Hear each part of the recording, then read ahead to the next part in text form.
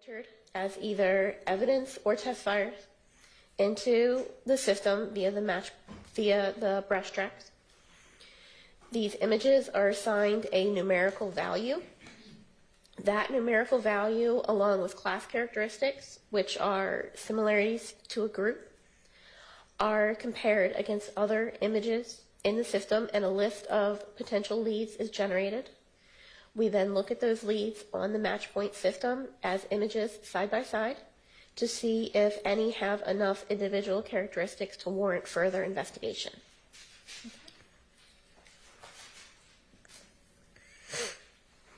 I want to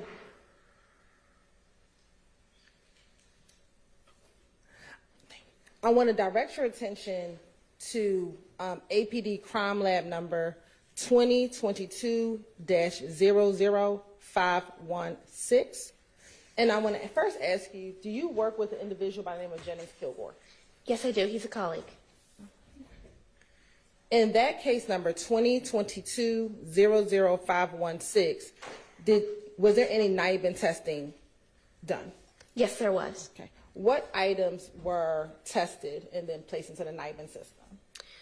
2 firearms were test fired and put in the system. The first was an FN 5.7 by 28 millimeter pistol bearing serial number 386409184. The other was a Glock 9 millimeter pistol bearing serial number BFMK764. Permission to approach, Your Honor? You may. I'm going to show you what is exhibited as State's Exhibit 221 BV. Tell me if you recognize this exhibit 221 BV.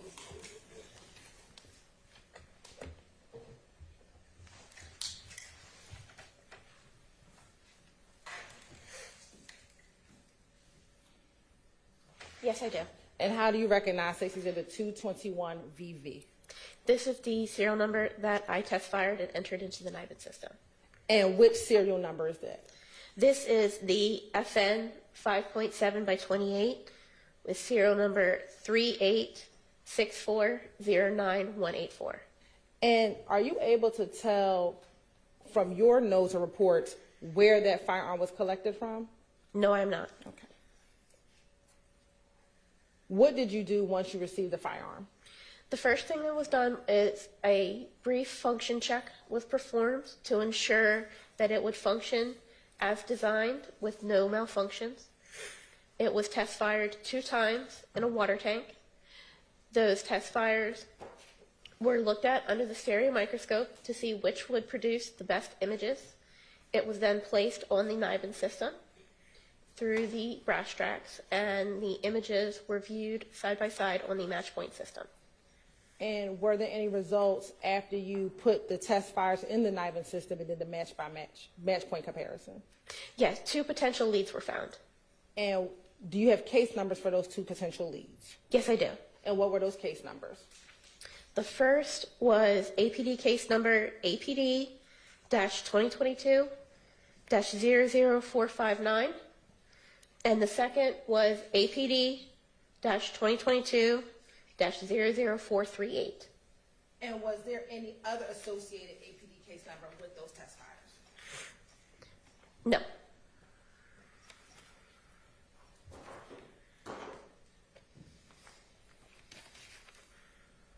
Is there a number associated with 220750015? Yes. Okay, what reference number is that? That is for APD-2022-00459. And that 220750015 number, is that the incident number associated with that case? Yes, it is. Okay. I'm going to show you this board.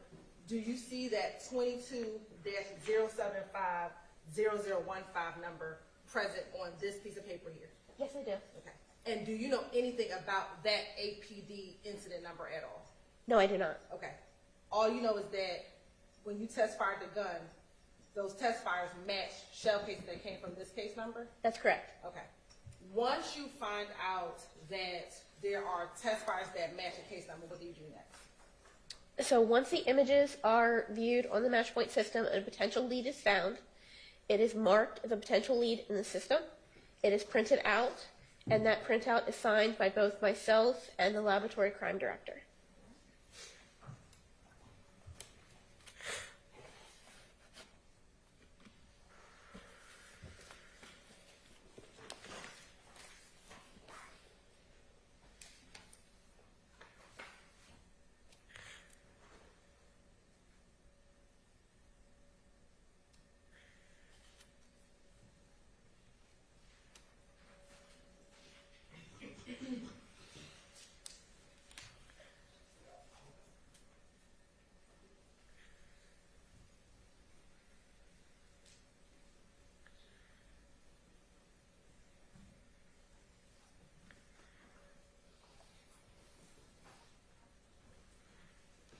I want to show you what I'm marking as State's Exhibit 221 VVA.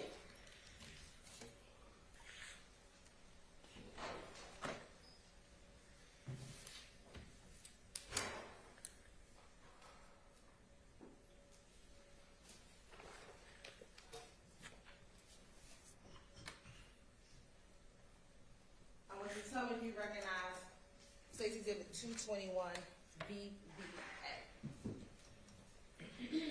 Yes, I do. And how do you recognize Exhibit 221 VVA? This is the printout of the potential NIBIN lead between this case and case 22-075-0015. And is that the NIBIN lead that you just described that you did after getting the test fire comparison and the shell casing comparison? That's correct. Right. And does that appear to be a fair and accurate depiction of the NIBIN lead that was generated in the picture comparison that you did in this case? Yes, it is. Your Honor, this time the state would like to admit 221 VVA into evidence. Admitted. Now, once the images are viewed side by side, what do you do next? So once they're viewed, if a potential lead is found, it's marked in the system, it's printed out and signed by myself and Crime Lab Director Walker. It's placed in the case file and a report is generated. Okay. Once that report is generated, what, if anything, happens next? Once the report has been generated, it is then peer reviewed. Once it has passed the peer review process, the evidence is returned down to property. Okay. And then do you request or make a suggestion that this should be confirmed by the Georgia Bureau of Investigations? An email is sent out to all of the Atlanta officers, to include the case officer, for them to be aware that a potential NIBIN lead was found. It is in their responsibility to take the evidence from property and bring it over to the GBI for confirmation. Okay. And after you did the testing in this case, did that conclude your involvement in this case? Yes, it did. Okay. I have no further questions, Your Honor. All right. Sure.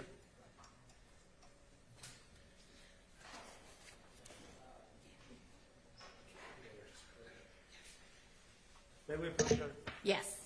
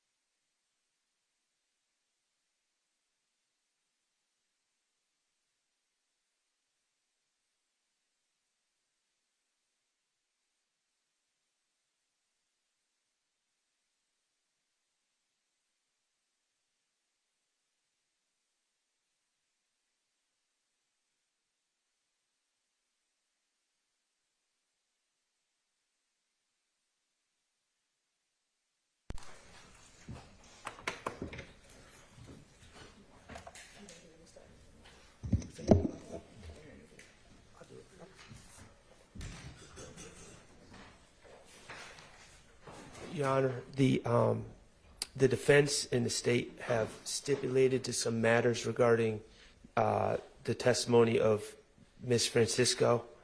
And the stipulation is that the shell casings from APD case number 2022-00459 are shell casings collected from 2830 Waters Road on the early morning hours of March 16th, excuse me, the evening hours of March 16th. Morning hours of March 16th, when police responded to that scene. And APD 2022-00438 is one shell casing collected, one FN shell casing collected by Detective Leon Packer when he returned to 2830 Waters Road to execute the search warrant on March 17th, 2022. Okay, thank you. And remember, jurors, when the parties stipulate to something, you can accept that as fact without any further proof. So, good morning, Ms. Francisco. Good morning. My name is Max Shard. I represent Shannon Stillwell, okay? Okay. And other than the shell casings from those two incidents that I just read the stipulation about, did you compare any other shell casings or did you find any other NIBIN links to that FN gun, which is 221 VV, in evidence? No, I did not. Okay. And one other question. You've just testified about comparing a gun or shell casings and put them in NIBIN. Correct. Can you put a projectile, a fired bullet that's collected, into evidence? For instance, a .40 caliber bullet. Can you put that in NIBIN and seek hits through the NIBIN system for a projectile that has already been fired? We do not have the equipment to be able to do projectiles. We only have the equipment to do cartridge cases. When you say you do not have the equipment, does the equipment exist and it's just not at APD, or does no equipment exist in the world? It does exist. There's a system called bullet tracks, which is the same thing as brass tracks, only it deals with bullets. But for us at the Atlanta Crime Lab, we only deal with cartridge cases. Do you know in this case that you were working on, if by anyone 40 caliber projectiles were placed in this bullet track system? Do you have any awareness of that? I would not. Okay. All right, thank you. No further questions. All right, any redirect? No redirect. Okay, thank you for your time. Call your next witness. Yes, Your Honor. The state calls Detective Belknap to the stand.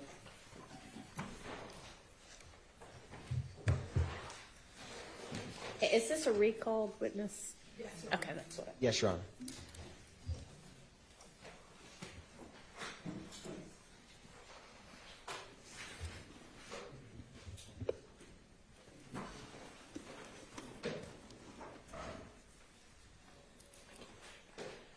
Is this a witness that is, the video is limited on? No? Yes? No? No. Okay. Thank you for checking. Yes, Your Honor. And Detective, I'll just remind you that you're still under oath.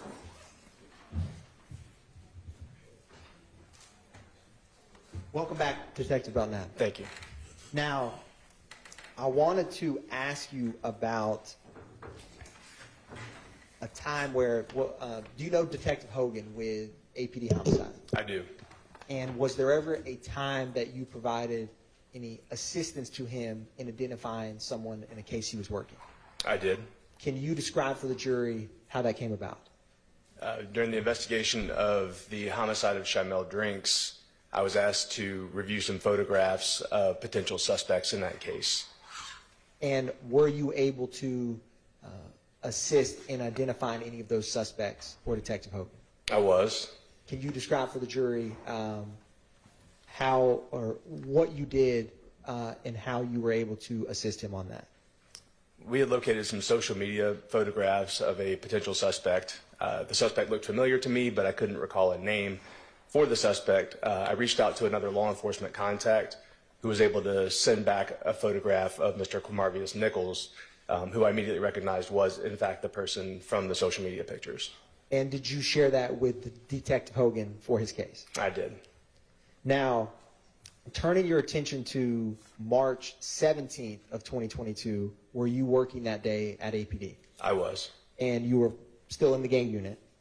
Yes, sir. And so can you describe for the jury, did you ever become involved with some arrest warrants that day? I did. Can you describe for the jury how you got involved with that? I was advised that two suspects in the Shimel Drinks homicide were arrested at 2481 Meadowlark Lane in the city of East Point. And I then responded to that scene after those arrests had been made. And when you responded, do you recall roughly around what time? I don't without reviewing the report. Would looking at a copy of your report help refresh your recollection? Yes, sir. I'm approaching you with a copy of your report. If your memory is refreshed, just look up at me before answering.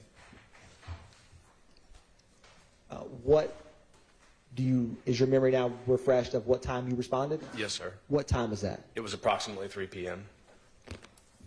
Now, when you got there, can you describe for the jury, what did you see? What did you do? Mr. Jackson and Mr. Nichols had already been placed in custody. The scene had been secured and some evidence had been recovered during that arrest, which was then transferred to my custody to be transported to property. Do you recall any other law enforcement agencies that you interacted with outside of APD?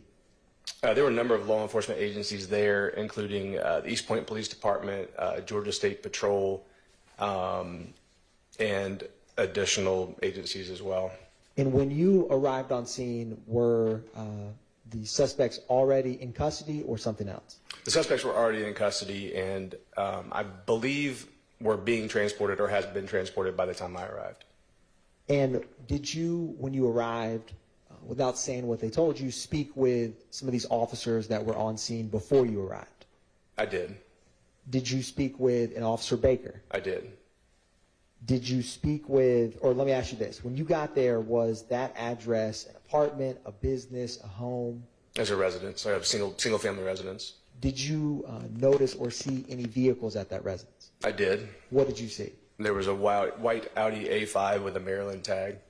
Now, when you were on scene, you mentioned you gathered some items from some of the law enforcement on scene. I did. Can you describe for the jury what you gathered? Yes, and may I refer to my report? You may. Just look up at me when your memory is refreshed.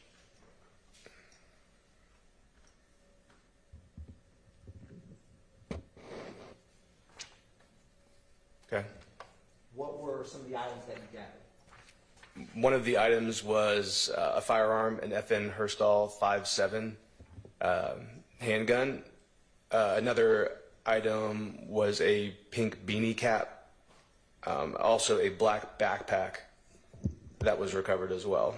Now, I wanted to ask you about that FN Herschel. Is that a 5.7 by 2.8 firearm? Yes, sir. I am approaching you with what has been marked as State's Exhibit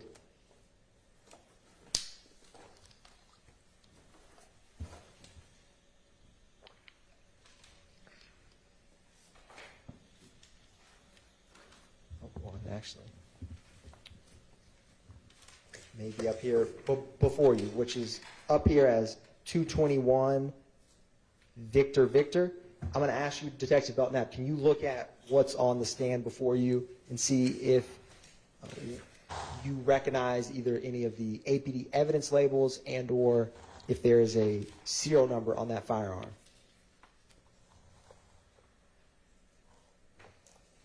Yes, sir. What is the serial number? The serial number is 386409184. And I'm guessing you don't have serial numbers memorized. Is that fair to say? It's fair. would looking at your report to refresh on the serial number of the gun you collected assist? Yes, sir. You may use your report to refresh. Is your memory refreshed? It is. And is that the firearm that you recovered at 2481 Meadowlark Drive? It is. Now, when you recovered it, was it loaded? It was loaded when it was recovered. At the time when it was transferred to me, I don't recall whether it had been rendered safe and unloaded. And my report, I don't believe, was clear as to the condition it was in when I took custody of it. And is that typical when you recover firearms to transport them to render them safe before moving them from a scene? Yes, it is. Now, you had also mentioned a pink beanie that you recovered. Yes, sir.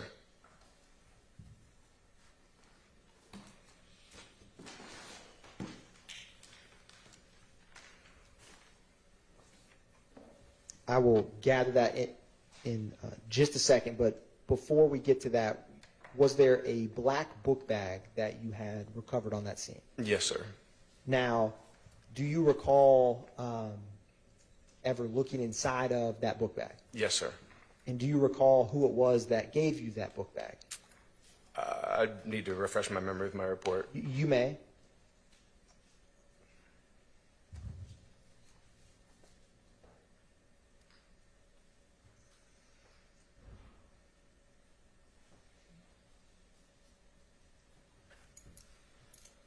Do you recall who gave you that book bag that was on scene? I don't, and I believe it was Officer Baker or Officer Gunshot who had responded to the scene, but I didn't note specifically in my report who gave me the backpack. And when you got that backpack, did you initially go through it? Yes, sir. And what was inside of that book bag? There was a variety of narcotics within the backpack. Was there any commercially packaged items? There were. What were they? There was commercially packaged marijuana within the backpack. And do you recall how many commercially packaged marijuana there was in that book bag? There were a total of 19 bags. Was there any pills in that book bag? There were. Now, do you have any familiarity or training with encountering pills that you may find on the street in working with APD? I do. And when you encounter pills, do you personally do any steps to try to initially see what they possibly may be? Sure. So I mean, the first thing is just observing what they are, and oftentimes we've run across narcotics in similar form before and may recognize them immediately as what they are. Additionally, we have resources, including open source resources like the internet, several websites that can help us identify drugs, including prescription drugs, so that we can have sort of a place to start for testing those items. And when you collect items such as you did there, do you typically indicate, even if you don't know exactly what something is, what it's suspected to be? I do. Now, with reviewing those items, I'm going to ask you, what did you find in that book bag that you suspected to be? In terms of what type of pills did you believe was in that book bag based on your training and experience? So I believe there were 3 types of pills that we saw. The first was a bag containing what I believed and identified as being MDMA. Another bag that contained what I recognized to be oxycodone, and an additional bag that contained what I recognized and believed to be Adderall. Now, at this time when you're initially on scene, you have that firearm that we just discussed and this book bag with the narcotics. Is that correct? Yes, sir. And did you ever transport those items to anywhere else from the scene? I did. Did you collect and package those items? I did. And did you have any familiarity with where that white Audi was taken from the scene? I do. Can you describe for the jury what you know about that? Yes, the white Audi was transported from the arrest location to the Atlanta Police Department Annex building, and there are vehicle cages there that we can store vehicles for pending search warrants or further processing. And is that normal with recovered vehicles such as that to transport them to the annex? It can be. It just depends on the case, whether further processing is needed or not. Now, Detective Belknap, I am approaching you with what's been marked as 354 through 358 Victor Victor. If you could take a minute and look at those bags and the identifying markers on them.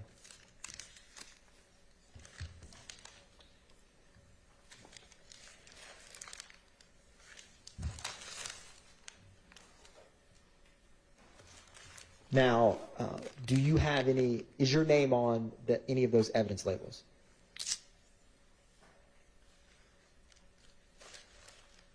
Yes, it is. And do you see any APD case number with those bags? I do. And do you typically put the APD case number from the scene that when you collect items before you introduce it into property? That's correct. And is that the same APD case number on the report that you have used to refresh your memory from that March 17, 2022? Yes, sir. With looking at those items, are you able to tell the jury what those are? I can. Please do. So this first bag contains the pills that were suspected Adderall. The second bag contains... And Detective Belknap, before you do, are they a fair and accurate depiction of the drugs that you collected from the scene that day? They are. Your Honor, at this time the state moves to tender into evidence 354 through 358 Victor Victor. May I, Yes. confer with the state? Sure.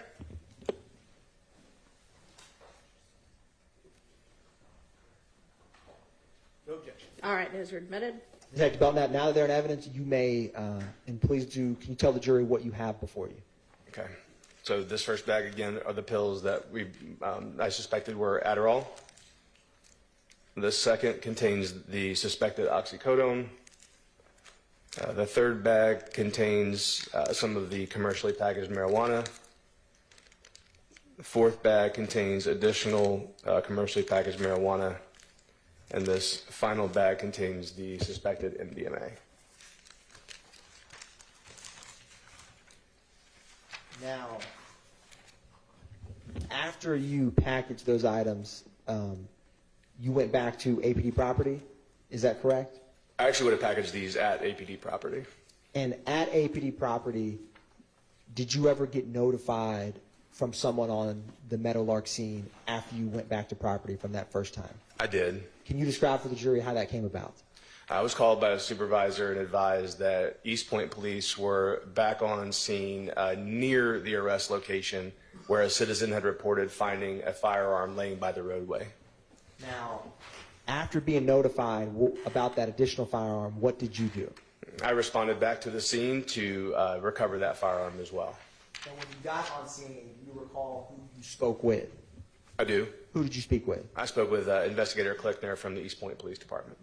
And when you met Investigator Klickner, can you tell the jury like where you were? Were you inside, outside? Where did you all meet up? We met on the roadway where this firearm had been seen and reported. And where was the firearm when you saw it? The firearm was just off the roadway in the grass, like I guess within a couple feet of the roadway. And was there a magazine nearby? There was. Now, what did you do once you got there and saw that firearm that Investigator Klickner had? I ultimately rendered the firearm safe and transported it to Atlanta Police Department property as well. I want to ask you, does your report reflect the serial number on the firearm that you collected when meeting Investigator Klickner? May I refresh my memory? You may.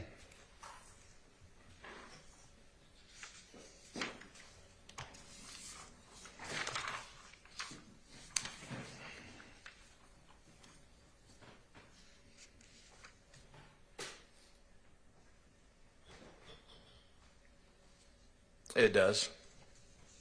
And I'm going to approach you with 220 Victor Victor.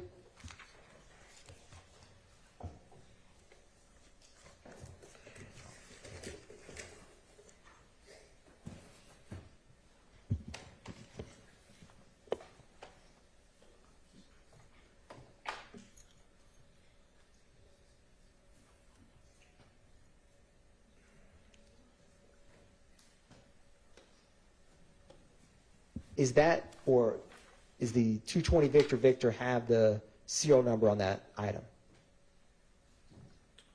Is there a serial number on this? Yes. Yes, sir. And does that serial number match the firearm that you collected? I can confirm, I believe there is a slight variation between what was in the report and what is on the actual weapon, as later investigation revealed. Can you describe that later investigation regarding the serial number? I can. So after this weapon was recovered, taken to Atlanta Police Department property, later on I followed up on the E-trace, the further investigation of the firearm, and was advised that the weapon had not been traced back to an original purchaser. I reviewed both my report and the photographs of the weapon and realized that due to some damage to the serial number on the weapon, which had been heavily scratched, that I had mistakenly identified one of the digits or one of the characters on the serial number from the weapon. I was able to go back, make that correction, and then complete the E-trace report and locate the actual origination of the firearm. With that further investigation, looking at that firearm now, is that the firearm that you collected from Investigator Cliffner on March 17, 2022? Yes, sir. Your Honor, at this time, the state moves to tender into evidence 220 Victor Victor at this time. No objection. All right, that's admitted. And Investigator Belknap, was that firearm, when you had mentioned the E-trace, was that firearm, did you check it to see if it was ever reported stolen? I did. And what did you find? I contacted the original purchaser of the weapon, who advised that he had sold the weapon in a third-party sale to another party, but did have contact information for the purchaser. I then contacted that person, who advised that the weapon had been stolen from him, and an Atlanta Police Department report had been made at the time of the theft. And did you transport that firearm back to APD property as well? I did. At the time of recovery, I did. Now, after you come back to APD property, did you ever take out any additional arrest warrants? I did. What were the arrest warrants that you took out? I took out additional arrest warrants, if I may refresh my memory. May. Additional arrest warrants for Mr. Jackson for possession of a firearm by a convicted felon, possession of a firearm during the commission of a felony, possession of a Schedule II controlled substance with intent to distribute, and 3 counts of Yes.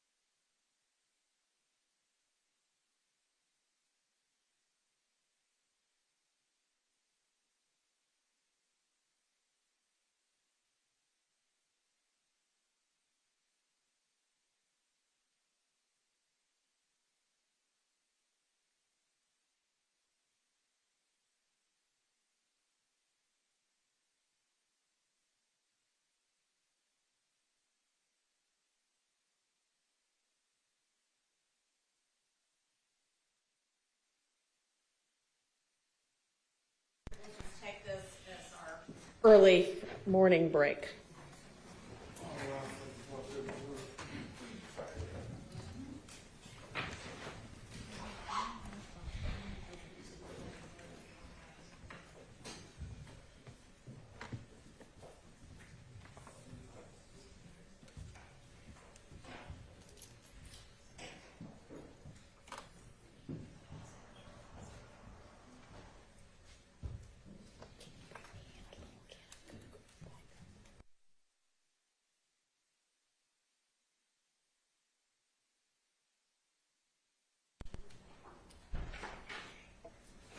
All right, so we just need to get clear with the witness what he can and cannot say. Yes, Your Honor, and if the board may permit, can I? Do y'all just want to Yes. talk to him Do you want us to do it together? on the record, or? I don't think it needs to be done on the record, just y'all both go talk to him.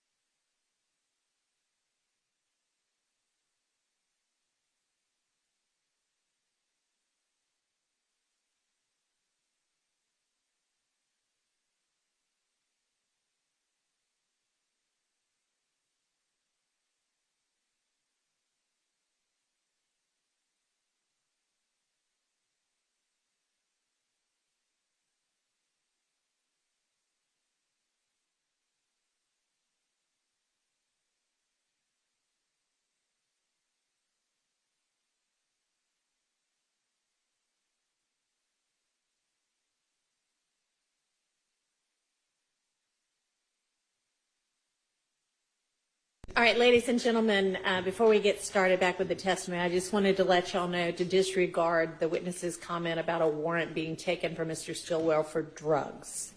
Go ahead, Mr. Evans. Thank you, Your Honor. Now, Detective Belknap, you never took out any warrants for any of the drugs related to that book bag as it pertains to Shan Stillwell, did you? No, sir, I did not. Did you take out gang warrants? I did. And did you take out firearm and gang warrants as well on Mr. Nichols? I did. No further questions. Thank you, Detective Belknap. Yes, sir. Good morning, Detective Belknap. Morning, sir. We've met Max Shard. I represent Mr. Stillwell.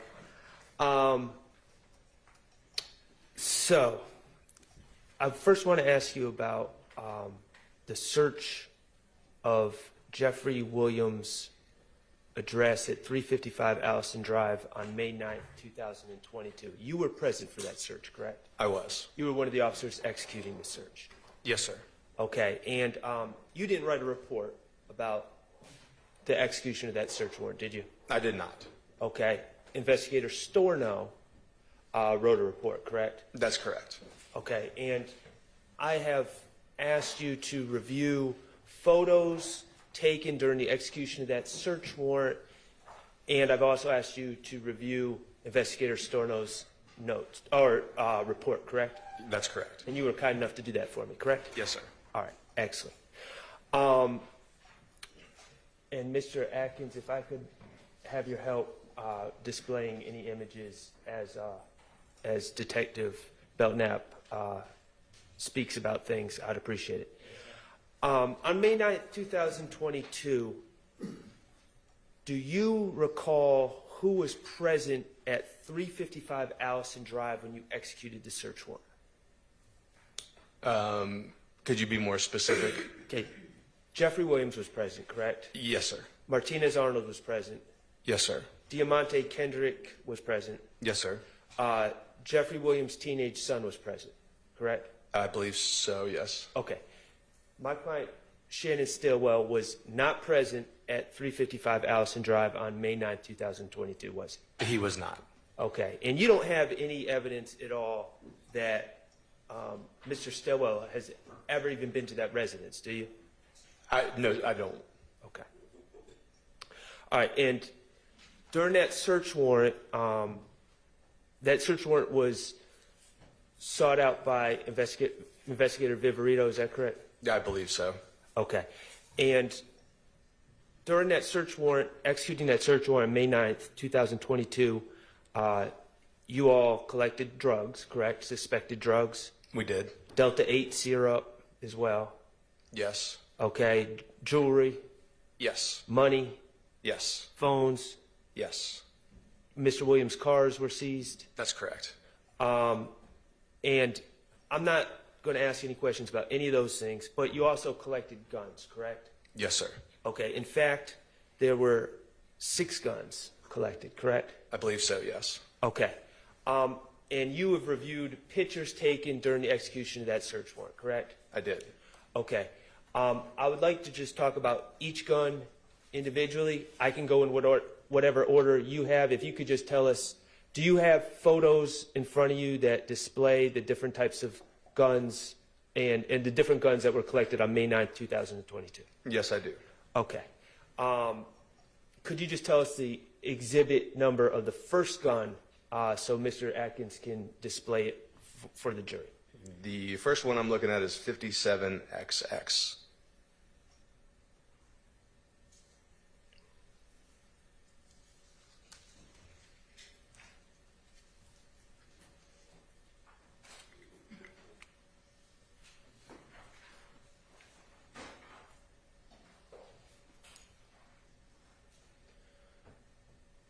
Okay, and that gun, from the pictures, can you tell us what type of gun, the manufacturer, anything that you can tell about that gun? It appears to be a Glock semi-automatic handgun. Glock semi-automatic handgun, okay. And do you have any other pictures in that sequence that reveal a serial number for that gun? I believe so. The next one is 58XX. Mr. Atkins, if you could display 58XX.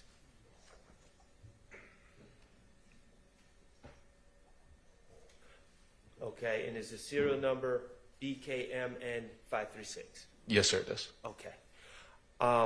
What is the second gun that was collected? The next one is 30XX.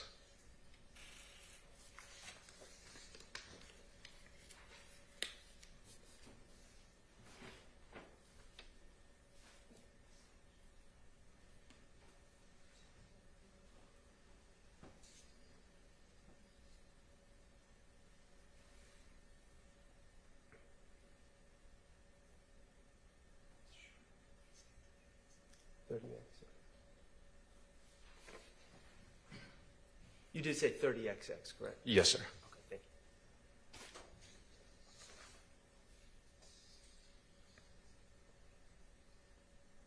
you. Okay, is there a close-up of that gun that would help describe what type of gun it is? I believe it's 31XX. Okay, 31XX. And what kind of gun is that? It's another Glock semi-automatic handgun. Okay. Can you tell what type projectiles or what caliber projectiles that gun fires? It's a little difficult to tell from this picture, but from the picture alone. Okay. Now, neither of these first two guns were the switch, correct? That's correct. Okay. Could you tell us what about the next gun? What number we should display? Oh, sir, I apologize. There's actually another photo, I believe, of that gun we were just looking at, 32XX. All right. Mr. Atkins, if you could display 32XX. All right, thank you. And for that second gun, that's the serial number, I believe it is, yes.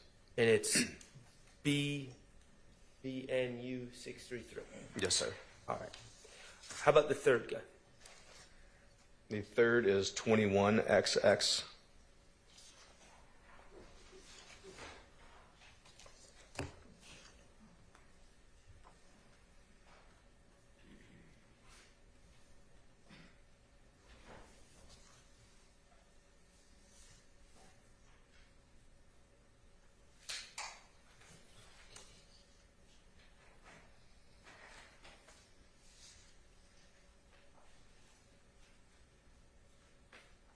And what can you tell us about this gun as far as the caliber, the manufacturer, or anything?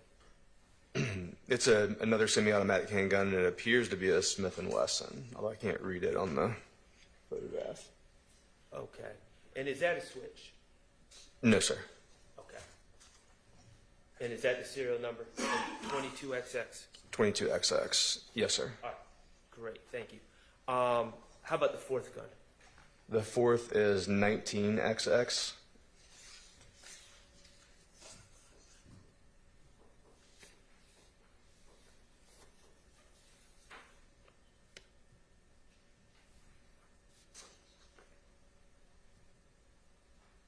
Okay. And what can you tell us about this gun? And this appears to be a tan Glock semi-automatic handgun. Okay. Is that a switch? Does not appear to be. The fifth gun? That would be 15XX.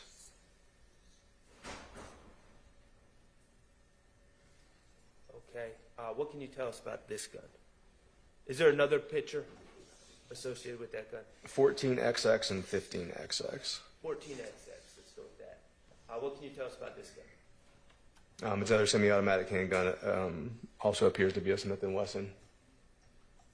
Okay. And how about the sixth gun? This is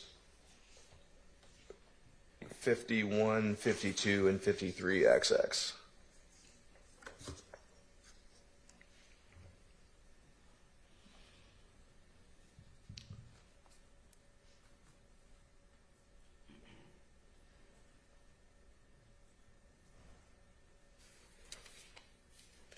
Now that gun, what can you tell us about that gun? This is another Glock semi-automatic handgun, and it does appear to have a conversion switch attached to the weapon.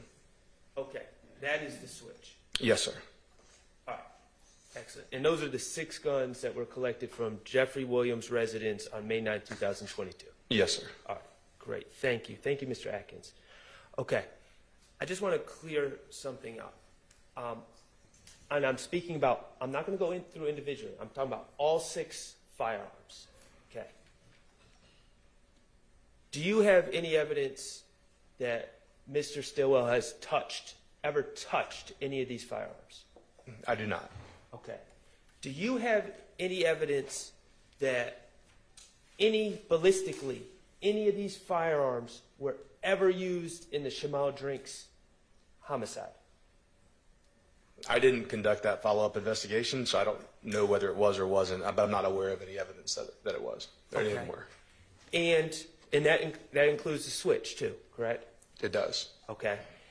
And do you have any evidence, ballistically or otherwise, that any of these guns were used in the January 10, 2015 shooting of Donovan Thomas?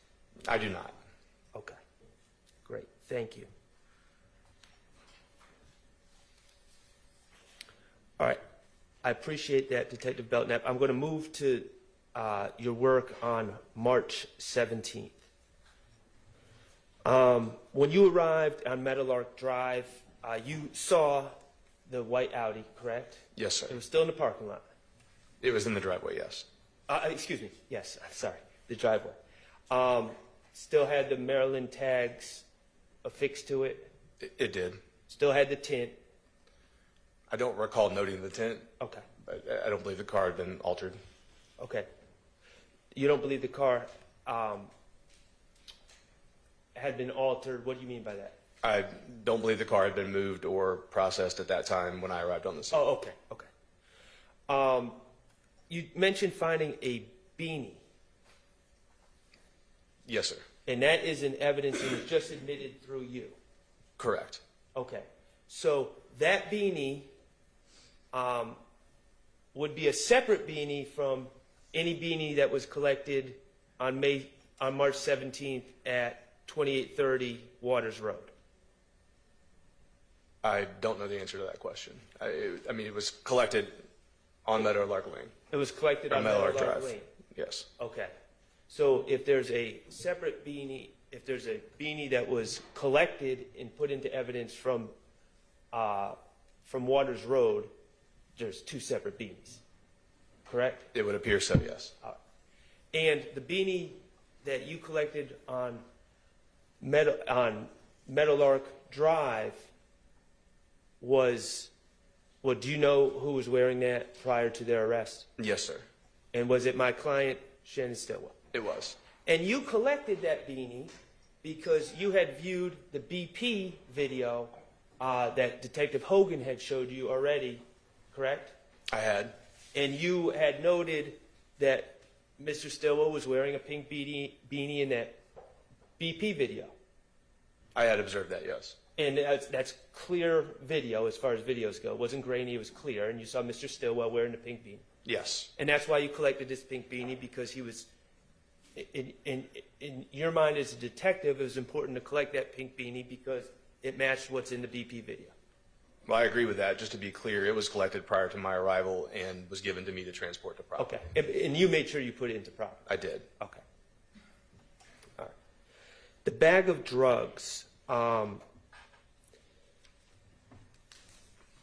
did you recover that backpack? I did not. Okay. Have you seen the video from the Phoenix helicopter? I have. Okay, and you would agree that it was Mr. Nichols that threw that book bag into those bushes, correct? I would. Yes, sir. All right. And prior to, from that video, you can see Mr. Nichols exiting the white Audi with that book bag. That's correct. Okay. In your experience as an officer, you have seen people flee from the police because they have drugs in the car, correct? I have. Okay.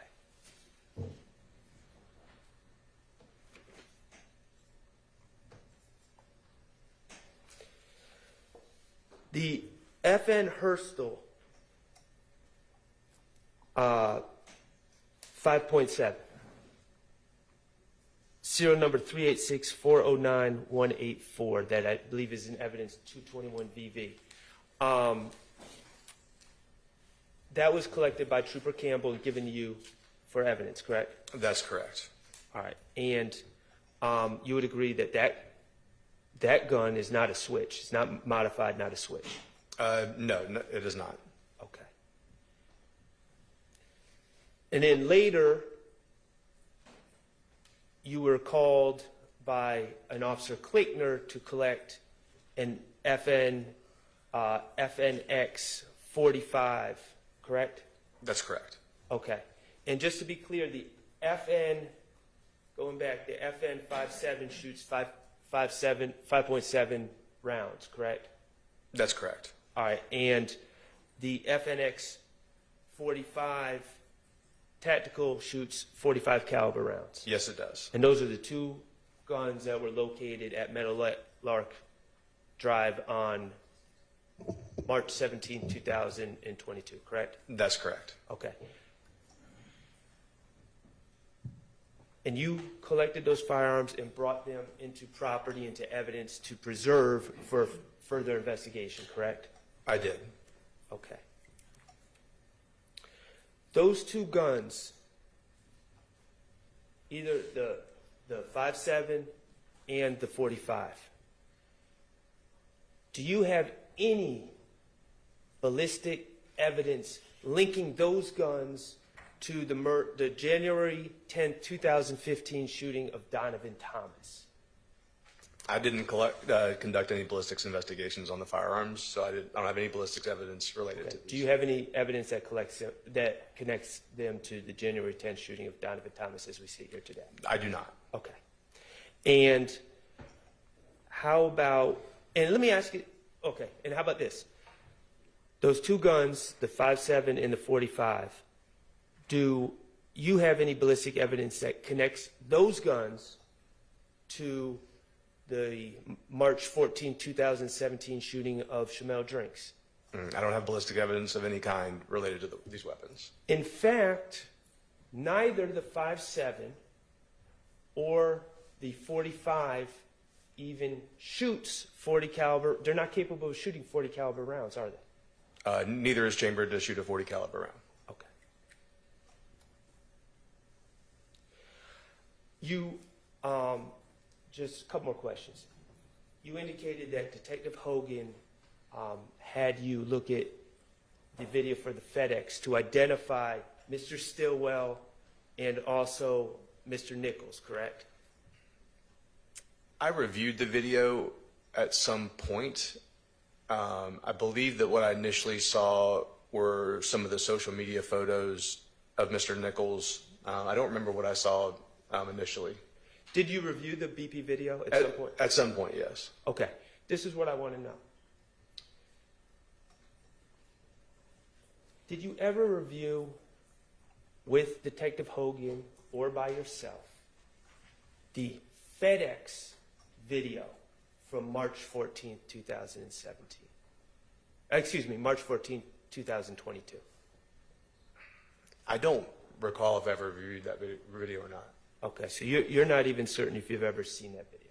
I don't know. I'm not certain if I have or not. Okay. All right. Thank you. No further questions. Redirect. Oh, okay. Come on I in. know I'm surprising the court, but Sorry.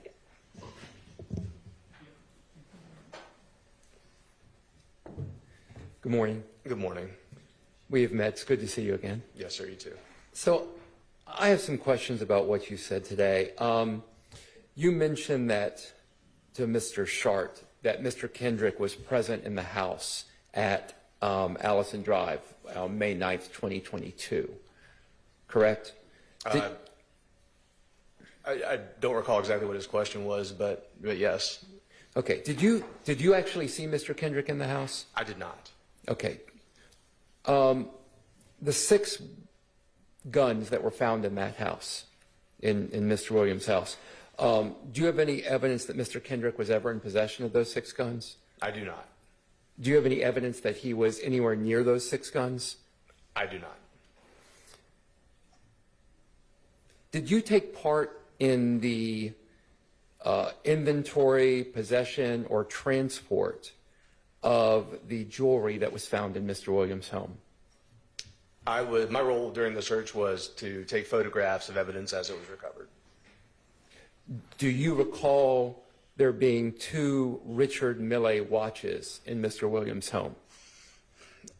I don't know if I would know those if I saw them, so I don't know if there were 2 or not. Okay. Do you recall seeing it's a Richard Mille brand. I understand you don't know what that brand would look like, but do you recall seeing a white ceramic watch with a pink band in the jewelry that you collected, or that was collected in that home? I believe one was. Do I remember seeing it? I certainly don't a couple years later. Okay. If a Richard Mille RM055 Bubba Watson white ceramic watch is not present in property today, do you know what happened to that watch? I wouldn't have any idea. Okay. Thank you very much. Yes, sir. All right, redirect. Yes, Your Honor. Detective Belknap, on cross, you were asked by defense counsel about the May 9th search of Jeffrey Williams' home. Do you recall that? Yes, sir. Now, you actually were the photographer of those crime scene photographs we walked through, weren't you? Yes, sir. Now, you remember being asked questions about, I believe it was the 6 firearms that you found in that house, Yes, sir. and if they have any ballistic evidence to the March 14th, 2022 murder of Chanel Drinks. Do you Correct. recall that? Yes. Now, how many months later was this search from March 14th, 2022? That'd be 2 months later. Was Demekion Garlington arrested on May 9th, 2022 at Jeffrey Williams' home? He was not. Was Shannon Stillwell arrested on May 9th, 2022 in Jeffrey Williams' home? No, he was not. What about Miles Farley? He was not. What about Quarmavius Nichols? He was not. Now, I want to also ask you as the photographer, I'm going to publish what's marked as 64 X-ray X-ray. It's going to come up on the big screen and on your computer.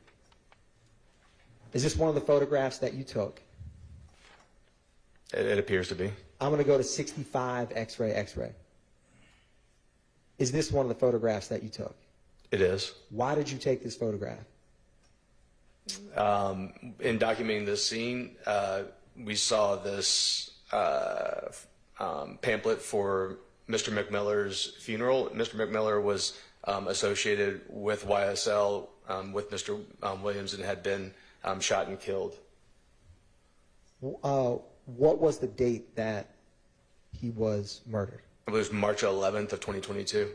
And do you recall if that murder was on, is that a house or on a highway? It was on the highway.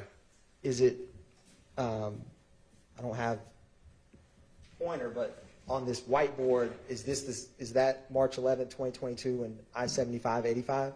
Yeah, I believe so, yes. And was Chanel Drinks murdered how many days after March 11th? I believe it was 3 days later. Now, I also want to ask you about, thank you, Mr. Vadi. You were asked on cross by defense counsel about a watch. Do you remember that? I do. Now, I'm just going to come out and ask you because we've been dancing around it. Did you steal any watch or know of any APD personnel who stole any item from that house? Absolutely not. Can you tell the jury the protocols that are in place when you document, was everyone wearing body cam? They were. And can you describe for the jury the process y'all have when you go through that large amount of evidence on a scene like that? In terms of, do you video when you're putting it into property? Yes, usually our body cameras will be running during the search of the home, during the transport, and at property when submitting property. And were you all on scene or working that case for a short time or a long time? We were out there for several hours.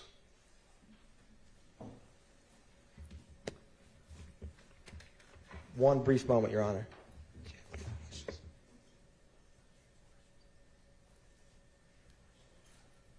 No further questions. Thank you, Detective Belknap. All right, any recross?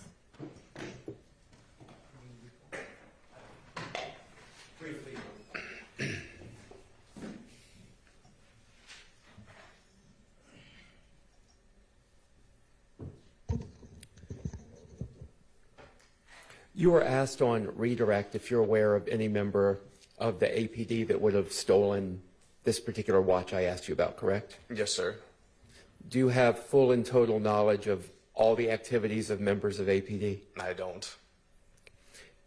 If this particular watch, this Richard Mille watch, ceramic watch, is present in a photograph from Jeffrey Williams' home and it is no longer present in property right now, could anything have happened to that watch other than it have been stolen or lost? Well, no, not every item that we photograph is ultimately taken as evidence. And I think there are probably a broad number of possibilities of what could have happened to that watch other than it being stolen or lost. Is it the practice of your office to leave behind a $500,000 watch when you're seizing jewelry? I don't know that I can answer that as far as practices go. I have no idea the value of this watch that we're discussing, so I'm woefully uneducated as far as that goes. And I can tell you that, unfortunately, as diligent as we are, sometimes even evidence is left behind at scenes. In this case, I don't have any specific information about this particular watch. Can you explain to the jury the procedure when you go about seizing a vehicle, such as was seized at Jeffrey Williams' home? As far as the procedure, we would call a tow truck to come and tow that vehicle to another location. Is there any searching of the vehicle and inventorying of property within that vehicle at the time of the seizure? It can depend on the scene and if there's a search warrant for the vehicle or if the vehicle is accessible. Sometimes the keys may not be present, can't access a vehicle, and sometimes it's towed to a secure location to conduct an inventory or further processing of that vehicle. If the vehicle is accessible at the scene and you have a warrant that allows you to enter that vehicle, what's the procedure for what you do with the contents of the vehicle? Typically, those contents would be cataloged, valuable items may be secured, evidence may be seized. Is the procedure to leave valuable items within the vehicle? Not typically, and again, that could be case dependent if the vehicle is going to be removed to another secure location for further processing. Okay, thank you. I have no further questions. Yes, sir. All right, thank you for your time. You are excused. Thank you. Call your next witness. United States calls crime scene tech Antoinette Green.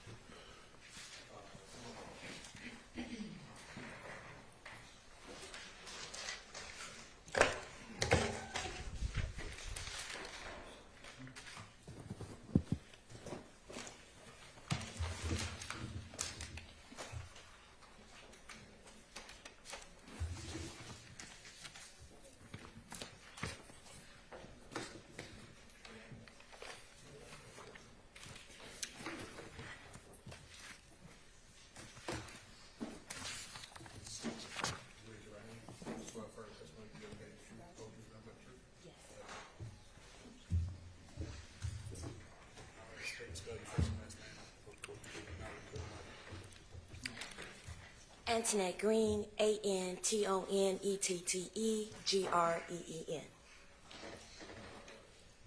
And welcome back. You've been here before with us, haven't you? Yes, ma'am. I want to direct your attention to March 22nd, 2022. Did you have the occasion to respond to the homicide case to assist in a homicide investigation? Yes. And what is the APD number, do you know now, associated with the case that you were working? Do you know the APD case number? Not offhand, I don't. We're looking at a copy of, did you do a report in that case? Yes, I did. We're looking at a copy of your report, help refresh your memory. Yes. All right. I'm going to approach you with what I'm going to mark as State's Exhibit 373BV. First, tell me if you recognize 373BV. Yes. And how do you recognize it? This is my report. And will that help refresh your memory as to the APD case number for that case? Yes. What is the APD case number? The full case number is 220731882. And tell the jury, where's the homicide cage located? It's located at the Annex 3493 Donnelly Hollowell. And why were you requested to that location? I was requested to do a follow-up with Investigator Hogan at the time.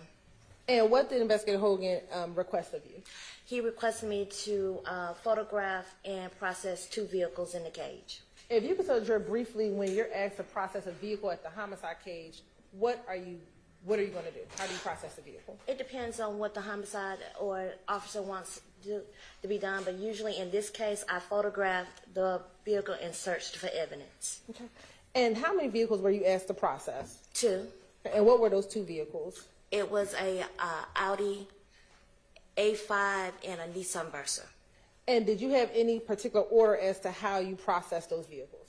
Yes, because he had a search warrant for the Audi A5, I processed that one first. Why did you do that one first? Just because of the search warrant? Yes. Okay. And then did you subsequently process the red Nissan Versa after that? Yes. And have you had the opportunity to look at pictures from your processing of those 2 vehicles? Yes, I have.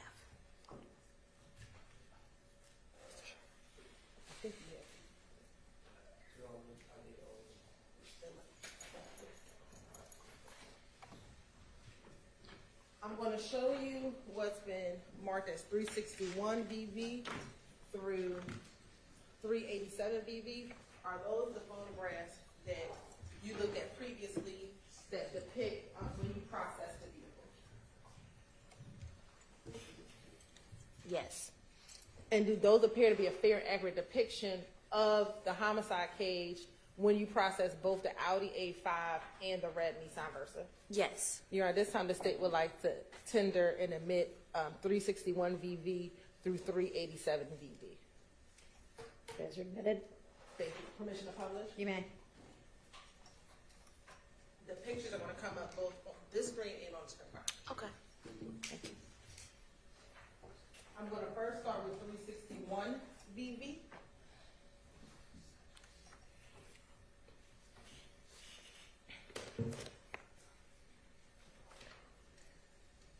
And while it's coming up, tell the jurors when you, should we start with 361 VV? Sorry, 373 VV, I apologize. When you process the vehicle, tell the jurors how do you go, your steps in processing the vehicle.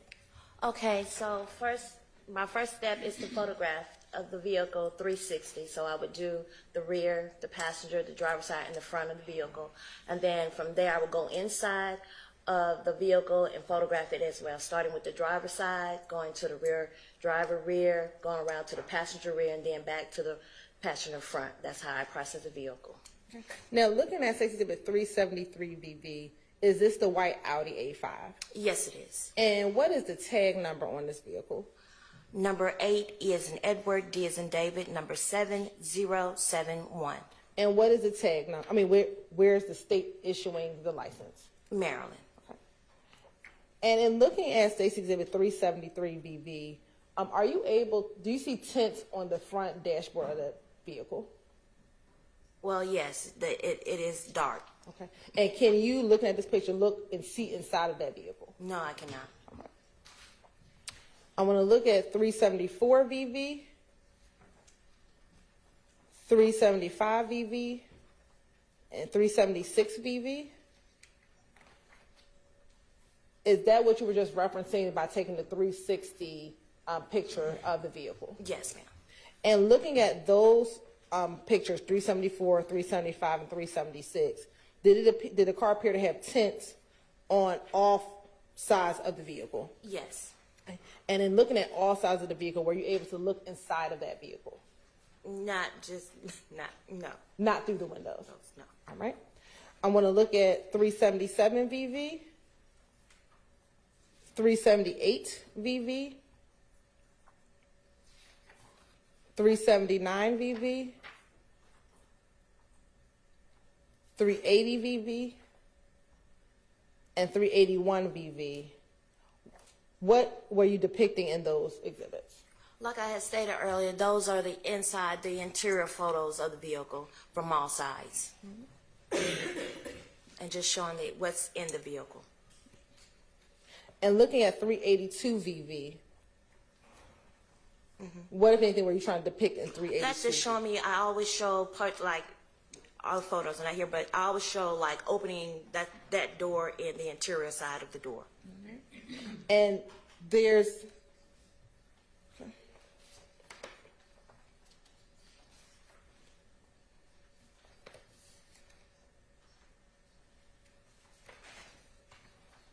looking at 384 VV. Excuse me, 385 VV. What were you depicting in 385 VV? All right, this is a cell phone that was collected from the center console, and so I have marked it with marker number 2. Okay, and I want to zoom in.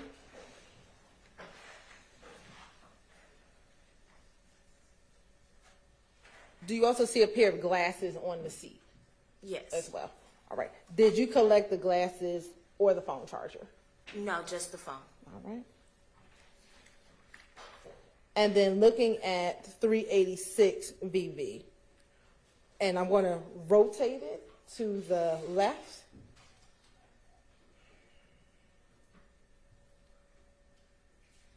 If we can. But if not, what is depicted in 386 VV? That is the inside roof headliner that I was requested to collect. And who requested that you collected the headliner? Investigator Hogan. All right. And did you ultimately take or cut out that headliner? Yes, I did.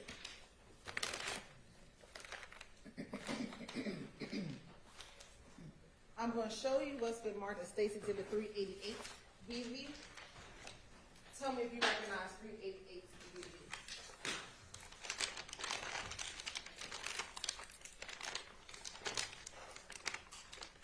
Yes. And how do you recognize 388 VV? This is the bag that I collected the liner in. Okay. And once you collected the liner, what, if anything, did you do with it after packaging it? I was requested to send it to the GBI for gunshot residue. And then 387 VV, what are we, is that the VIN number? Oh, sorry.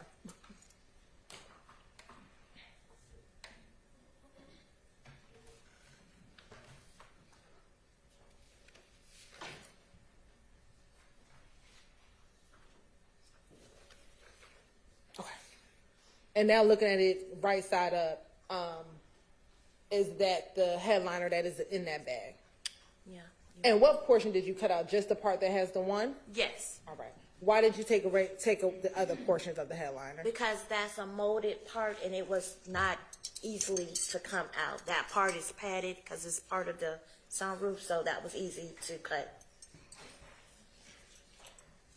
And while I'm getting you a pair of scissors, I'm going to go to 387 VV. Was that just the VIN number of the vehicle? Yes, it is.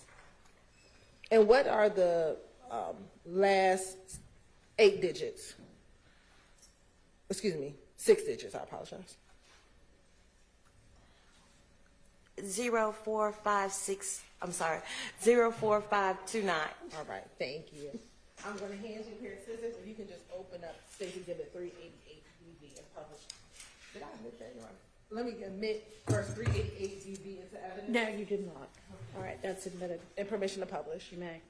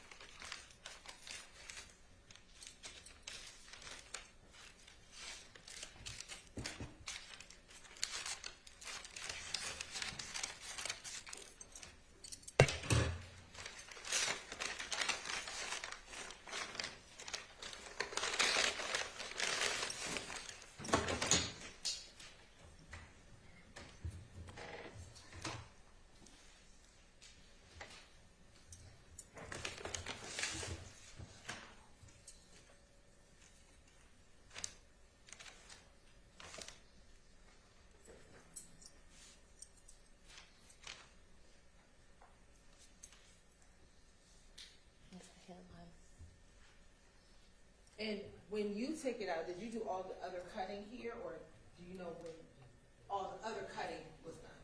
No, I do not. Okay. And you can put it back in there. Thank you.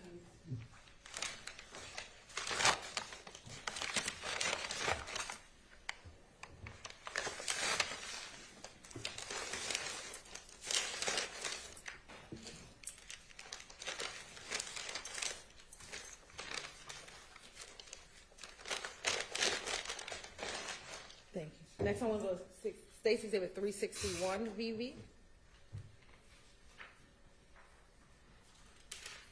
And is this the red Nissan Versa that you processed at the direction of Detective Holden? Yes. And as we go through, looking at 362 VV and looking at 363 VV, is this again you taking the 360 photographs of the vehicle? Yes, it is. All right. Now, for the Nissan Versa, were you able to enter into the vehicle on the on the passenger side? No, I was not. Why not? Because as in our homicide case, we have other vehicles, and if you can look to the right of that, it's another vehicle that's obstructing me from opening the passenger side doors of that vehicle. So I only stayed on the driver's side. Okay. I want to look at or move to 367 VV. And looking at 367 VV, what were you depicting in 367 VV? This is just showing the overall interior of the vehicle in the front. Okay. And looking in the driver's side of 367 VV, what, if anything, is this reddish brown stain? Yeah, those reddish brown stains in the seat. All right. And then looking at 368 VV, what were you depicting at 368 VV? All right. As I was saying, I couldn't get to the passenger side door, so that is just a overall of the passenger side door. It does have some type of defect or damage in it. And looking at 368 VV, what is the defect or damage that you were referencing? It's the small in the interior door, the little white slit in there. That's what I was trying to photograph.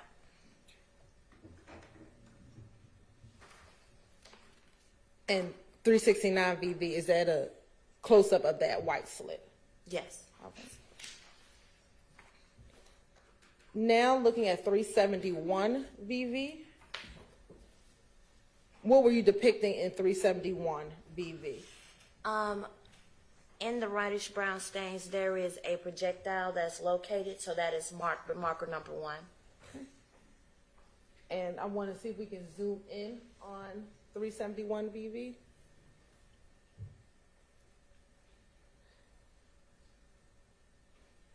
And is it the copper item with some white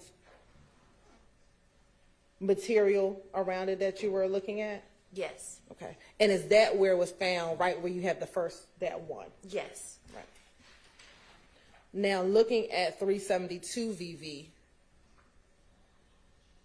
did you take it from where it was initially and pull it out a little further to take the picture of it? Yes, so you can clearly see what it was. Okay. And did you collect that projectile? Yes, I did. I'm going to show you what's been marked as 389 VV. I believe admitted as 389 VV. Can you look at 389 VV and tell me if you recognize 389 VV? Yes. And how do you recognize it? This is the bag that I sealed it in and has my initials on. Okay. And I won't answer the publisher, but do you feel inside of the bag the projectile? Well, yeah, I filled the envelope that it was in. Feel to the bottom corner. Oh, yes. Oh, yes. Okay. And do you want to open it and confirm? You want me to open it? And just look inside of it.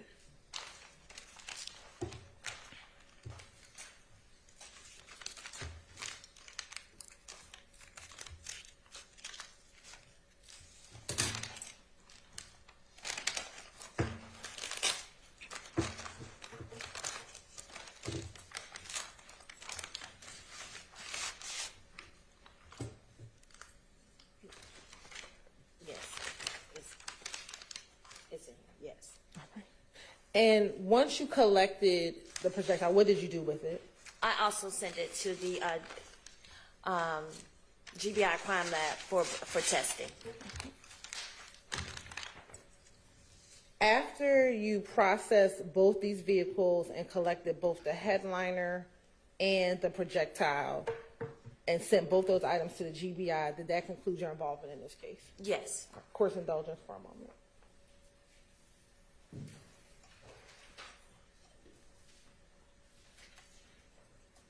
No further questions, Your Honor. Cross.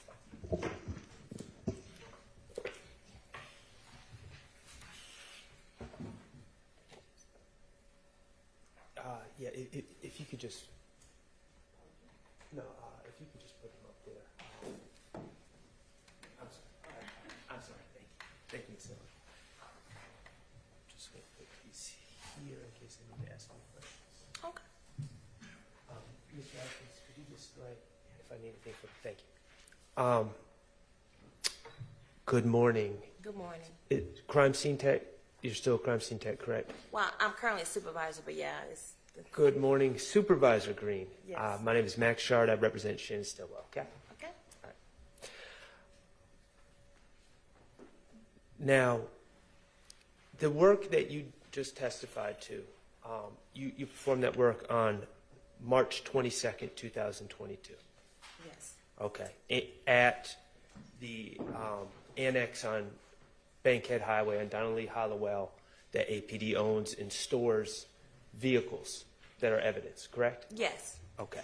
And you were not at the scene on March 14th of 2022, but you became involved when you processed these vehicles. That's correct. All right. And you processed these vehicles, was that pursuant to a search warrant? Yes. Okay. And the search warrant was obtained by Detective Hogan, is that correct? Yes. Who you knew to be the lead investigator in this case? Well, investigate. Yes. Okay, thank you. Now,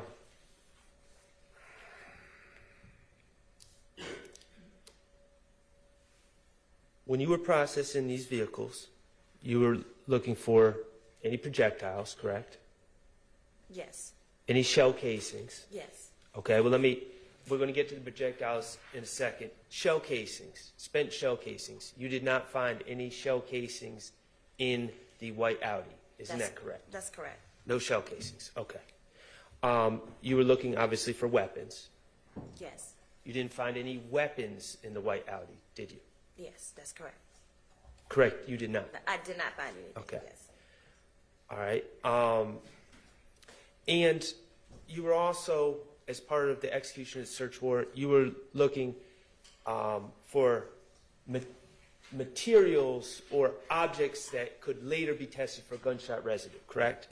Correct. Yes. Okay.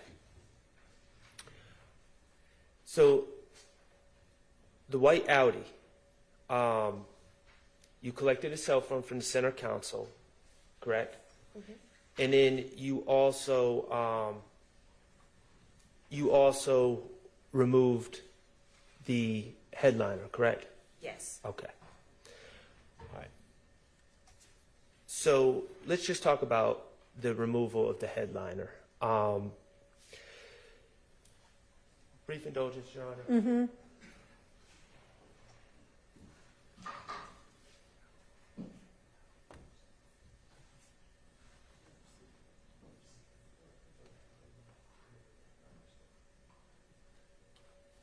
Okay. As part of as a crime scene technician with the city of Atlanta, certainly now as a supervisor, you are trained in evidence collection, correct? Yes. And forensics, correct? Yes. Okay. And you are trained in gunshot residue, what it is, correct? Yes. Okay. And you know it to be microscopic particles that are expelled from a handgun when the gun is fired, correct? That's correct. Yes. And it spreads in the immediate area of wherever that gun is fired. Yes. Okay. And you were trained in the collection of potential objects for testing for gunshot residue, correct? Yes. Okay. In this case, you collected the headliner from this white Audi. Yes. Okay. Now I'm showing you 183 VV. This is already in evidence. Is this a fair representation of what the white Audi looked like after you collected the headliner? Yes. Yes. Okay. And the part that you collected, is it this? Is it the square on top where the sunroof is, or is it also the surrounding area that forms the border on the top of the car? Yeah. It's been so long. Yeah. So I'm assuming that, well, I did that where I put number 1. I collected that. And if the other parts came off, I collected that as well. Okay, so you collected it all. Yes. Okay. Would you like to look at the headliner to just Okay. confirm? Yes. Yeah. So yes, it's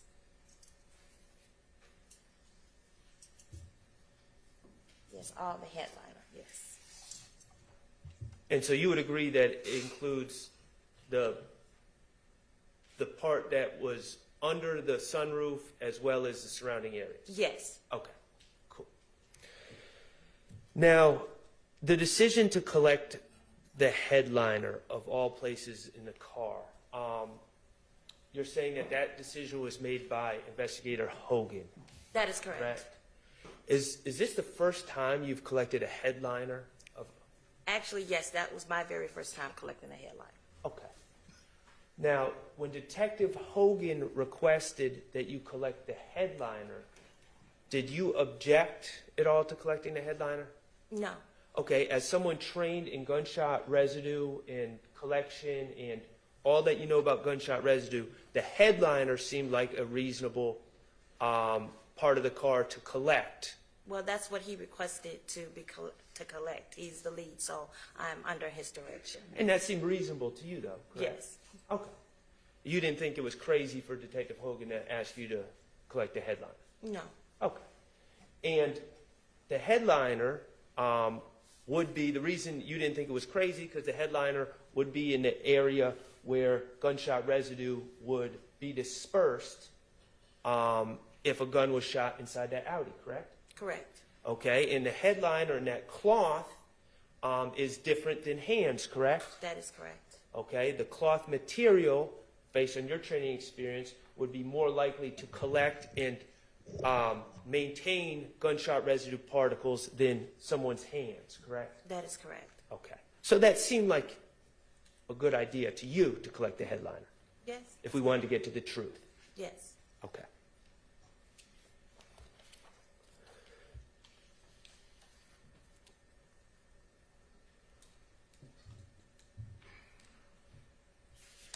And after you collected this headliner, you packaged it carefully, correct? Yes. In accordance with all the training and experience and guidelines that you follow in the collection of evidence, Yes. and you submitted it to GBI, correct? That is correct. And GBI being the Georgia Bureau of Investigations. Yes. Okay. And it would be someone from the Georgia Bureau of Investigations that I would have to talk to about whether, what the results of that gunshot residue testing is, correct? That is correct. You have to talk to them. All right.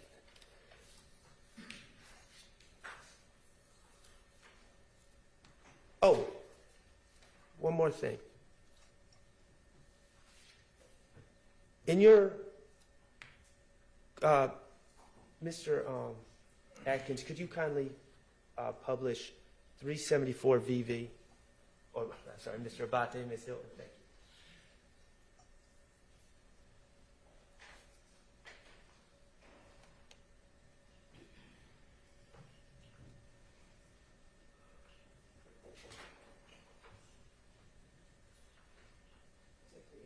$374.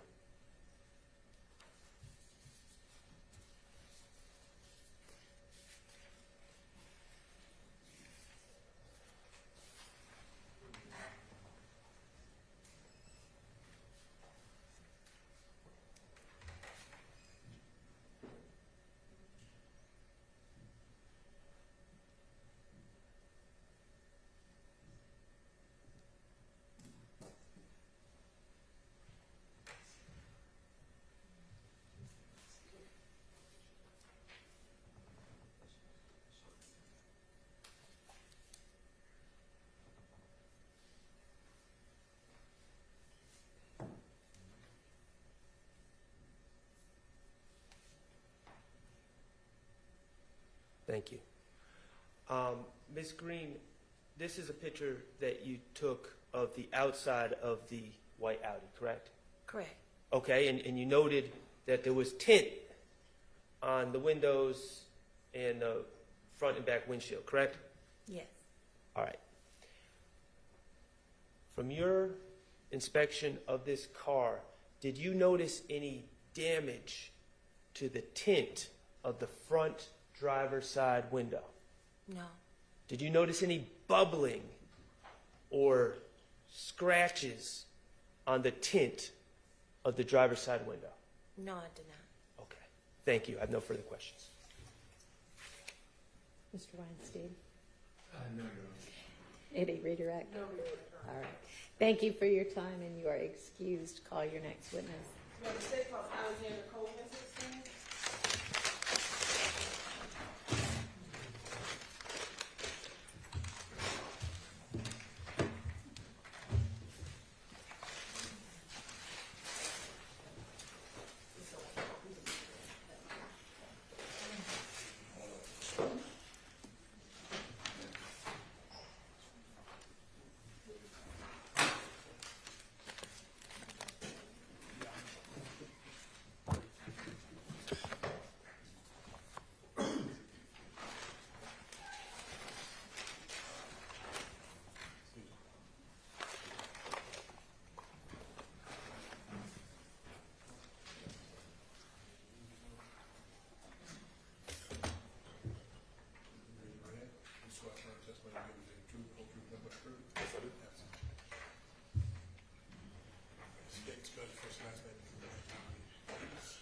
My name is Alexander Colvin.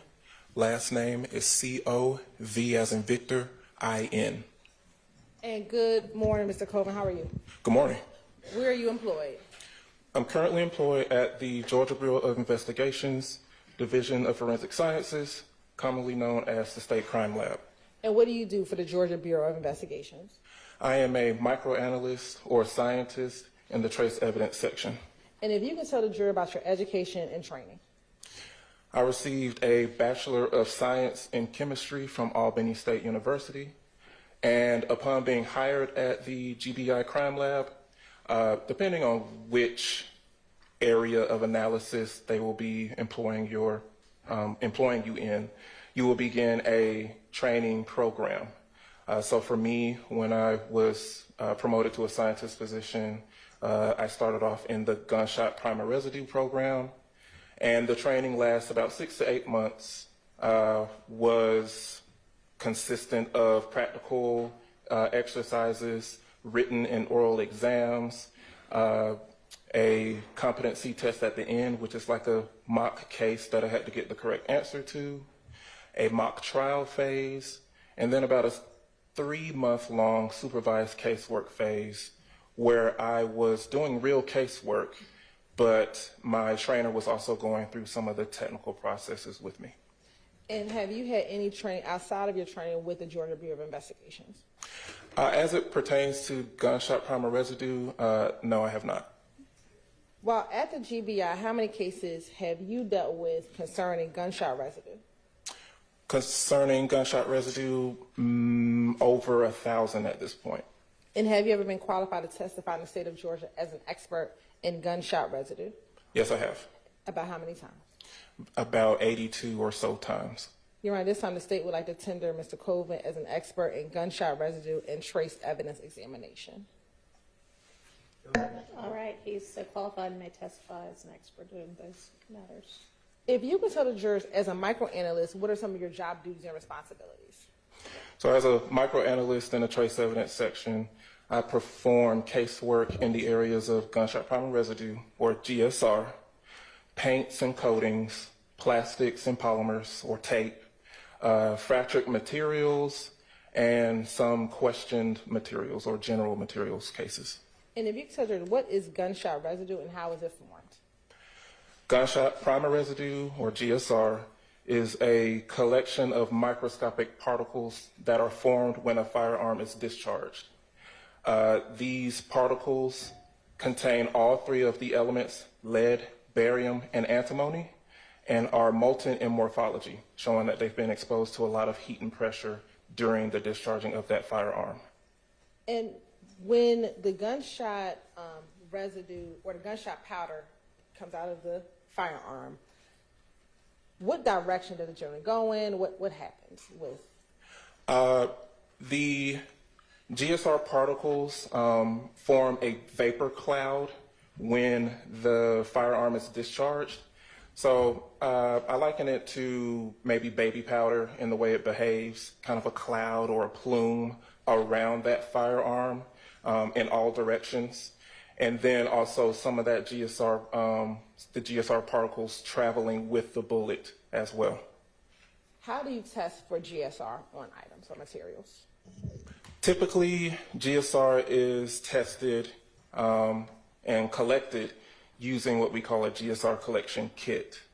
And these kits contain vials with what we call stubs. They're adhesive samplers, half-inch in diameter metal discs with black carbon adhesive tape on the top.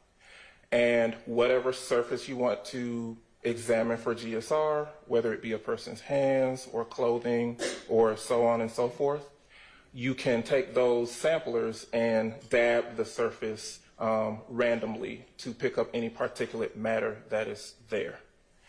And then once those samplers are submitted to us, we will input them into an instrument that's called a scanning electron microscope that is equipped with an energy dispersive X-ray spectrometer, or SEM-EDS for short. And all that is just a very high-powered microscope that uses a beam of electrons instead of light, like you would usually see in a microscope that you would see in a biology classroom. This instrument will then allow us to see what's on the surface of those samplers. Any particulate matter that is there, we can see it, and then get an elemental profile of what those particles are made of.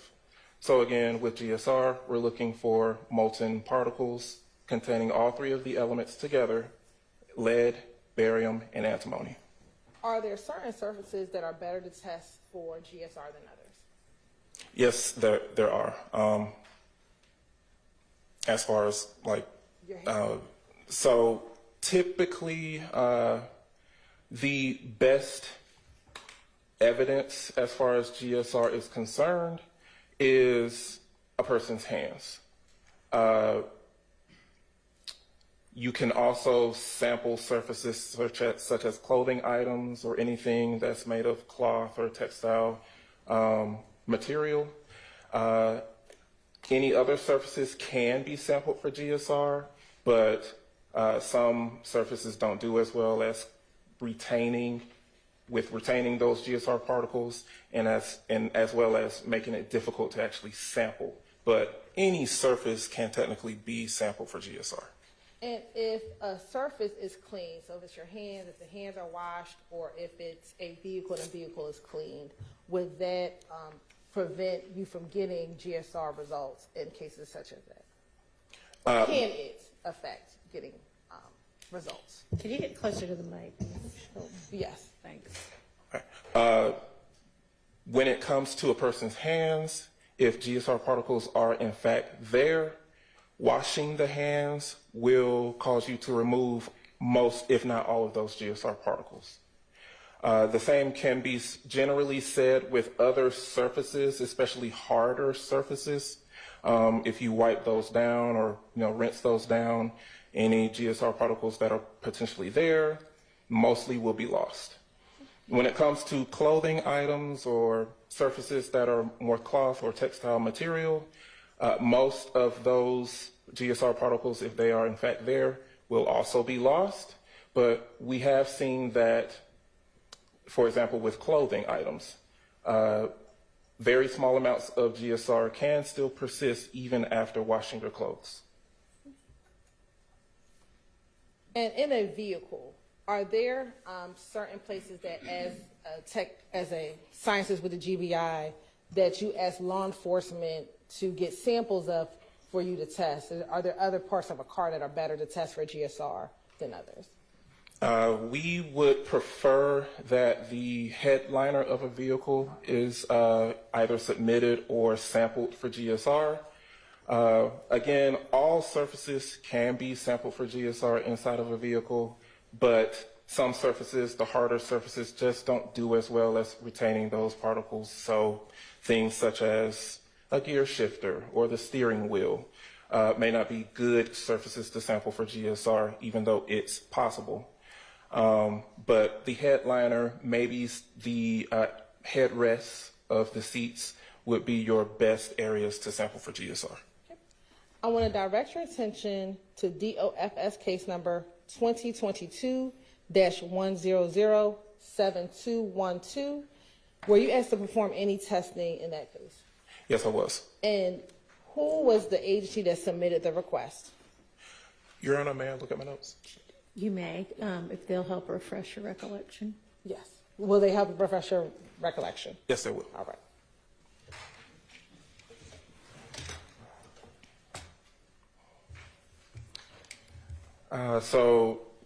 And I'm sorry, it was which officer? Which agency? Agency, the Atlanta Police Department.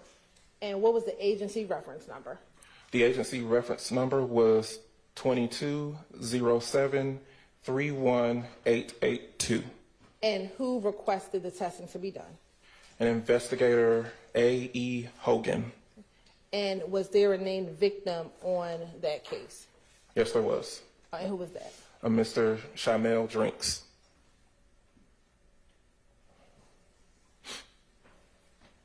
And what was submitted to the GBI for testing? So as far as GSR analysis is concerned, a headliner that is identified as being collected from an Audi A5 was submitted. Okay. And in front of you is State's Exhibit 388 BV. And there's some fresh gloves. Tell me if you recognize State's Exhibit 388 BV.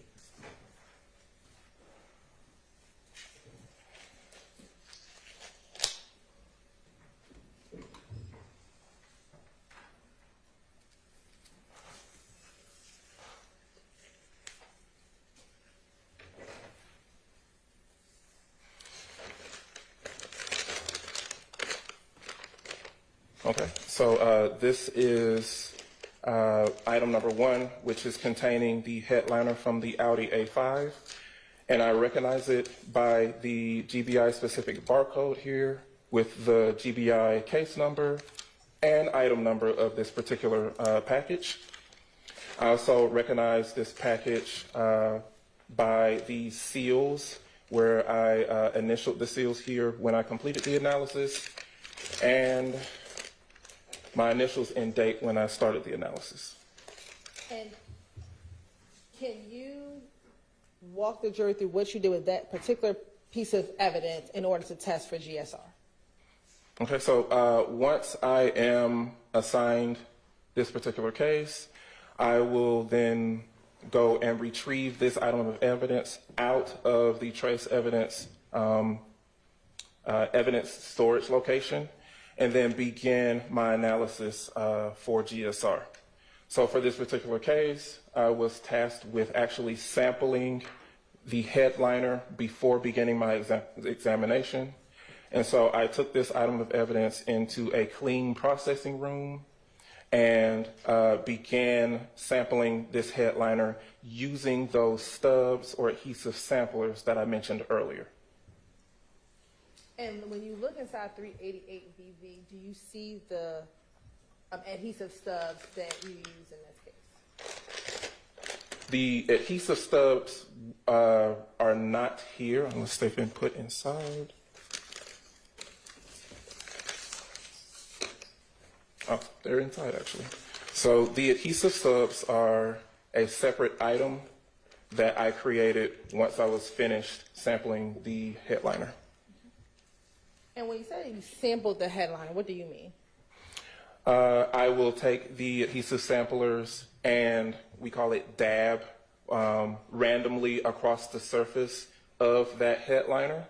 I used 2 stubs in total when it came to actually sampling the surface of the headliner. Keep in mind this is a sampling process. not every square millimeter of that entire headliner can be covered by these stubs.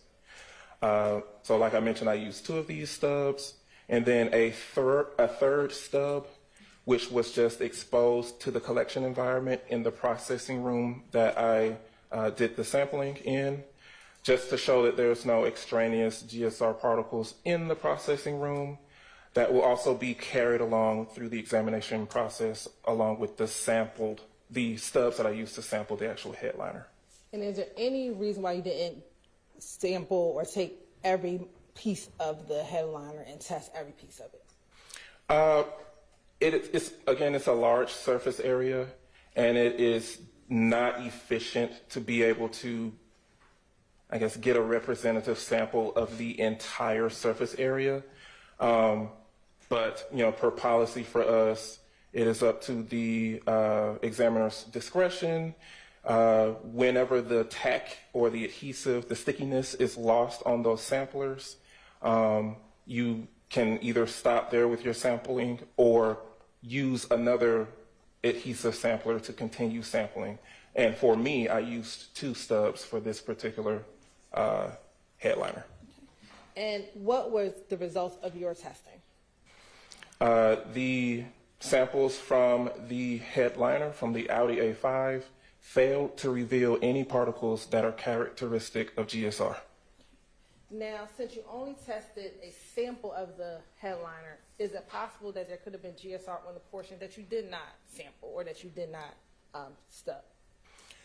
It is possible that there is a small amount of GSR somewhere on that headliner that I happened to miss with the sampling process.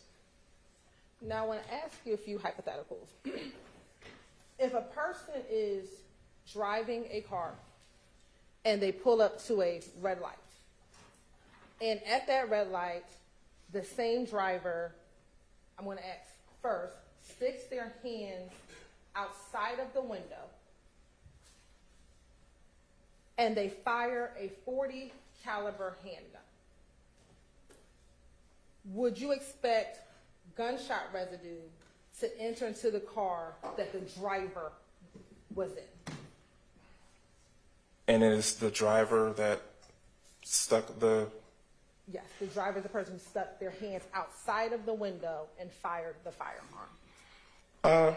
It's possible that a small amount of GSR could still be deposited inside the vehicle through that open window or door, perhaps, but not particularly a large amount of GSR. Most of that cloud or plume of GSR particles would be outside of the vehicle, but some of that still could be deposited inside as well. Now, hypothetically, if a person... Ms. Hilton, if you're going to get that far away from the mic, will you use the lapel mic or pick one up and carry it with you, please? Sure, I'll stay by the mic, Your Honor. Hypothetically, is this good? Can you hear me? Okay. Hypothetically, if a person is driving a vehicle and they have passengers in that vehicle, and for some reason they're in the same car, the passenger shoots a gun inside of the car, inside of the same car, would you expect to find GSR inside of that vehicle? Yes, if the gun is discharged within the cabin of that vehicle, I would expect to find GSR inside of that vehicle. Would you expect to find more GSR in that vehicle where the gun was shot in the cabin more than the gun that was shot outside of the window of the driver's side? Yes, it is reasonable to expect that more GSR particles will be found in the vehicle where the firearm was discharged inside of the vehicle versus the vehicle where the firearm was discharged outside of the window of the vehicle.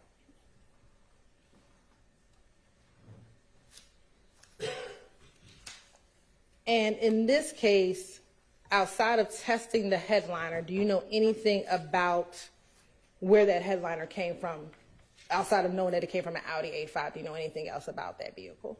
No, I do not. Court's indulgence for a moment.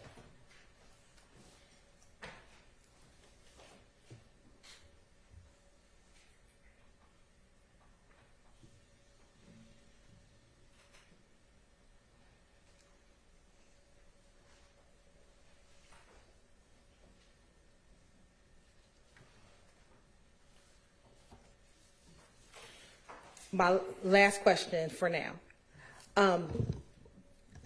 Do the conditions in which a vehicle is stored affect whether or not you'll be able to find GSR? So for example, if the gun is fired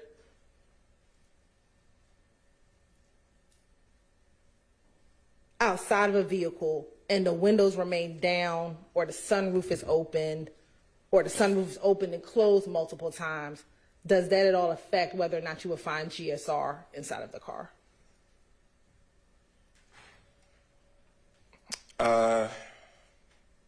If the GSR particles are already deposited inside of the vehicle, I suppose it's possible that you would lose a small amount if the windows are down or the sunroof is open, just based on wind or maybe if it rained or something like that.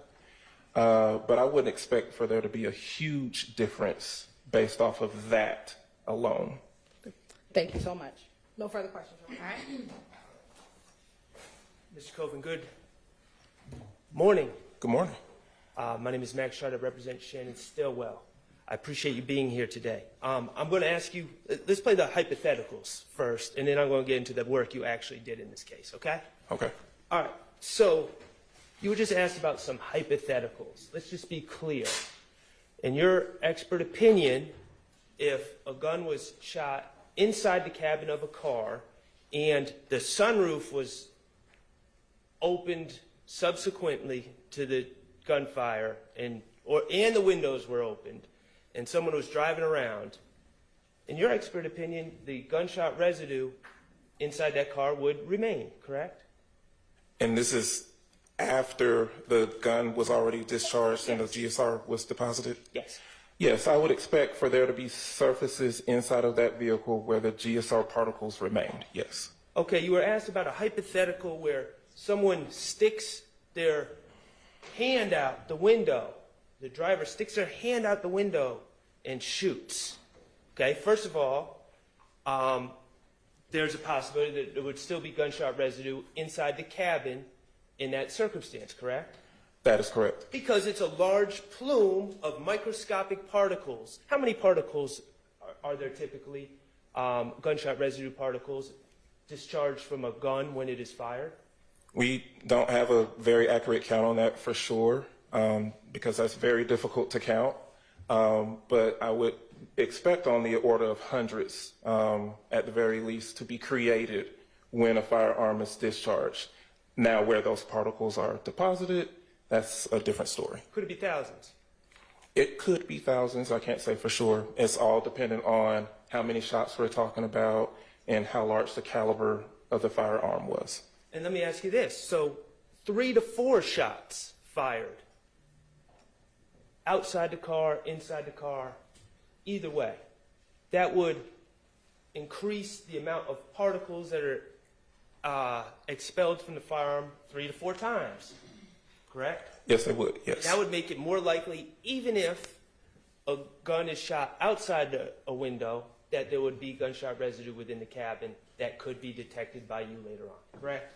Yes, that is reasonable to expect that there will be more available to deposit on some surface somewhere, yes. Okay, and while we're playing the hypothetical game, if someone stuck their arm out the window, the driver's side window of a car, and fired a gun, and it was on video, you would expect to see muzzle flashes, wouldn't you?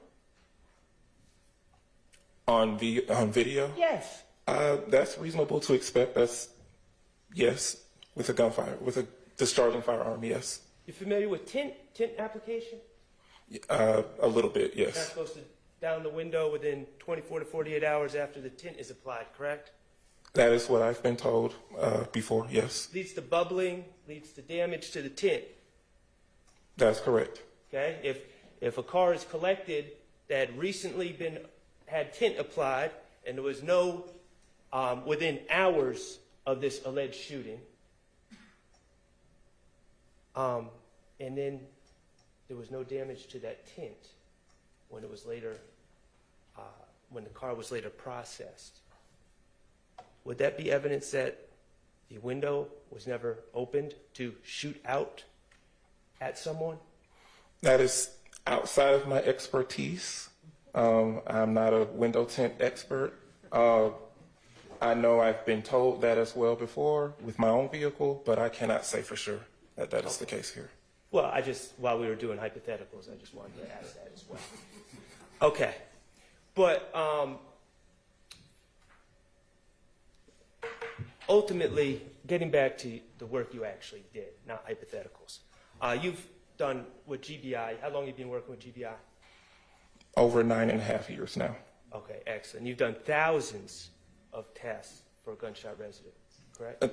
Just over 1,000, yes. Just over 1,000. You've tested headliners before, correct? Yes, I have. This isn't the first time. No, it's not. Okay, headliners are a relatively common part of a car to be collected to test for gunshot residue, correct? To either be collected or someone has sampled a headliner and submitted it to us, yes. And the reason is because the headliner, where it's situated in the car, would be a place where the gunshot residue, if the gun is fired in the car or even potentially outside the car, would be a place where gunshot residue would be deposited, correct? That is correct. A good area for them to be retained if they were indeed deposited. And you said retained. Retained, also, the headliners, they're a cloth fabric, correct? That's correct. Textiles. Typically. Textiles, Yes. correct? Correct. Different than a hand where you sweat and different things of that nature. These textiles tend to maintain and absorb absorb's a bad word, maintain the gunshot residue particles better than skin, for instance. That's correct. Any item that's of cloth material or textile has the ability to hold on to or retain GSR particles better than a harder surface or better than a person's hands, simply due to the fact that we use our hands a lot. The more you're touching surfaces, you're going to lose those particles, or just washing your hands will cause you to lose all of those particles. Okay. And in your work on this case, you took the headliner and you dabbed it with those sticky tabs, correct? That's correct. You did everything by the procedures as you were taught, correct? That is correct. You did everything by the procedures as is standing operating procedure with GBI, correct? That is correct. Okay. And in fact, you used that one tab, and then in fact, you broke out a second tab and continued to dab the headliner, correct? That is correct. How many dabs do you do with each tab? Again, per our policy and our standards, we are to, and it's at the discretion of the examiner, but we will continue to dab until the tackiness or the stickiness of that adhesive surface is lost. And at that point, then you can move on to a second stub or third or however many there were, or be finished with your sampling process. So in this particular case, I can't really tell you for sure how many dabs that was. Maybe a couple dozen or more than that, but I can't tell you for sure. We don't notate how many dabs there were. All right. And you said that just dabbing, you probably didn't cover the entire surface of the headliner, correct? That is correct. Okay, but the reality is you don't need to effectively test for gunshot residue, correct? That is correct. Again, unfortunately, just due to the nature of the sampling process, we can't get to every square millimeter of that entire surface. So it's possible that some things could have been missed, but this is a sampling process that is recognized throughout the forensic community and is standard for us when it comes to sampling any items for GSR. Well, and the reality is when we're talking about GSR, a gun doesn't disperse GSR to one little spot, all the GSR to one little spot on a headliner, it sends a plume. Correct? That's correct. A plume or a cloud, And yes. so when you're saying we didn't cover every little spot, in your training experience using, in fact, not only one tab, but two tabs and dozens of dabs, in your 9.5 years experience, you dabbed enough to get an accurate representation of whether that headliner was exposed to a plume of gunshot residue, correct? Yes, that's correct. You felt great about the work you did. You followed all the procedures. Yes, I did feel good about the sampling process that I did. Okay.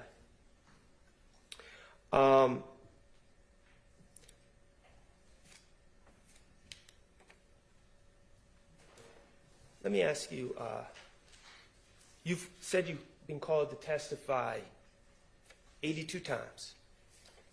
When it comes to GSR, yes. Is it fair to say that the majority of those times you came to testify in court, the GSR was positive? To the majority of the time? Potentially. Potentially. Okay. Has the state called you personally as an expert in gunshot residue at times when the result was positive? Yes, they have. Okay. And when the result was positive, you came and shared with the jury about what the results were. That is correct. And it was the Fulton County District Attorney's Office, let's just be clear, Fulton County District Attorney's Office has called you to testify about positive results before, correct? Objection on relevance? Overruled. You can answer. I cannot say for sure, remembering my results from testifying in Fulton County, but it is reasonable to expect that there were some that were positive, and I was asked to testify to my results for them here, yes. Okay. So when the results were positive, the work was done well according to the prosecutors? I can't really speak to... Sustained. Okay. All right. Now, I want to ask you, going back to another hypothetical that I left out. The hypothetical of washing. Hypothetically, you can wash your hands, correct? That is correct. And that can remove gunshot residue. Correct. And you've talked about clothing and textiles and the potential to wash textiles or clothing, correct? That's correct. And you also said that there's studies that show even textiles or clothing, even if they go through the wash, still have gunshot residue, correct? That is correct. All right, but here's the thing. I want to talk about this case. Do you have any evidence, is there any evidence that you noted in your report, any evidence that this headliner had been washed? There's no evidence that was noted or given to me that would indicate that it had been washed, but I would never really know for sure. Based off of what I am given to examine for the GSR analysis. Well, I want to talk about the premise of the hypothetical. You do not have any evidence that this headliner was washed. No, I do not. Okay. All right, and ultimately, the results, well, we talked about hundreds or thousands, or you said maybe thousands, of particles. What is the threshold? I know that you said it's negative. The headliner was on each and every one of those tabs. When you looked under the scanning electron microscope with the beams, the electron beams, the result was negative. But what I want to know, what is the threshold for a positive? We don't really use the word positive. It's just, is the GSR there or not? And all you need is just one particle to say that, yes, there are particles characteristic of GSR present on this surface. So all you need is one particle under that scanning electron microscope with the electron beams to be a positive result. That is correct. And in this case, the result of that headliner was negative, meaning you did not even see one particle of gunshot residue on that headliner. That is correct. Thank you. I have no further questions. Redirect.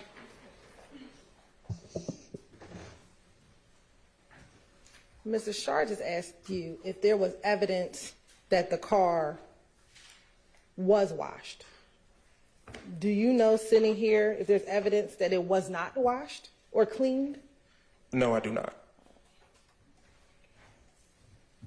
Mr. Shar asked you about muzzle flashing on a video. Do you remember him asking about that? Yes. If the video is grainy, would you expect to see muzzle flash? I really can't tell you for sure without actually seeing the video myself.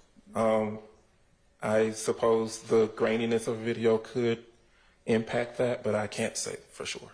And just because you don't see muzzle flash, does that mean a shooting did not occur? I'm not really too sure on that one either.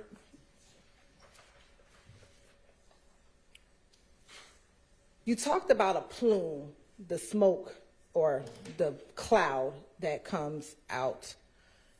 The direction of the cloud, is that in the direction of the projectile of the bullet?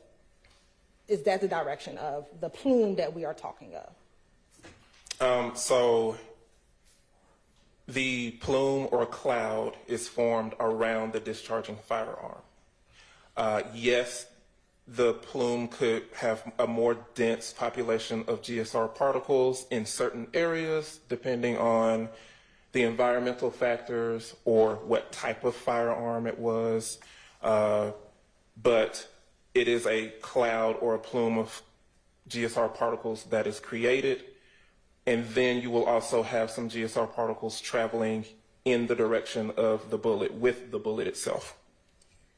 Can the length of time between the depositing of the GSR and the testing affect whether or not you will find GSR?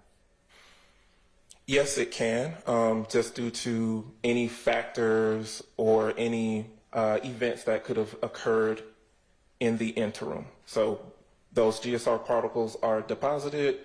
Were they washed or wiped away or lost for whatever environmental reasons?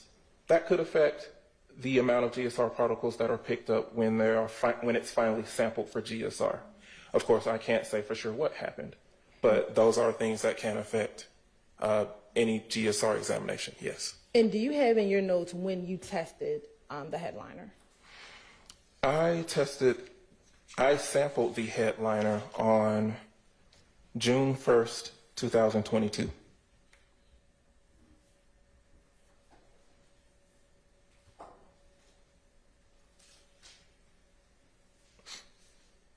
All right.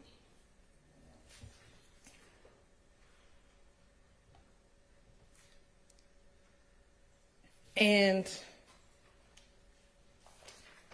again, cleaning, vacuuming inside of a car, inside of a vehicle, that can affect whether or not we find GSR. Is that fair? Yes, Sorry. I'm sorry. Yes, that will affect the amount of GSR particles that are there.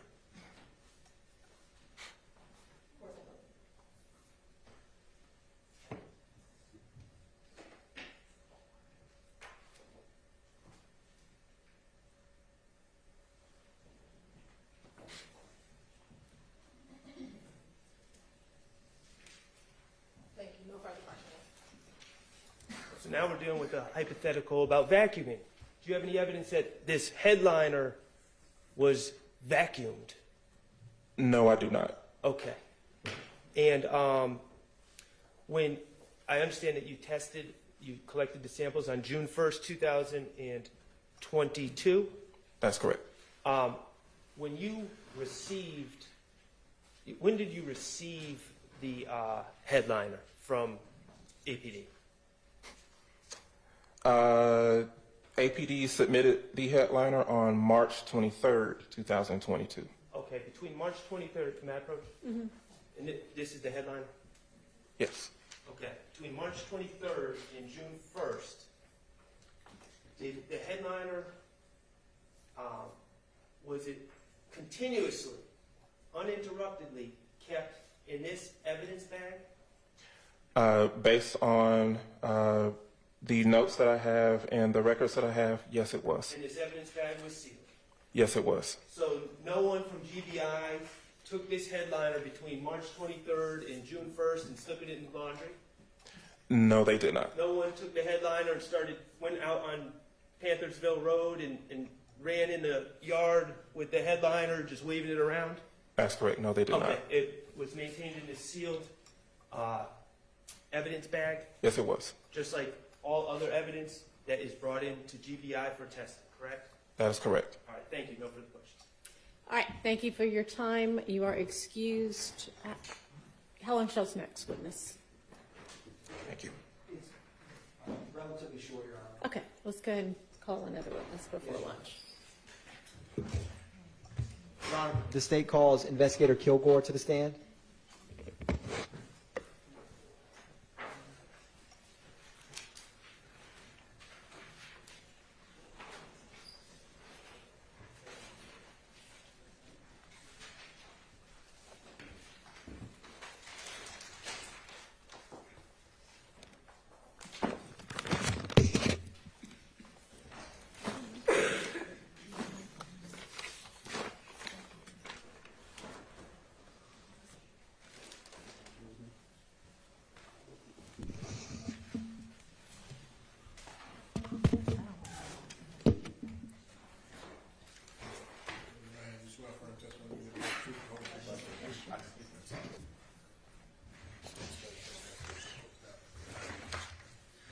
It's Investigator Jennings Kilgore, Jennings Kilgore.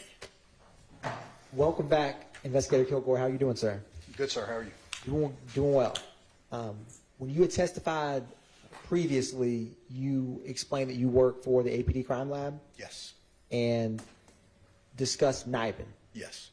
So I wanted to ask you about some additional NIBIN testing that you performed. Okay. So I wanted to ask you if you analyzed any NIBIN 9mm cartridge cases related to March 2022 in this case. Which case number is that? So I'm going to start with APD case number 220841701. Okay. Yes, on that particular case, we received 15 9mm cartridge cases, 140 cartridge case, and a metal jacket fragment. Now, with that case, when did you get those items?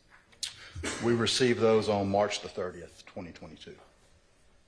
And after you received those, did you submit them into the NIBIN system? We did.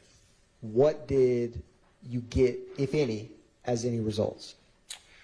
On those particular 9mm cartridge cases, we came up with 4 potential leads to other cases in the system.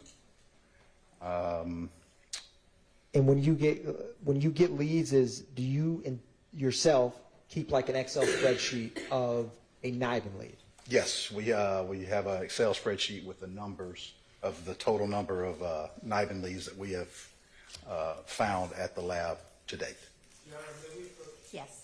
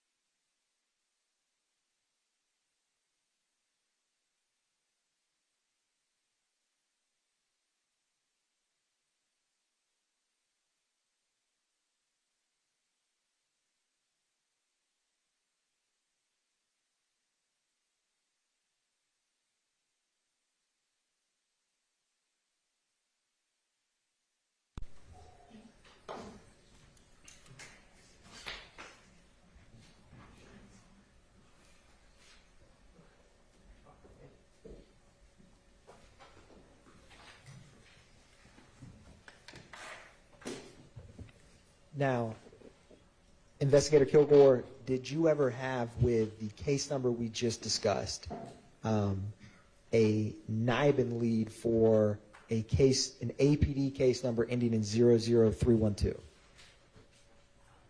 Yes, we did. And you see that whiteboard to your right shoulder? Yes. Is that top case number 2207-00312 one of the NIBIN leads? Yes, it is. And, Your Honor, subject to stipulation by the parties, this is related to the March 11, 2022 murder of Darius Ford and Christian McMiller. Now, Investigator Kilgore, did the 9mm cartridge cases that were tethered to the case we just discussed on March 11, 2022, did they ever have any connection to the second APD case number, that whiteboard beneath you, 220750015? Yes, there was an additional lead to that case number also. And so, essentially, those two case numbers and the second one that we just discussed pertaining to via stipulation, 2830 Waters Road, shell casings collected, the 9mm cases from those two incidents matched one another per your system. Yes, there was a potential NIBIN lead between the three of those. And as you have discussed to this jury before, once you got the NIBIN computer system match, did you conduct your own review of those images? Yes, once the matches come back on the computer system, we review the images. We look to see if we see enough similarities between them to send them to the GBI lab for confirmation.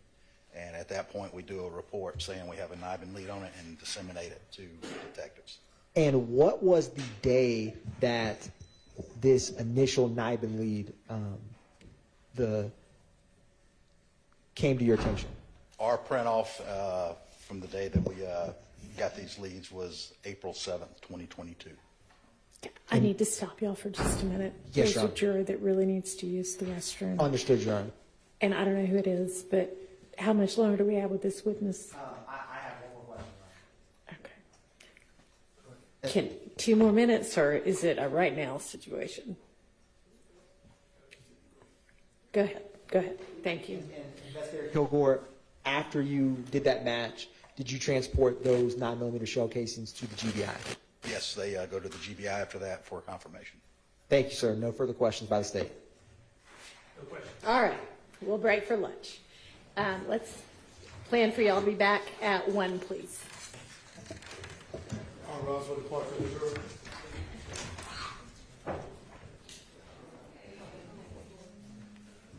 Yeah.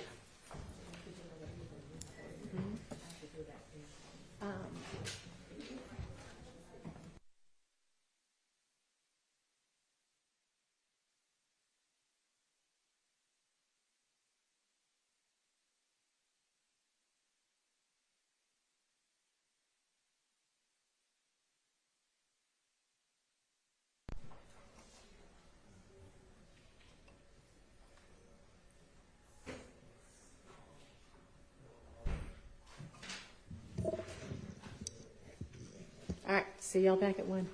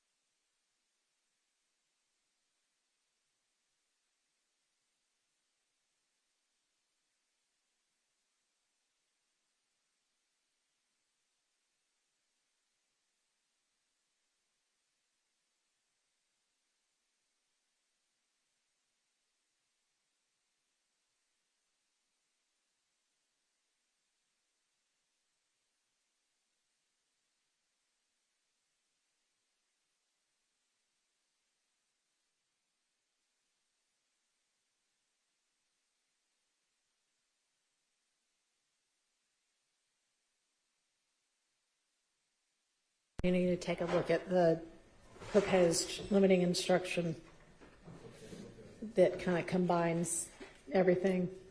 I've looked at it, Your Honor. It looks good to us. Okay. Any comments from the state on it?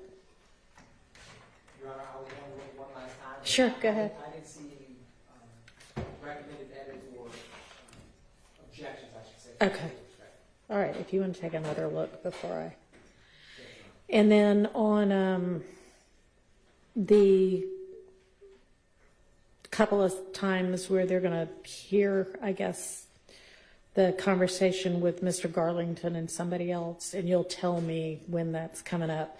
I'm planning to say you may consider only Mr. Garlington's words as evidence. You are not to consider the other speaker's statements against anyone or as substantive evidence in this trial on any count.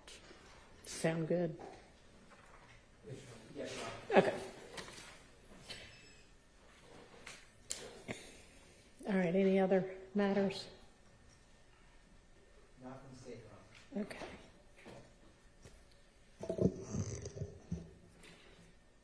All right, is the jury ready?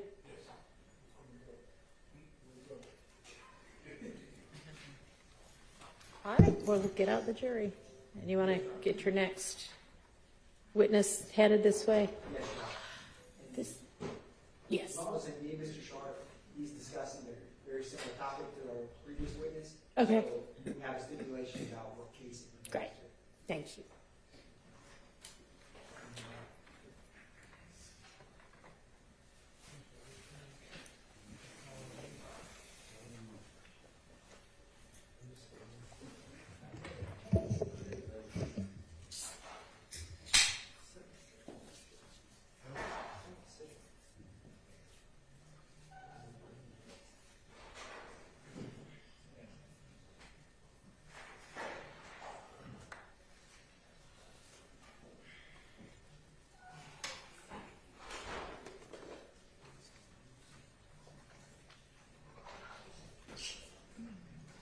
All right, for the jury.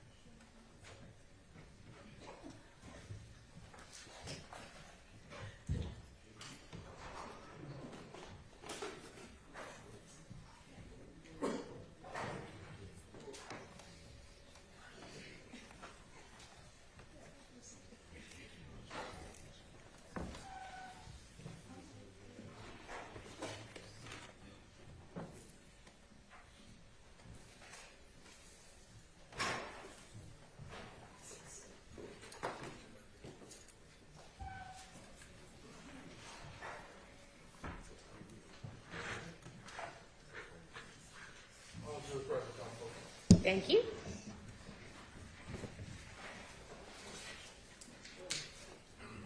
Raise your right hand. You swear firm testimony to give the truth, the whole truth, nothing but the truth. I do. That's it. Spell your first and last name into that microphone, please. Good afternoon. My name is Mark Tanner, MarkTanner.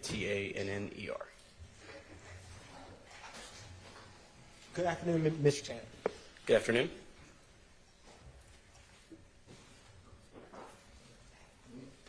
Can you tell the jury where you are employed? Currently employed at the Bureau of Alcohol, Tobacco, Firearms, and Explosives, also known as the ATF, in Huntsville, Alabama. What do you do for the ATF? I am a firearms and tool marks examiner for the NIBIN program, which is the National Integrated Ballistics Information Network. In Huntsville, Alabama, we have what's called the NNCTC. It's the NIBIN National Correlation and Training Center, and I'm a firearms examiner there. Now, how long have you been with the ATF? I've been there for about a year and a half now. Where were you before the ATF? I was employed at the Georgia Bureau of Investigation here in Atlanta, but prior to that, What did you do for the GBI? I was a Firearms and Toolmarks examiner in the Division of Forensic Sciences. And how many years were you with the GBI? About 7.5 years. Now, can you briefly describe for the jury the training and experience you've had related to firearms examining? Yes, sir. So I have a Bachelor's of Science in Chemistry from Armstrong State University. I then completed a 2-year training program at the GBI. This consisted of microscopic analysis of bullets and cartridge cases, as well as the ammunition components, so what are bullets and what are cartridge cases, firearms operation and safety, muzzle to target distance determination, so how far away a firearm was from a shooting.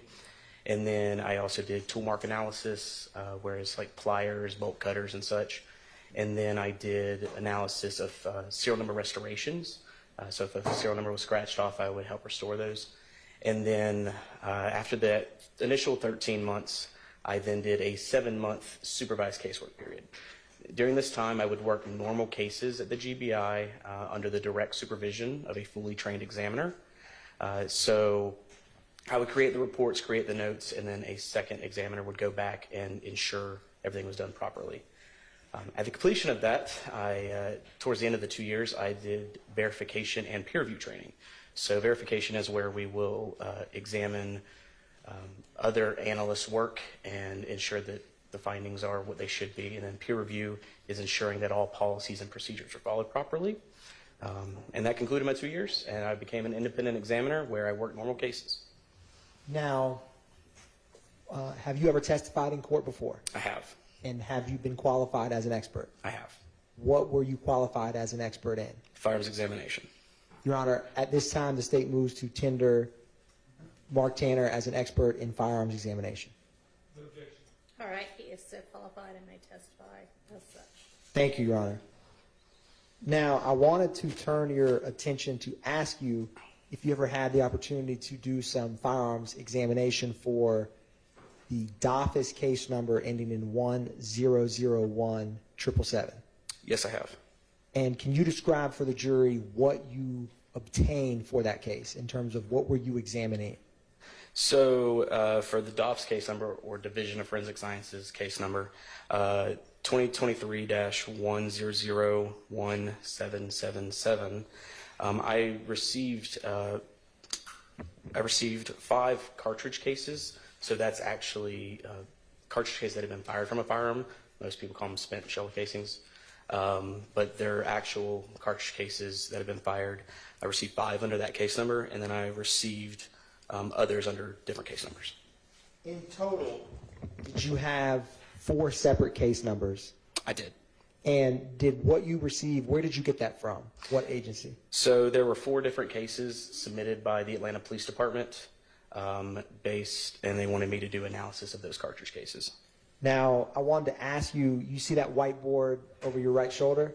Yes. Is the APD case number at the top ending in 00312 one of the agency case numbers that you examined? Yes, it is. And is the 0015 underneath that tethered to the 2830 Waters Road one of the incidents that you examined? It is, yes. And in total, did you receive 34 cartridge cases between 4 different cases? 50, 20. If I did that math right. 34? Yes, sir. Correct. And can you tell the jury when you have a situation such as this with different cases and cartridge cases, when you do your analysis, does each cartridge case get compared with every other? Yes. So whenever I have 34 cartridge cases, I'm going to examine all of those to each other to just ensure I'm being thorough through the evidence. And was it Investigator Kilgore with the APD Crime Lab who reviewed these initially before you began your examination? Yeah, it's my understanding that Investigator Kilgore did the NIBIN analysis of these cartridge cases. And what ultimate conclusion did you reach specifically focused on the 2 case numbers on that whiteboard, the March 11, 2022 ending in 312 and the March 16, 2022 ending in 0015? So the agency number 3 ending in 312 from March 11th contained 8 9mm cartridge cases, and then the 0015 from March 16th that contained 5 9mm cartridge cases determined that all 13 of those were fired from the same firearm, and they are consistent with being fired from a Glock 9mm pistol. Is there anything unique about a Glock when you analyze their cartridge cases? Yes, sir. So Glock makes their firearms a very specific way. They've been doing it since they began. The hole that is punched out of the slide of the firearm where the firing pin protrudes through, it's called the aperture. It is rectangular in nature on these types of firearms, and the firing pin itself is in the shape of an elliptical shape. And they also have a very distinct ejector mark in the shape of what looks like a kidney. I'm sorry, what was that in the shape of? A kidney. And can you briefly summarize for the jury what you did with these cartridge cases that is different than what the APD crime lab would have done? So the Atlanta Police Department would have entered these cases onto the NIBIN program and then ran them through the system, correlating them against each other. And a lead was generated by Investigator Kilgore. He then submitted that to me because the lead is just presumptive. There's no finite conclusion to it. Whenever he submits that to the GBI for examination, I take the physical evidence, I place it on the comparison microscope, which is 2 simple microscopes joined by an optical bridge in the middle, so I can see them side by side at the same lighting and the same magnification. So whereas he's looking at the images on the computer, I take it a step further and look at the actual evidence under the microscope. I compare the pattern that is left by that firearm on each cartridge case, and I determine whether those patterns are the same or not. And if they are the same, they're indicated as being fired from the same firearm. In the field of firearms identification, what is the national error rate in that field? The error rate is currently sitting just under 1%, and that's based on federal studies by the FBI.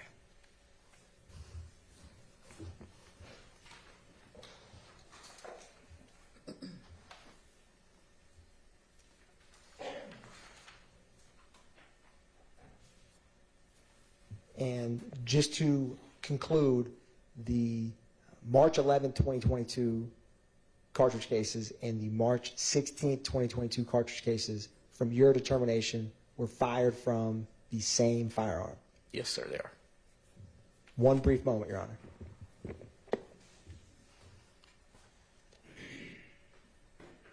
Thank you, Mr. Chandler. No further questions from the state. All right, thank you for your time. You are excused. Call your next witness. Yes, Your Honor, State Court Antonio Samuels to the stand.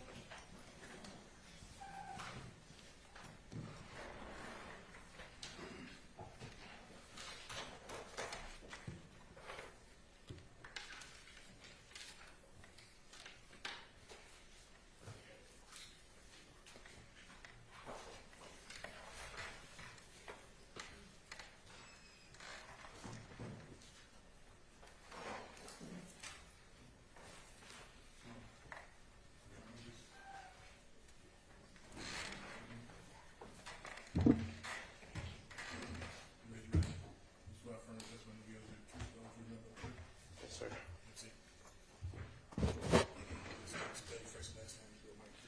Antonio Sumner, ANTONIO, SUMLIN, And Mr. Sumner, how old are you? 34. And are you employed? Not right now. Where are you from? Atlanta, Georgia. And what part of Atlanta? The Cleveland Avenue area. Okay. And if you're going to swing the shot, I need you to speak in your mic. So, are you a little nervous? A little. A lot. Okay. Well, don't swing in your chair just so that the jurors can hear you, okay? Did you say you're from the Cleveland Avenue area? Yes, ma'am. And I need you to speak Yes, up. ma'am. And You can move that mic and pull it closer to you if you want, or if that would help. And what part of the Cleveland Avenue area were you raised? I mean, like the Mount Zion. Okay. And do you have a nickname? Yes. What's your nickname? Obama. And how did you get the nickname Oh, Obama? How'd you get the nickname Obama? Really, we was there playing around, growing up, and it just stuck with me. It just stuck. As you were growing up in the Cleveland Avenue area, did you ever hear of a gang called Rock Crew? Yes, I heard the Rock Crew. Okay. And how did you know about Rock Crew? I mean, it was just a little, it was popular where I was from, like where I was growing up at. Were you part of Rock Crew? Yes, ma'am. Okay. Did you know someone by the name of Quentin Porter? Yes. And did you also call him Boo or Big Boo? Yes, ma'am. When did you join or become affiliated with Rock Crew? 2006, 2007, How old were you? 16, 17. And at some point, did Rock Crew transition into YSL? Some people stayed Rock Crew, some people went YSL. Okay. What did you do? I mean, both of them from the area, so, I mean, I never really picked a side. I really just... Did you ultimately just claim both? I'm Rock Crew and I'm YSL. I mean, yeah, okay. Yes, ma'am. Okay.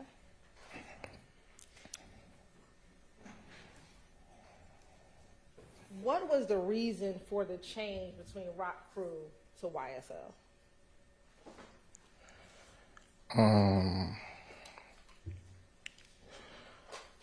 I really think, like, from my... Sustained. Do you know why there was a change from Rock Crew to YSL? I don't recall it like 15 something years. I didn't hear you. I say I don't recall it was like 15 some years ago.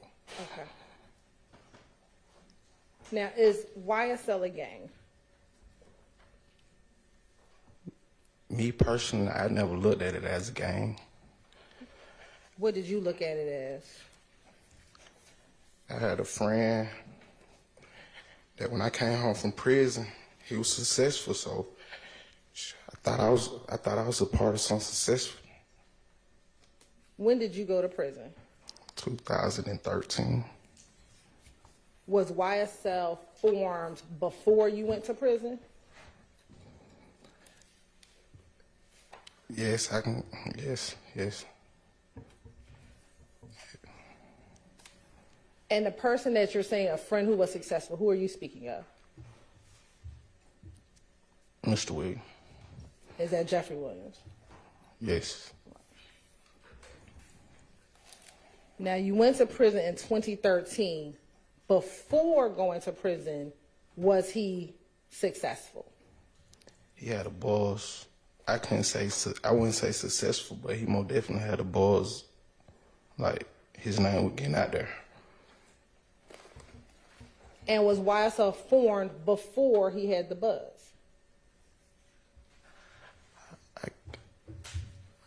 I don't know crowd it. I don't know.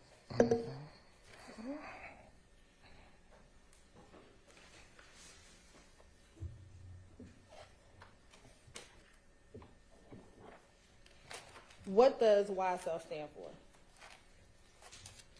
I mean, you can use it in any kind of way. Young successful living, young stoner lifestyle, young slime life. Before you went to prison, how were you using YSL? 2013. Before, when I went to prison, it was young slime life, 2013. And do you actually have YSL tattooed on your body? Yes, ma'am. And do you have Slime Life tattooed on your body? Yes, ma'am. Permission to approach? You may.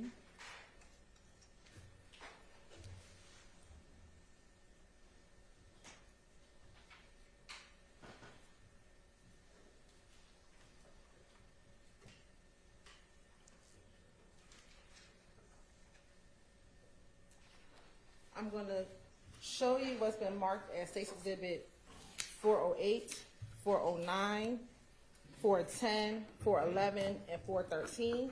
Have you had an opportunity to look at this before you came and testified today? Yes, ma'am. And did I show those to you earlier? Yes, ma'am.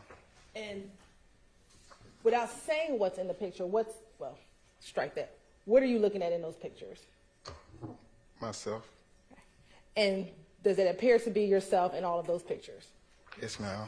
All right. Your Honor, this time the state would like to tender State's Exhibit 408, 409, 410, 411, and 413 as evidence. Admitted. And Mr. Summer, I'm going to take those back from you, and you can look either on the TV, on the screen in front of you or the screen behind you. These pictures are going to come up on this.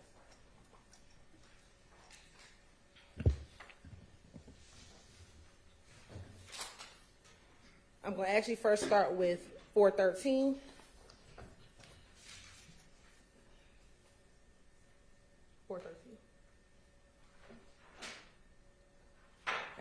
Looking at State's Exhibit 413, is this an Instagram post? Yes, ma'am. Okay. And is your Instagram post _1 Obama? Yes. Okay. Where's this picture taken? I think I was at a house on Brown Mill Road. Okay. Where is that house at on Browns Mill Road? Across the street from the golf course. All right. And does that house have a particular name? Yeah, we gave it a nickname, the Well. Okay. And you said we gave it the nickname. Who is the we that gave it the nickname? I can't. I just know we used to call it the Well. I can't particulate who made the name up.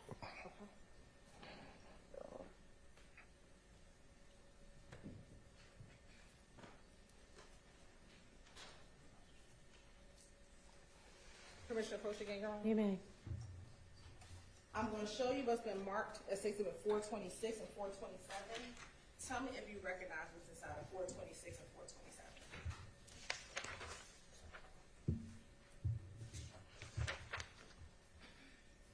Yes. How do you recognize 426 and 427? That's the living room. Of where?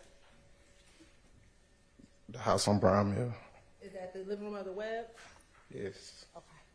Your Honor, this time the state would like to admit 426 and 427 into evidence. They're admitted. Now, Mr. Sumlin, I'm looking at State's Exhibit 408. Is that the YSL tattoo that we just talked about earlier? Yes, ma'am. When did you get that tattoo? In prison. Okay. And about what year did you get it? Probably 14. I don't. All right. Now, looking at State's Exhibit 409. And I'll zoom in, please. What is that tattoo of on your, and which arm is that? My right arm. Okay. And what is depicted on your right arm? Slime life. Okay. And is there a snake on top of Slime Life? Yes. What does that snake symbolize?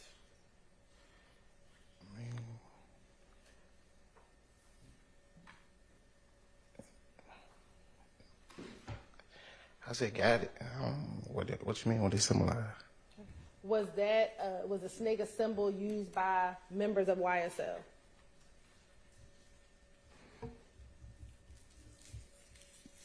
Yes. Okay. And when it says Slime Life, I just got it when I was in prison. I was hearing good things about. So, I was just getting stuff really. That was so long ago. I was trying to put all that behind me. I'm going to show you what's been marked as Exhibit 410 VV.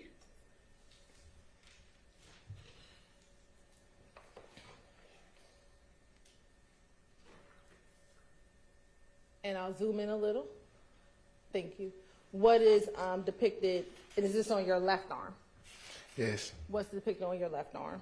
it's a street sign, Okay. And what is your street sign? Cleveland Avenue and Macon Drive. Does that say Cleveland Avenue? It say Bleedland Avenue and Macon Drive. Why did you put Cleveland, not Cleveland? Cause that's just like around that time. That's the slang we were using. It was just some slang, just we were just using it. I was just young and just getting tattooed. And did you also get this tattoo while you were in prison? Yes, ma'am. Okay. And looking at State's Exhibit 411 VV,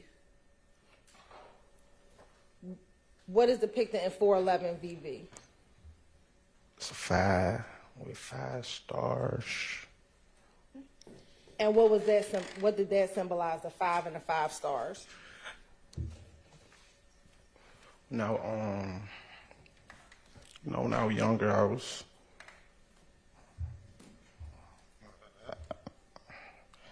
when I was younger, I was claiming blood. When I was younger, like 15, 2000. I had it before I went to prison, so they like 2010. And you said when you were younger, around 2000, you claimed the bloods. I claimed blood. Okay. Was there a specific blood set that you claimed? No, I don't even think I was real blood. And I just know it came to Atlanta, and I was just saying I was a blood. Okay.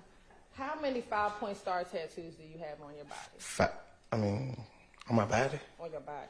I don't know how many on my body. Do you have more than what's just depicted in this picture? Yes. Do you have some 5-point stars on like your stomach area? Yes. Do you have 5-point stars on your other arm? Yes, man. 5-point stars is really like fill-in work. And was the 5-point star significant to your affiliation with claiming the bloods? Not all. I ain't gonna say all on. Some of them just really fill-in work just to make the tattoo look full. What made you choose 5-point stars over something else? I don't call. Now, do you have any tattoos with Stoner Life? Stoner Life? Yes. No, ma'am. What about any tattoos with Successful Life? The one on my chest can stand for all of them. It don't say none in particular. Do you have anything similar to your Slime Life tattoo? Do you have anything similar like Successful Life spelled out? No, ma'am.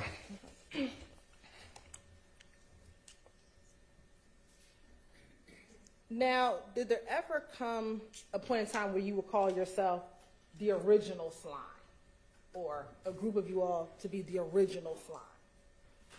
Yes. What does that mean to be original Slime? Only thing I mean by original is day one before all this. And we say day one before all this. What do you mean?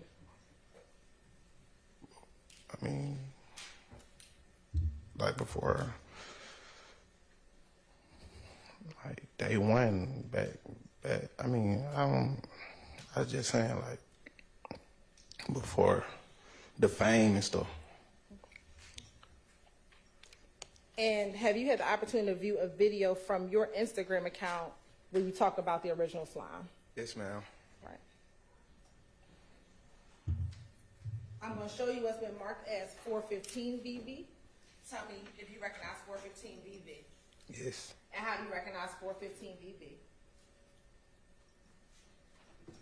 I signed and dated her. Is that the video that we watched? Yes. All right. And did that appear to be the post that you put on your page? Yes. Did it appear to be any more additions or deletions from the post that you put on your page? What you mean addition? Did it appear to have anything more than what you put on your page? No. Did it have anything less than what you put on your page? No, ma'am. All right. Your Honor, this time the state would like to admit 415 VV into evidence. All right, that's admitted.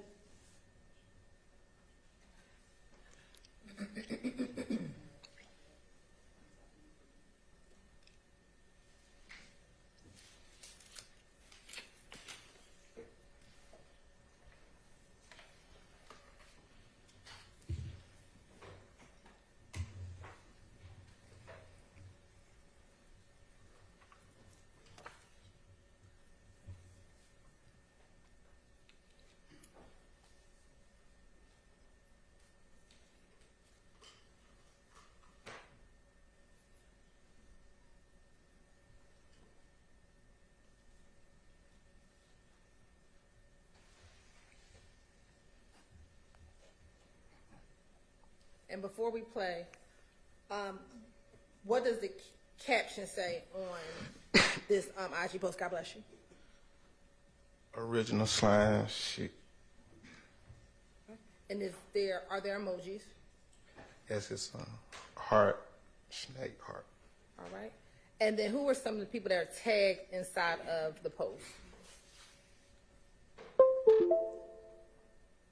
Ocean Dry, Slim, say, No Snitching, Slime the Great, and Thugger Thugger. Who is Ocean Drive Slim? A friend of mine that was killed. Okay. And is that Mr. McMiller? Yes. All right. And then No Snitching, is that who? Do you know who that is? Nah, I forgot. It was 2017. I can't hear you. I think that was 2017. I don't remember. Who is Slime the Great? He in the video. He was also killed. Okay. And then it's Thugger Thugger. Who is Thugger Thugger 1? Mr. Will. All right. Where is this video filmed? On Cleveland Avenue. Where on Cleveland? In some apartments. Where are the apartments? I think we're behind the checkers. And is that behind the checkers that's near I-75 and Cleveland Avenue? Yes. All right.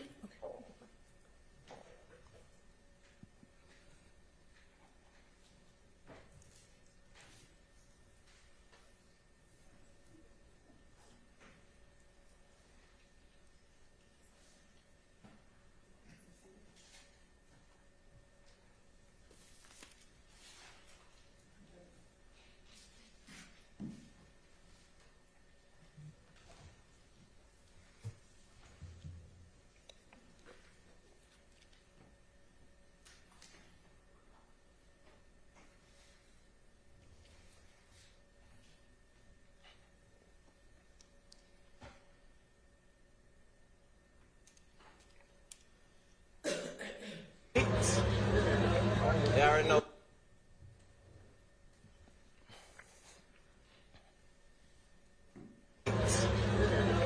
They already know YSL was dead and pale, bitch. Murder game, bitch. Yeah. Slick. Original. No cap. No cap. And we actually free. You know that. Niggas always free. Original shit, bitch. And is that Mr. Williams right there throwing up the YSL sign? Yes. And is Mr. McMiller in that video prior to his death? You said prior to his death? Yes, that him in the video. Yes. All right. Is that him kind of behind Mr. Williams, behind the Y and the YSL? Yes. All right. And are you the one video recording the video? Yes.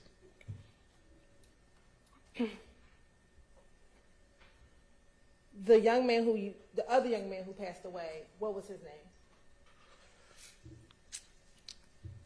His name was Tay. I know his name was Tay. Okay. And is he related at all to Quindarius Zanner? Yes. How? It's blood, brother.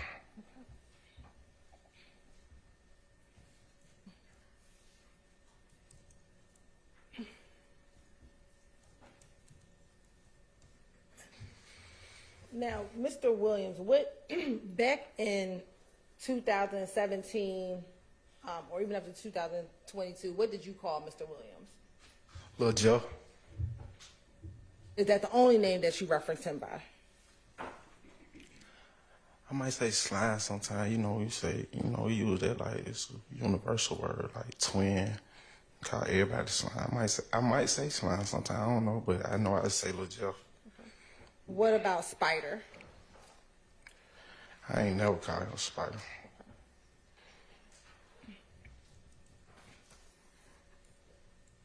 How long have you known Mr. Williams? 2007, 2008. And did you all grow up together in Cleveland Avenue? Yes. Did y'all go to school together? I don't think we went to school together, but we grew up in the same area. Okay.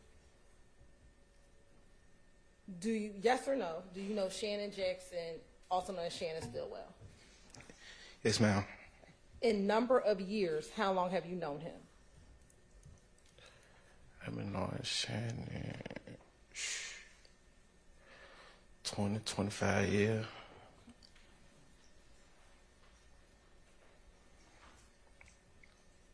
Yes or no, did you all grow up together?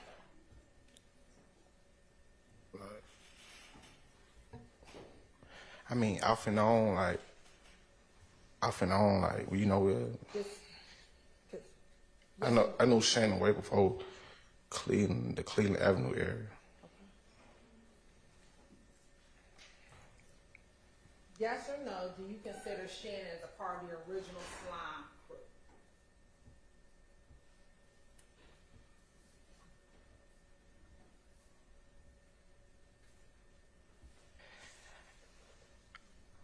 I can't, 2000, I can't say, like, 'cause before I went to prison, I was on house arrest for 15 months, so I don't know who was outside. I had to be in the house at 7 for 15 months. I didn't know who was outside with who. Then I went and did my 5 years. I can't say.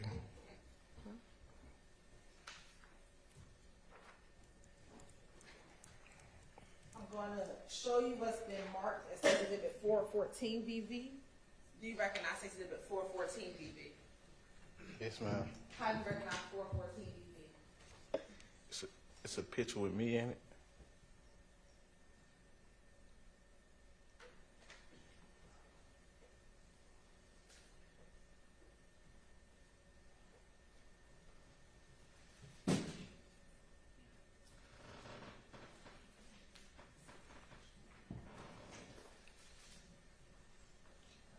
Do you recognize the people in that picture?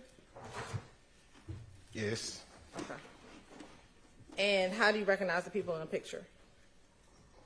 Well, what was person who posted, it say Slime Bean Bean, and I see me,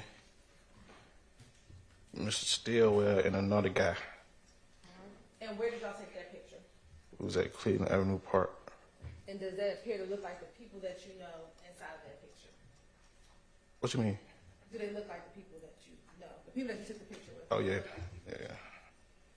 Your Honor, this time the state would like to admit 414 BV into evidence.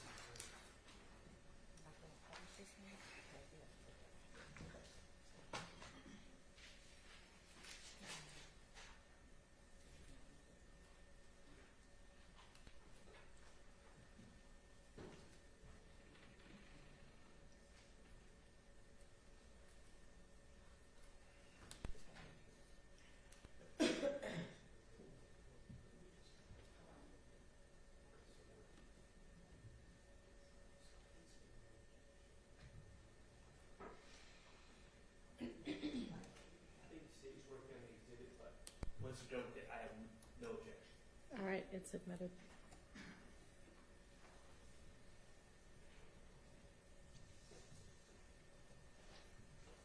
And while we're getting ready to publish that, do you know an individual by the name of Diamante Kendrick?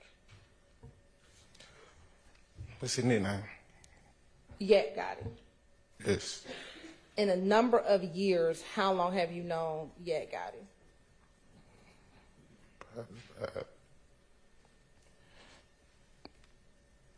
Probably about 3, 4 years, something like that, like 3, 2, 3.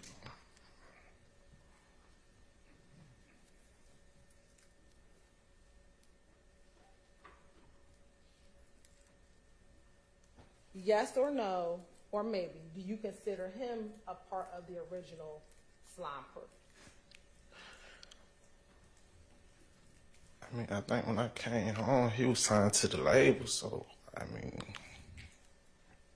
talking about the original, like, Whoever you define. I remember, I can't remember from him being around back then. Okay. Do you know Trontavia Stevens, Tick or Slug? Yes. Okay. And how long have you known Tick? 15, 20 years, something like that. And is he considered for you someone part of the original slime crew? Yes, he growed up with us.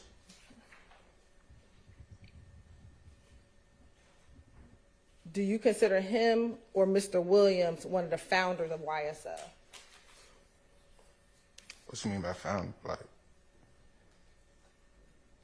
Who decided to start YSL?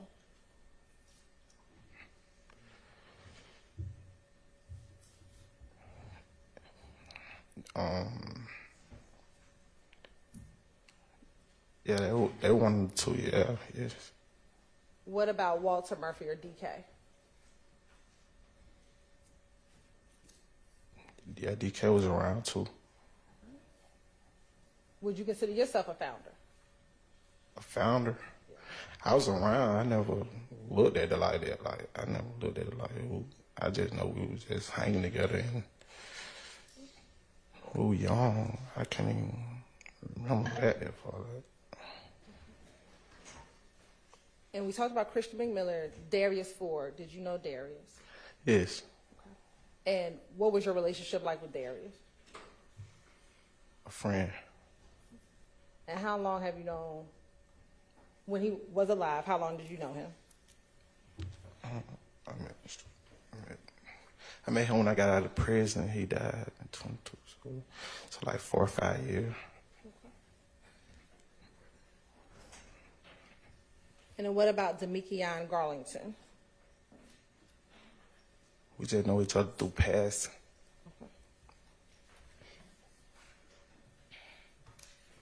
Do you know an individual by the name of Cordarius Dorsey, or also known as Polo? Yes. Okay. How do you know him? I met Polo the day my mom died in prison.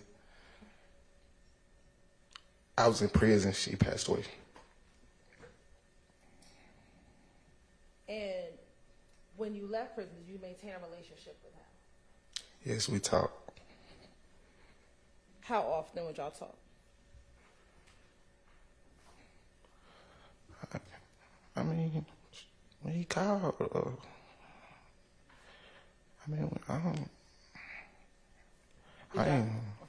I ain't talking to, not every day, but I'm saying we communicated. Did y'all ever hang out? Yeah, we hung out a couple times. I want to take you back to April of 2022. Was Mr. Dorsey incarcerated in April of 2022? Yes, ma'am. And did Mr. Dorsey reach out to you in order to set up a robbery or a homicide? He reached out the phone call thinking, me actually, I don't even remember the phone call, but Let me ask, during that phone call, was he trying to set up a robbery of a person? yes, I think he asked me something about it.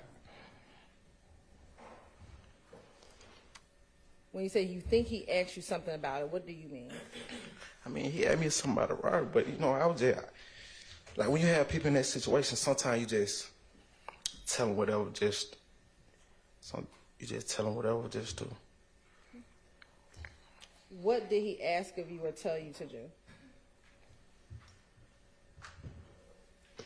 I think he asked me to go rob somebody.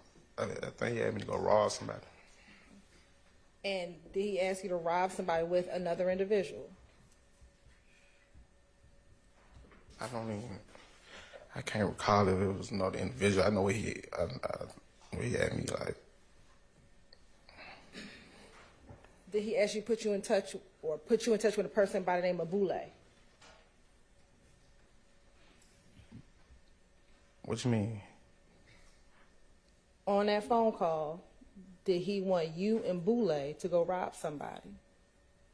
I remember he wanted me. I don't even remember Boule even being on the phone. I don't even remember. Did he give you some information for the person that he wanted you to rob? Yes, he gave me information, but that's all it was. Like, I definitely did that. Like, when I hung up the phone, it was what it was. I never took the further step to do anything else. I never contacted or nothing. Did he give you the phone number of the person? Yes, he provided the phone number. Did he discuss with you a plan on how to lure the victim to a location so that you could rob him? I don't recall all that. I don't recall all that. Did you agree to do it? Yes, I agreed, but once I hung up the phone, it was over with. I was just having idle talk. And as a part of the indictment in this case, did you plead to that charge? Yes, I pled guilty.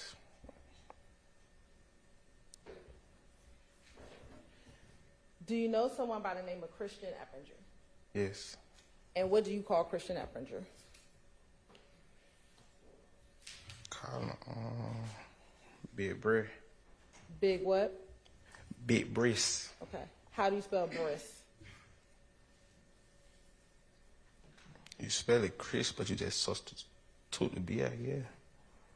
You substitute the C for the B? Yeah.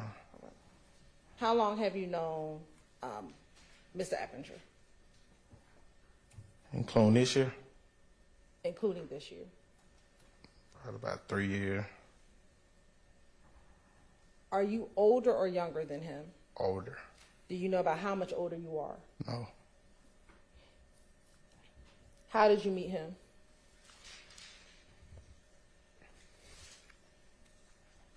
I met him when he got out of prison. I met him. I don't know. We hanging in the same area, probably gambled together. I don't know.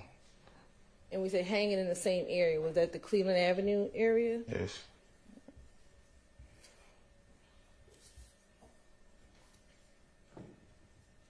How often would you see him in the Cleveland Avenue area? I mean, whenever I decide to come outside, whenever he decided to come outside, I ain't just coming outside looking for nobody. Like, if I seen him, I probably seen him. Then, you know what I'm saying? Did you ever hang out with him? Yeah, we probably hung out at the park. Did he have your phone number? Yes. Did you have his phone number? I don't know. You talking about, did he have my phone number when he was incarcerated? Yeah. When he was incarcerated and when he was not incarcerated, did he have your phone number? He probably did have my phone number. He probably did.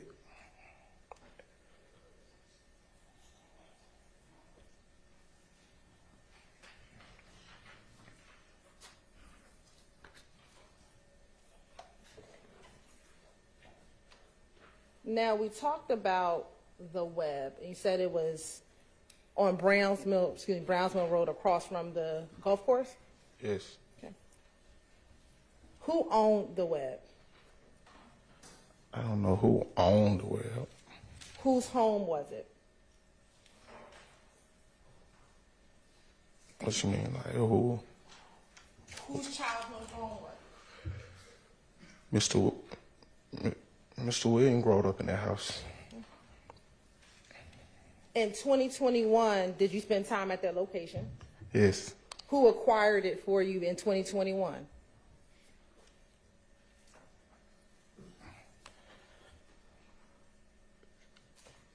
I think Mr. Williams had rented it for us. And would people sell drugs outside of the web? Sell drugs at the web? I mean, I sold drugs, but I don't know. Like, I don't know if nobody was selling drugs. Like, I can't say nobody was just selling drugs outside the web. Like, I wasn't even selling drugs at the web. Like, I go to the store, but like, he got that house for people who didn't have nowhere to go lay their heads, and like, you get what I'm saying? Like, if you get into it with your girl, you got somewhere to go. You want to have some extra company, you got somewhere to go. Did he also provide the web so that you would stop selling drugs at the gas station? From my understanding, He secured the spot so we can have somewhere safe to be, cause they kept shooting up our store. Who kept shooting up the store? I mean, I don't know who robbed y'all. Didn't never go get them. So I'm gonna ask you again, did you sell drugs out of the web? Like, I never really just sold drugs out of the well. I can honestly say that. Like, I never. I didn't ask about you. I asked, well, did they sell drugs You out of? actually just said you, so. Oh, You wanna ask a different excuse question? me. Did YSL members sell drugs out of the web? I mean, they weren't doing business with me, Miss. I mean, I went in a bid, and I can't tell you what another grown man. I wasn't watching another grown man do. Like, there's just something I ain't into. Do you remember taking a plea in December 2022 in this case? Yes, I remember. All right. And as a part of your plea agreement, do you remember going over certain factual acknowledgments? Yes. Okay. And have you had the opportunity to look at those factual acknowledgments prior to your testimony here today? Yes, ma'am, I did. All right. Permission to approach? You may.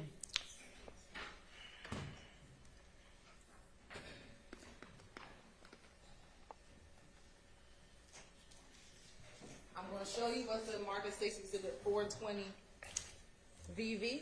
Do you recognize 420 VV? To the whole document? 20 VV, the whole document? Yeah, you can flip through it to make sure Oh. it's the entirety of it. Yes, ma'am. And it's 420 VV, the plea agreement that you signed when you took a plea in this case. Yes. And does that appear to be the entire agreement with no additions or deletions?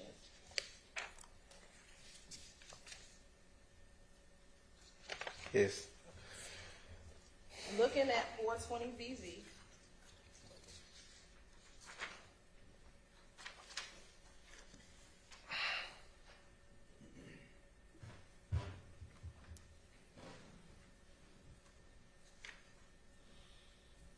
first I want to go to number 14. Here, the house on Browns Mill Road, is that referred to as the web? I said it. All right. Looking at number 13, does that say YSL members sold drugs from their home at 2539 Browns Mill Road, Atlanta, Georgia? Yes, ma'am. And did you initial that right there? I did. And did you initial that as a factual acknowledgement in this case? Yes, ma'am. All right, so I'm gonna ask you again. Did YSL members sell drugs from their home? Objection on as answer. Overruled. Answer. You can answer.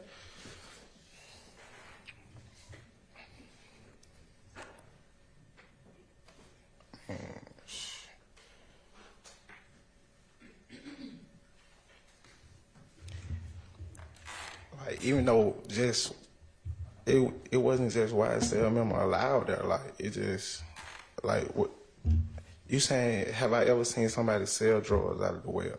I just asked, did YSL members sell drugs from the web?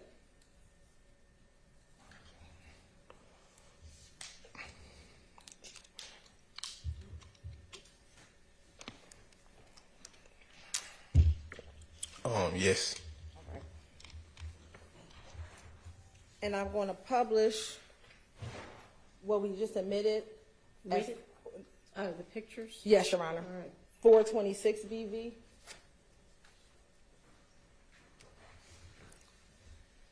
And 427 BV.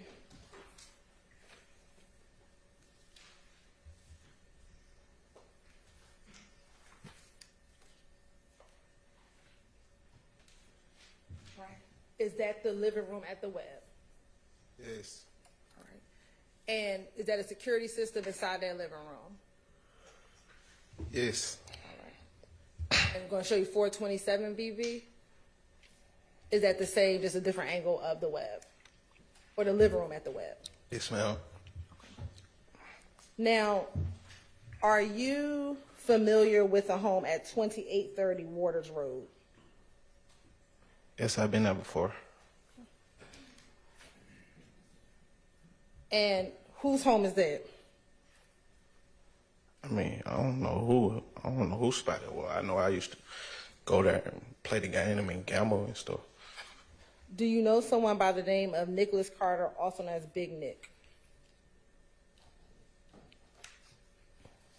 Can you repeat that? Sure. Do you know someone by the name of Nicholas Carter, also known as Big Nick? I know somebody by Big Nick. I don't know Nicholas. I don't know Nicholas Carter. And how do you know Big Nick? Just from around the area. Do you know him to stay at 2830 Waters Road? Stay there? Yes. I know. I mean, I ain't frequent Water Road like that, so like I don't see him there, but I don't know if he stayed there. You said that you would go there and play the game. What game are you talking about? I'm gonna go play the PlayStation 5. You said PlayStation 5? Yes, yeah.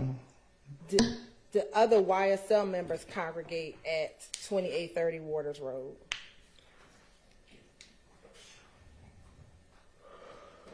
Like they just like I don't. Yeah, I used to see some people like visit. Some people come there, but there wasn't no YSL. Like there wasn't no YSL like spot. Like it wasn't no YSL spot. Did members of YSL congregate at 2830 Waters Road? Yes, we used to meet up before shows and before we go out and perform. Yes, yes, we don't. Is 2830 Waters Road another location where drugs are sold out of?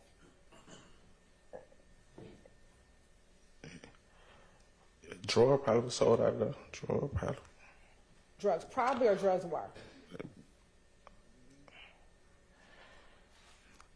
Like,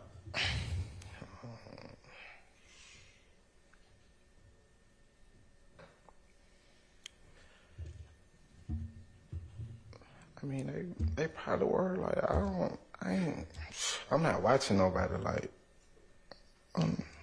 Did YSL members sell drugs out of 2830 Waters Road?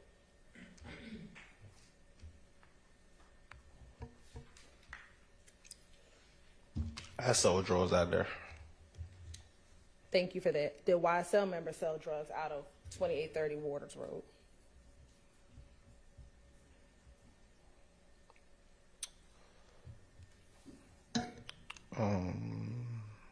Yes.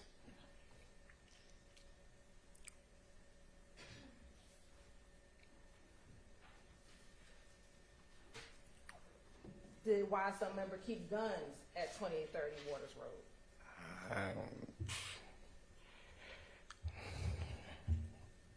I don't know nothing about no guns. I don't know nothing about no guns.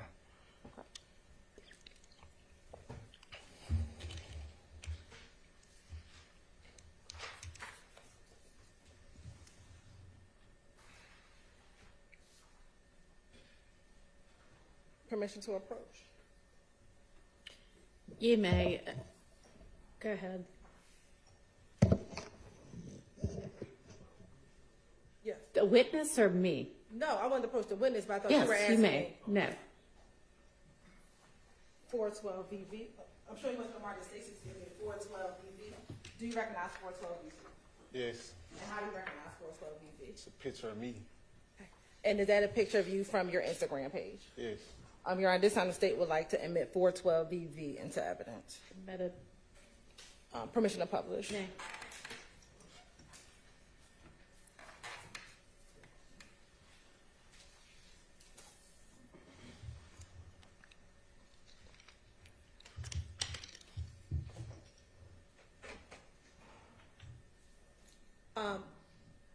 First, where is this picture taken? Cleveland Avenue Park. And the clothing that you're wearing, what is it?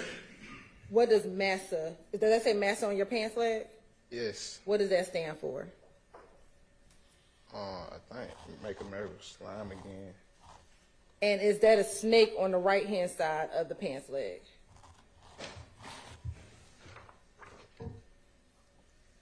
Like that, they're supposed to be a snake.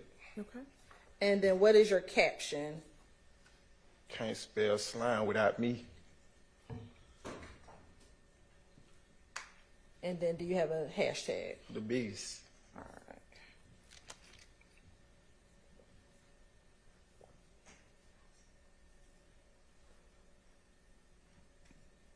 Now, with YSL,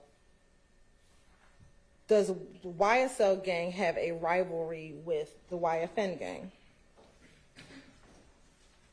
I mean, a couple guys from both sides probably have some personal issue, but like as in whole, I don't.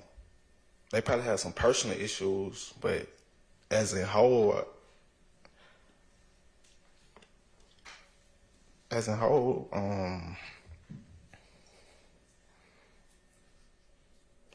I can't just say everybody got a problem with everybody. Like they probably they got personal issue, whatever they got going on, they got going on. I'll ask again, is YFN a rival gang to YSL?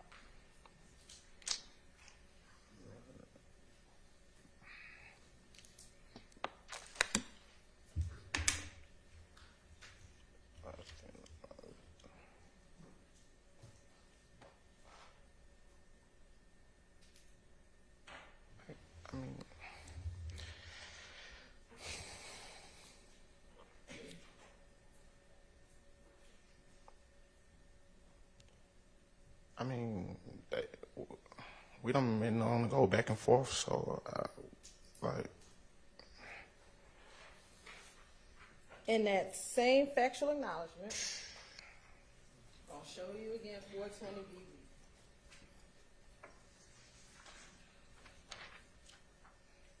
On page 2, what does number 3 say? YFN is a rival gang to YSL. And did you initial that with your initials on this Yes. document? Yes. All right. And did you also sign this document? Yes. So,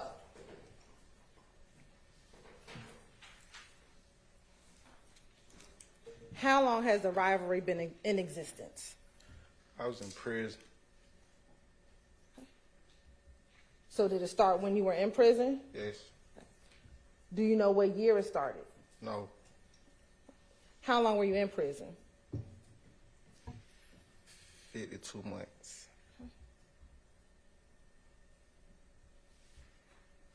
So when did you get out? 2017. Did the rivalry start before you got out of prison in 2017? I mean, I hadn't heard some stuff, but I guess, yes. I don't know. Do you know an individual by the name of YFN Lucci or Rayshawn Bennett? Yes. How were you familiar with him? He's a rapper. Do you know him outside of being a rapper? Personally? A person? I said personally? Yes. No. Back in February of 2022, specifically February 9th, 2022, were you aware of him being stabbed in a Fulton County jail? No. Do you know someone by the name of Jaden Myrick? No. Well, I heard about him when this case came about, but I don't know him. I don't know him at all. I want to take you to February 22nd of 2022. Did you get a call from Christian Eppinger while he was in the Fulton County jail? Yes, ma'am. And did he reach out to you to get permission to harm Lucci, YFN Lucci? Yes, he reached out to me.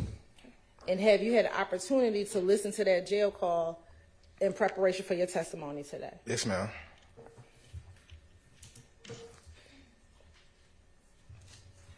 I'm going to show you what's been marked as State's Exhibit 418BB. Do you recognize 418BB? Yes. How do you recognize it? I mean, you showed it to me earlier. Is that the jail call?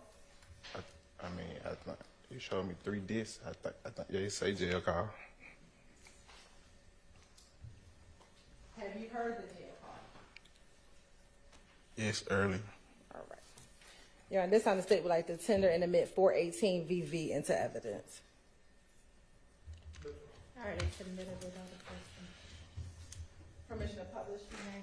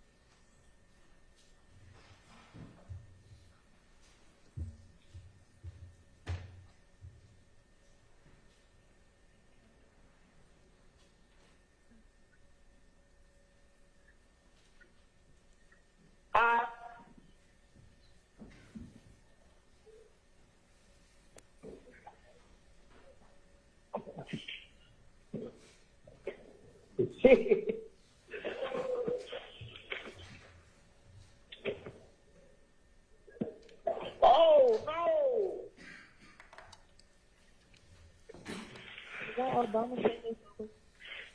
Oh, yeah, that's why these talk. Hold on. Oh, ah!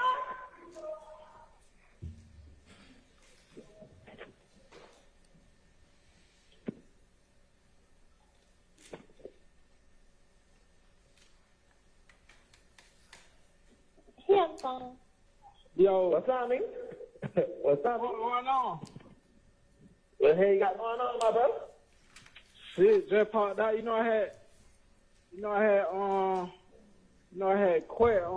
had court today, bro. Goddamn, I been stressing, boy. I got a warrant with Ned, shout. And goddamn, I went to court this morning. I ain't bring that shit up, so I'm back out now. I'm sending up some shit right now. Me, Ted, and Rose. Send some shit up. They got some bad. You know what I mean? As soon as that shit go through, I'm gonna bless you, bro. Seen about 500 now. How much them phones is? I'm in Rice Street, son. I know, nigga, they got a phone down there. Yeah, that shit upstairs though. Oh, it's upstairs. What's going on? They got me on PC with the boy Luch. Oh, they was on PC. Yeah, hey, find out what I can get for that, bro. Huh? Now, find out what I can get for that, bro. Get for what? You know what I'm talking about. I know what you can get for. I just told you where I'm at. Okay, so what you need me to do?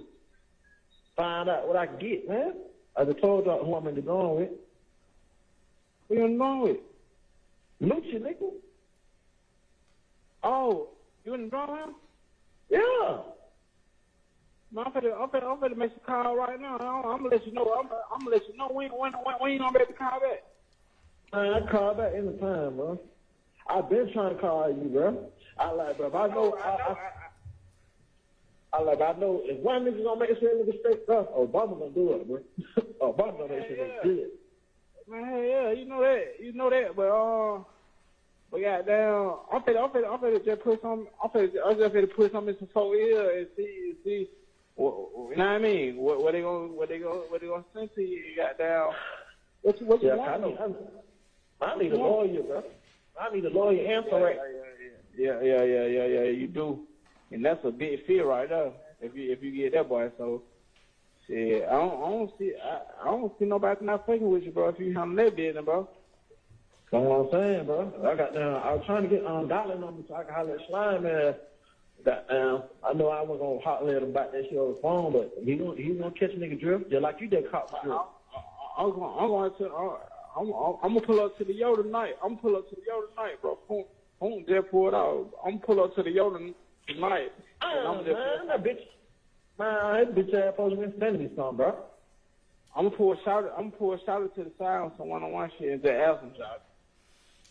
Hey, yeah, bro. And tell him my situation too, bro. I already know he done heard about it. You know I'm gonna tell him, bro.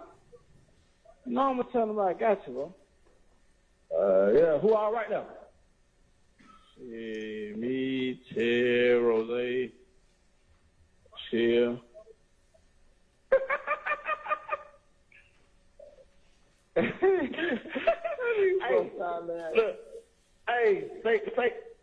tell Rose, be on the phone.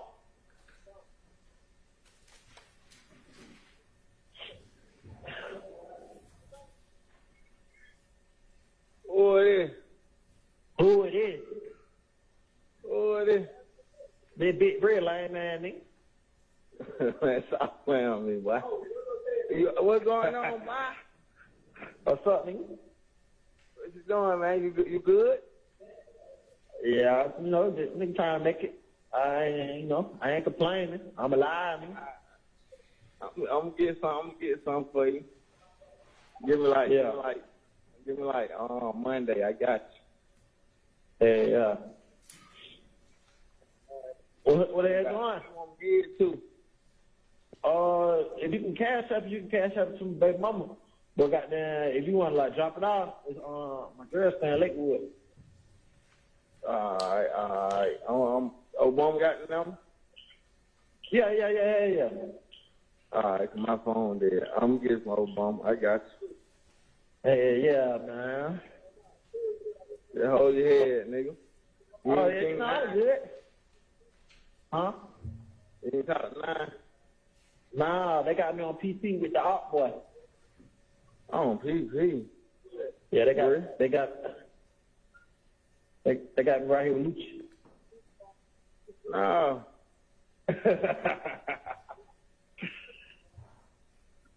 Tell me to give you something now. Huh? Tell me to give you something now. Man, I'm trying to holler at Slime, man. Yeah, you right. Yeah. Yo. Yeah. Yeah, hey, Obama. Yo.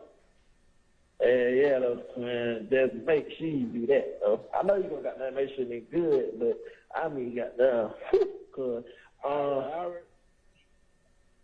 already know, bro. I already know the situation, bro.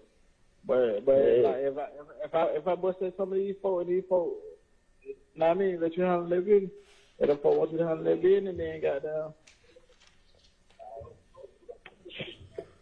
All right. Yeah. Hey, when you get a chance, call me back, bro, so I can talk to you one-on-one. I got a lot of ears around. All right, got now. Yeah, that's so. Hey, who right there with the cash up, man? One of y'all they got cash up. I got cash up. I ain't got nothing on it right now, baby, bro. Oh, man. Yeah. It's a girl. Tell her to lock me in. As soon as I get some more cash up, I see some. All right, so. All right, bro. Love y'all, man. I love you back, bro.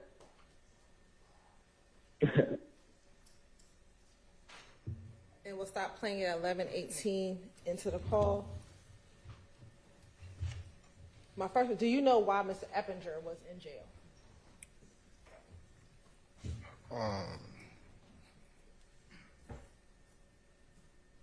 Allegedly.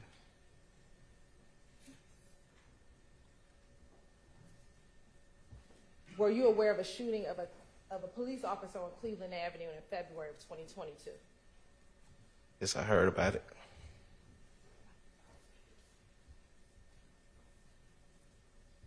And did you have any knowledge if Mr. Eppinger was a part of that shooting? I know he was arrested for it.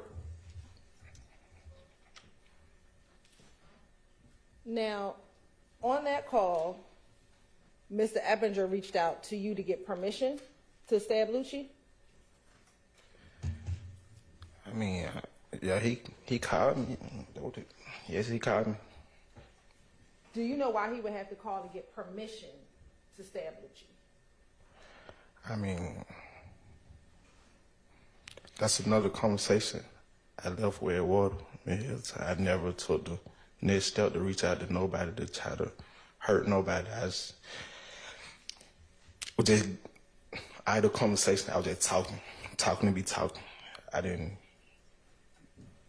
I understand. My question is, though, do you know why he would have to get permission to go stab Lucci? He ain't got to get permission. He a grown man. He can do what he want to do. So why was he calling you to get permission? Sustained. When he was asking for permission, who did he want you to reach out to?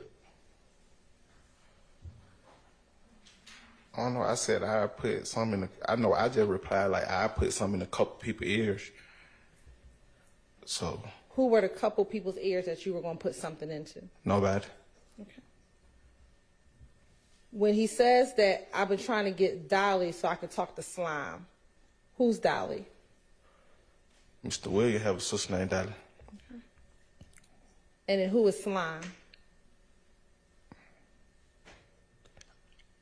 To my in the car, I guess he referring when he said that. I guess he put Slime and Dolly in the same sentence, so I just assumed he was talking about Mr. Williams.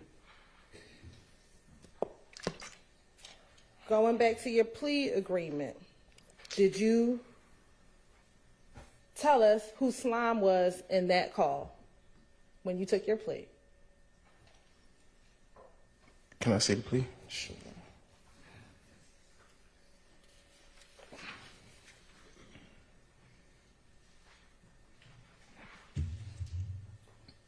Show you again, page 420 BV. I'm gonna direct you to page 3 of 6, and you can just read this to yourself first. What number are we on? We're gonna look at number 11.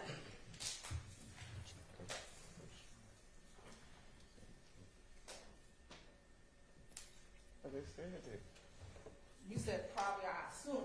I'm asking you, who was it? I'm sorry, I didn't hear what he said at first. What did he say? I didn't hear it either. I think he said, like, I just told you that or something. Did you get it, I Madam said I Clerk? just told you. I just told her who. Did you say you assumed who it was, or was it Slime? I just, like, from the conversation, I just put 2 and 2 together. He put Slime and Dolly in the same sentence, so I just figured he was talking about Mr. Williams. I never. When you said you were gonna pull up to the yo, what were you referring to? I was talking about the studio, but I was lying. And when you were lying, what were you telling him you were gonna pull up to the studio and do? I probably would saying to yo just to make him think that I was gonna pull up on Mr. Williams, but I never really gonna pull up on Mr. Williams. I never gonna go ask him that like that. I don't even know if they know each other, so I know I wasn't gonna go ask him that like that. Did you tell him, or did he tell you that he just needed a lawyer for that? Yes, he said that in the car. And did you tell him that would be a big fee if you get that? I was just talking, man. I was just.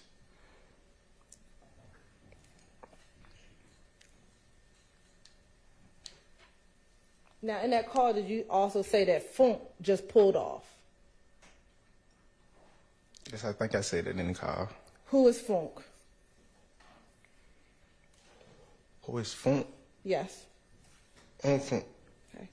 And is Funk also Mr. Williams' brother? Yes.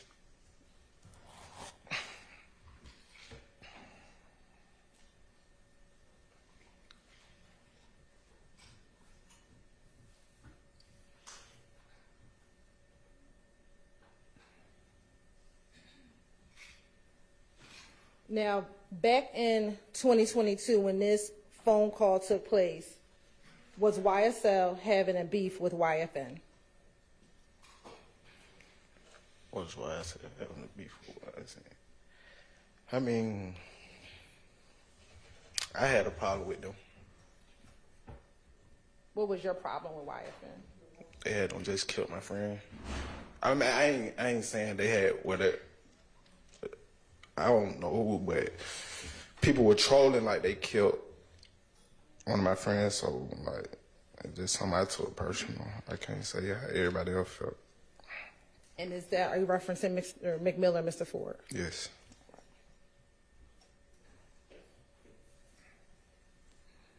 Now, do you know someone by the name of Kenneth Copeland? Yes. And does he have a nickname? The Wood. And do you know someone by the name of Zay? Zay? Yes. Yes. And have you been in conversations with Zay about Woody being harmed in prison because of his status with YSL? Yes, I heard the phone call earlier.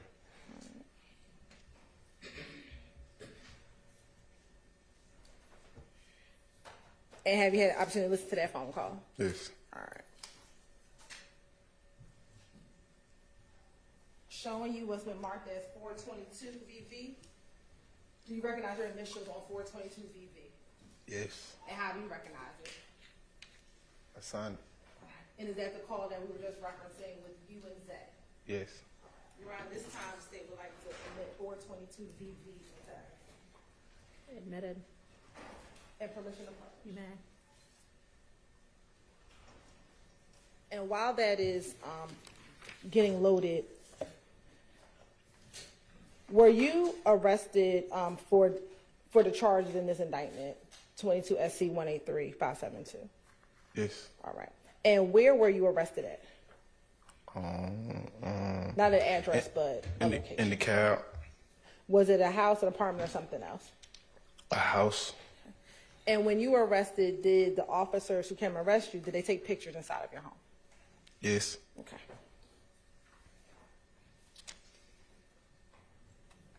And did they find a bandana and a gun inside the house? Yes, that's what they found. Did they find the gun underneath a bed or a mattress in the room that you were staying in? I mean, I had Jake came to the house, so yes, I guess they did. And was that a picture of the bandana and the gun that was found when they arrested you? Yes, but that's what they found. I'm wrong. I ain't wearing no bandana. I'm not having no bandana. Was the bandana found in the room that you were in? The room that they said I was sleeping in, yes. Is that the bandana, is that the gun that was found in the room that they say that you were sleeping in? Yes. Here at this time, the state would like to admit 416 VV and 417 VV. Is admitted. All right, admitted.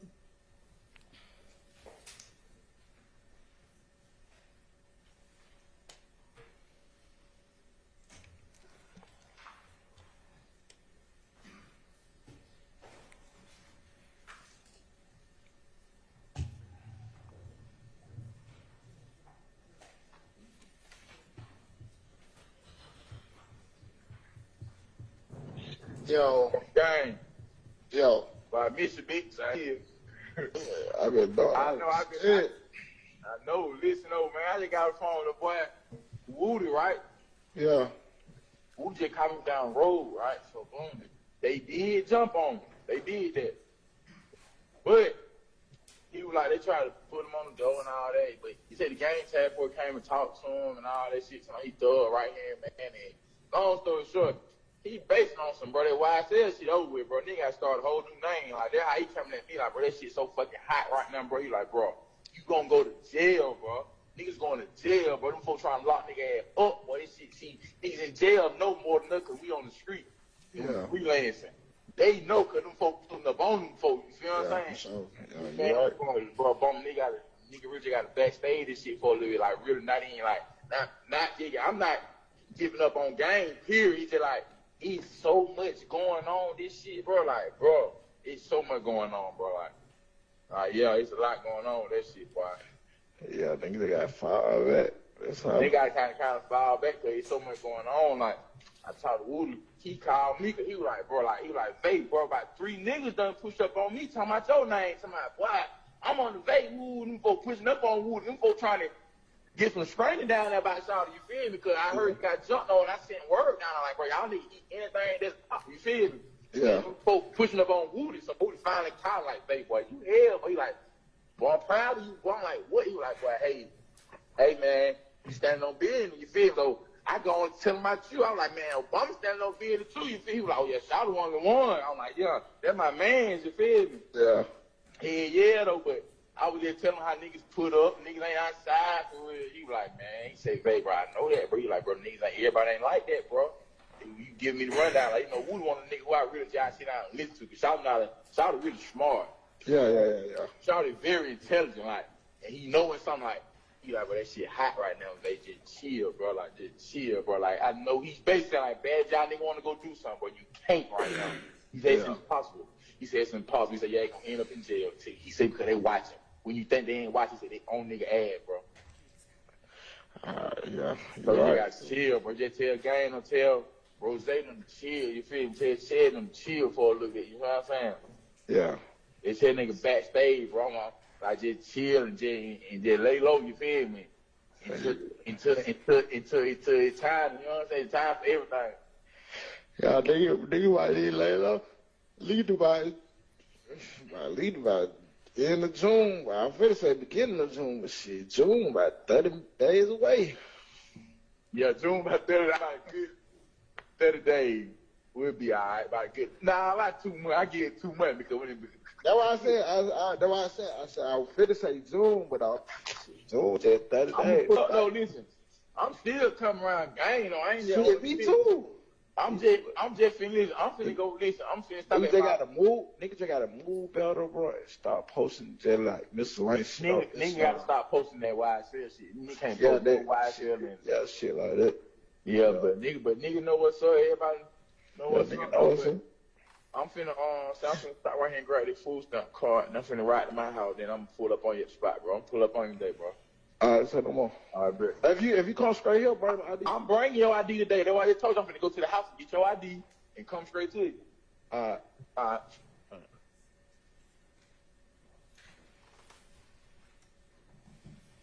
And did you ultimately take a plea in this case, Mr. Sumlin? Yes, ma'am. All right. I'm going to show you what's been marked as Exhibit 421 BV. You recognize Exhibit 421 BV? Yes. And is that a copy of your plea? Copy of the indictment or my plea? The indictment. The copy of the indictment. And do you see your?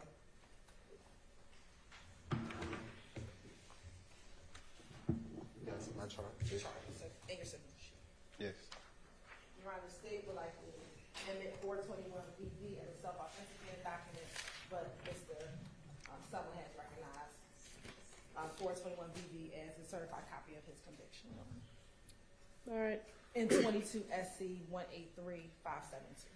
All right, it is admitted, and ladies and gentlemen, at this point in time, I want to remind you that you've now just heard evidence that Mr. Sumlin pled guilty to some charge or charges in this indictment, and I'm going to caution you that the co-defendant Sumlin's guilty plea conviction itself is only admitted for a limited purpose.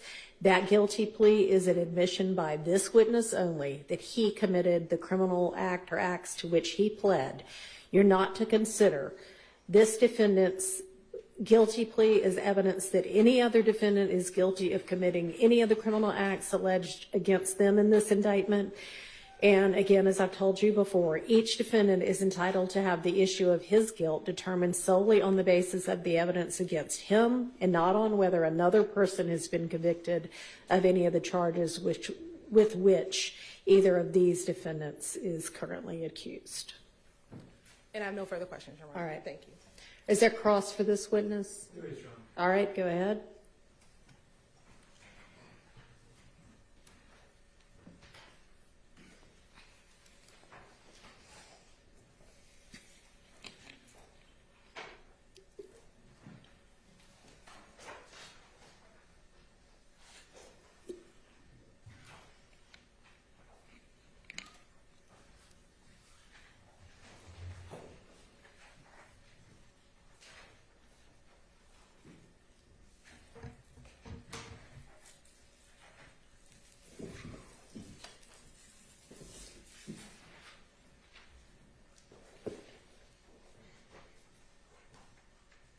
Good afternoon, Mr. Sumlin.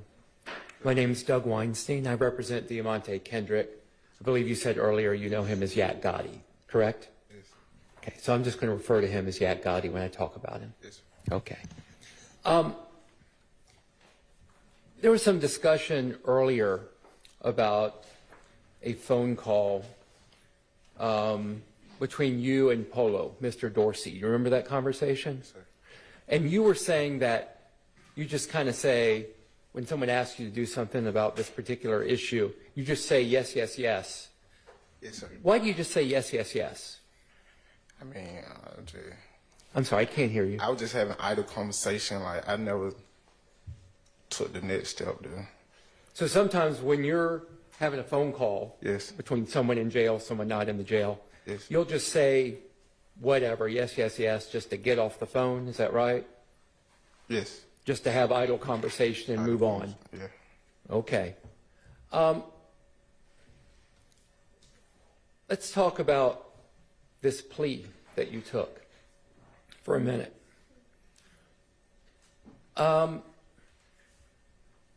That plea that you took, it required you to stay away from the other defendants in this case. Do you recall that? Yes. So you can't have contact with any other defendants that were in the same indictment as you, correct? Correct. Now, you're accused in this indictment of trying to harm Rayshawn Bennett, YFN Lucci, correct? Yes, sir. And you're also accused of this indictment of trying to harm Harold Clements, correct? Yes, sir. Are you required to stay away from them in this plea deal that you took? I mean, Or let me take that back. Would you be surprised, if I can have you look at it if you'd like, would you be surprised that you're not required to stay away from them? I wouldn't be surprised. Like, I wouldn't be surprised. Given that you took a plea deal and that you're accused of trying to harm those two individuals, were you surprised that they didn't require you to stay away from them? Sustained. All right. I've got no further questions for you. All right. Mr. Shard, any questions? Yes, Go ahead. Mr. Sumlin, good afternoon. Good afternoon. We've never spoken before, have we? Never. Never? Never. Okay. Well, my name is Max Shard. I represent Shannon Stillwell, okay? And the first thing that interested me, you said that you have known Shannon for 20 to 25 years. Yes, sir. Okay. I know you said you were born on Cleveland Avenue. Is that Yes. correct? Yes. Okay. At some point, did you move in your childhood? No, I never had no brothers, so I went to school in the Thomasville in the Four Seasons area with my cousin. Okay. So you went to school in Thomasville in Four Seasons? Yes, I went to Thomasville Elementary and I went to Price Elementary. I mean, Price Middle. Okay. In Thomasville, that's it. Those are in the Thomasville Heights community, correct? Yes, sir. Okay. And that's where you met Shannon? Yes, sir. Through going to school, and we're talking about elementary school, right? Yes, yes, sir. You met him in elementary school in the Thomasville Heights neighborhood, which is separate from Cleveland Avenue. Yes, sir. Okay, and you've known Shannon for some time. Yes, sir. Okay. Do you know Shannon's grandmother, Miss Betty? No, I can't say I know his Okay. grandma. Did you know him to be raised by his grandmother? Do you know that? I didn't have personal. I never, we just see each other outside like little kids. Like I never asked him about. Okay, fair enough. So you never been to his house, and he's No, never I been know. to your house or anything like that. You just knew him. Yeah, I just know him. Okay.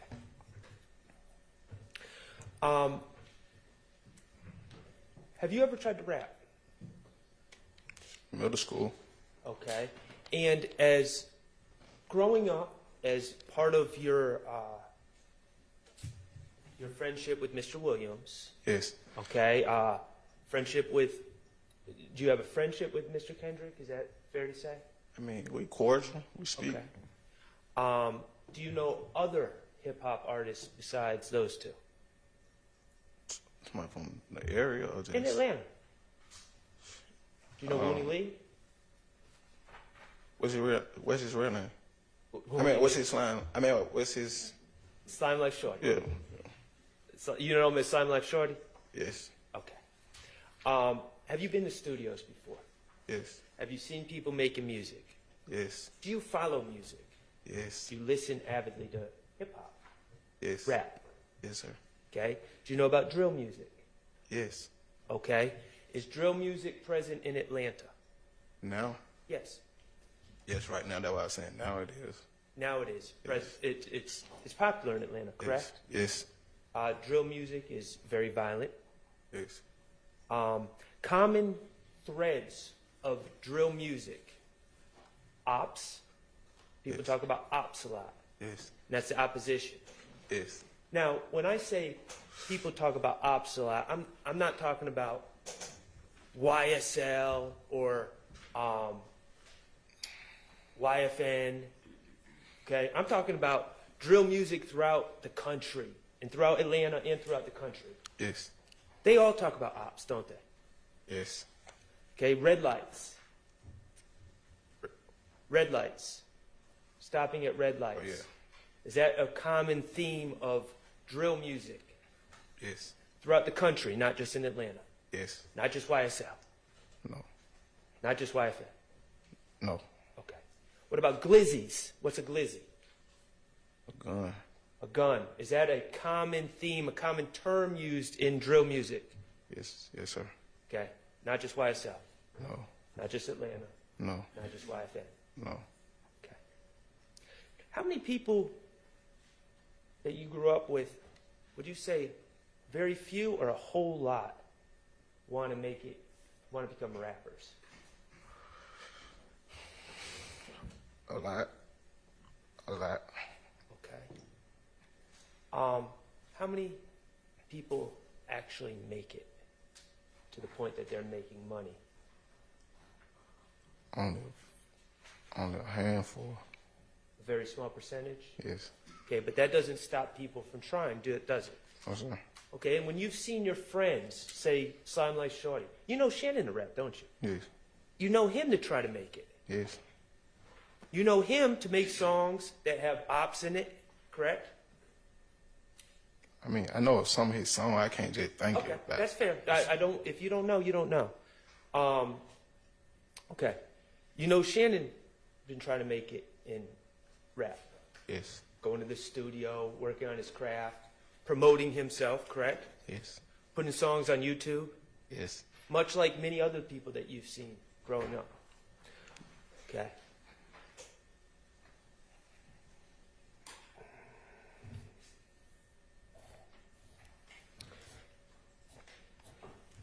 In your observation, all these people that are trying to make it for these very few spots at the top, is there a competition? What you mean by that? Like, what you mean? Like, if somebody trying to be better than them? Yeah. That's I can say it's a competition. In these songs, is there a competition about who's the baddest, the Yes. toughest, the most violent? Yes. Who does the most on the street?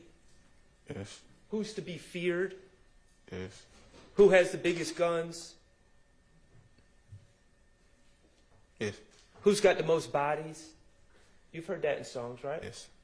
Okay, not just in Atlanta. Worldwide. Not just- worldwide. Even in London, right? Okay. I can't. Okay. Say that.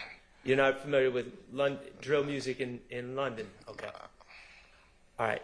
So these are common themes, and that's part of the competition, is what you're saying. Yes, sir. Okay. And you've witnessed that firsthand? Yes. With people you grew up with? Yes, sir. Okay. From observing the people that you grew up with make these boasts in their songs, are those boasts, the things that people claim they did, are those always true to your knowledge? Sustained. If people killed as much as they claim they do in songs, would the streets of Atlanta, the streets of this world, just be depleting of population at this point? Would there be dead bodies everywhere if everyone was really doing what they were saying? Sustained. I'll move on. Let's talk about your involvement in this case, Mr. Sumlin. You're out, right? Yes. Okay. And you're happy to be out? Yes. Okay. 40. Originally, you were charged with 2 conspiracies, one to murder Harold Clements with Cordarius Dorsey, one to murder, or to murder Rashawn Bennett, and you're allegedly conspired with Christian Eppinger, and then you're charged with gang activity based on the conspiracy with Christian Eppinger, and you were charged with conspiracy, I already said it, to commit murder with Mr. Dorsey, and in the RICO case. The Yes. RICO count. And I was very inartful there, but it's 4 counts, RICO, 2 conspiracies, and a gang count, correct? Yes. All right.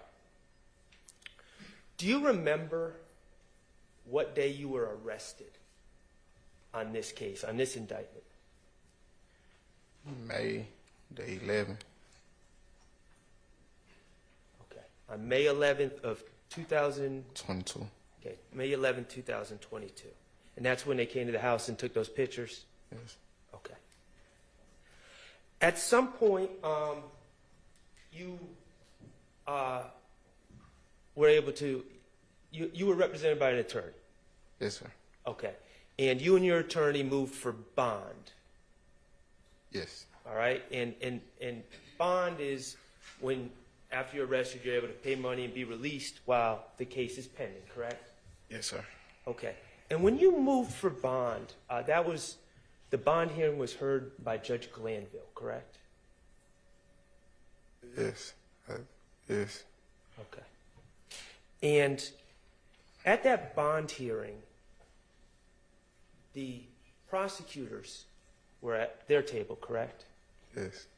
And at that bond hearing, Ron, I'm going to object to this line of questioning being relevant to the bond. It's inclined to sustain that. If you want to approach and discuss I can this, we can approach. do that. Why don't we take our afternoon break anyway? And Mr. Sumlin, you are free to step out if you want to. All right, for good.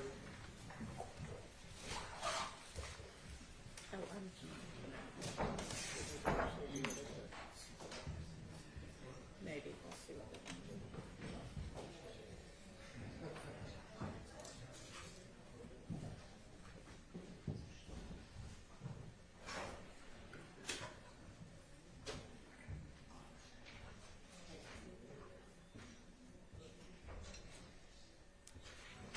is this?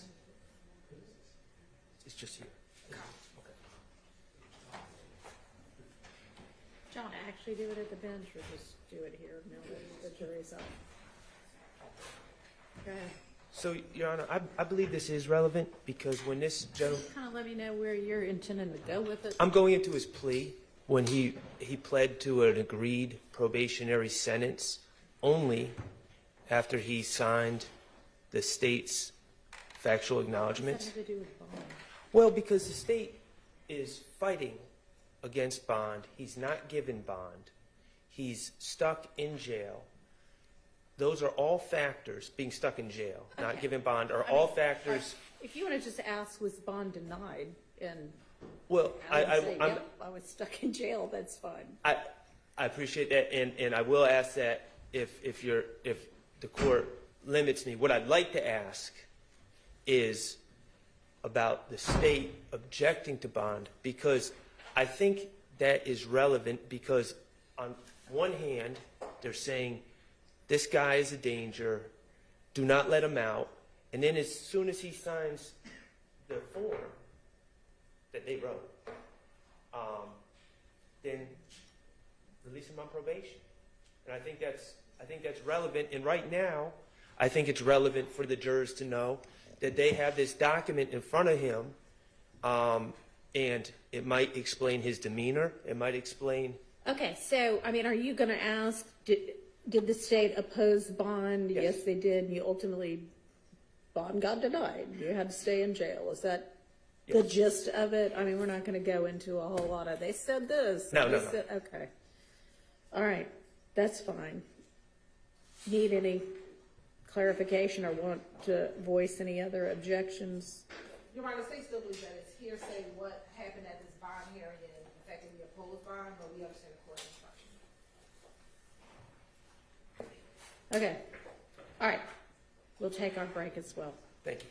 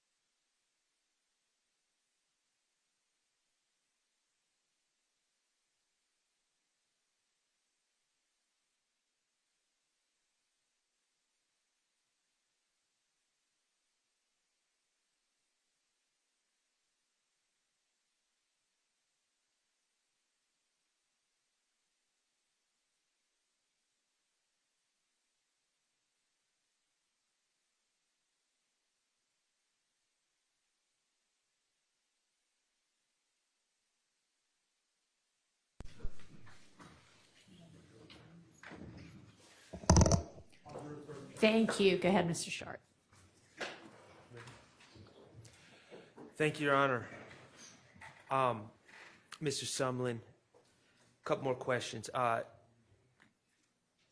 direct, you talked, I think we played one of the phone calls, and you talked about those phone calls you had with Mr. Dorsey and Mr. Eppinger. Okay. Okay. Let's talk about the phone call with Mr. Dorsey first. How long have you known Mr. Dorsey? Since 2017? It's February 15th. Of 2017? Yes. Sir? Of 2017? Yes, sir. Okay, thank you. And you and Mr. Dorsey were in custody on that day when Yes, you sir. met him, correct? Yes, it was in prison. So, that call, Mr. Dorsey called you. You did not call Mr. Dorsey. Right, And Mr. Dorsey was in jail and you were not in jail. right. Okay. And he called you about bringing some harm to a person named Mr. Harold Clements. Is that fair to say? Yes. Okay. Did you have any problem with Harold Clements? I didn't even know Harold Clemens. Could you speak up just? I didn't even know Harold Clemens. Okay. And did you said that Mr. Dorsey gave you some instructions? Right. And is it fair to say, is this fair recapping your testimony, that you hung up the phone and moved on with your life? Right. Okay, you did not act on what Mr. Dorsey was asking you to do. Right. Okay. And then you had another call from Mr. Eppinger. Right. Mr. Eppinger was calling about,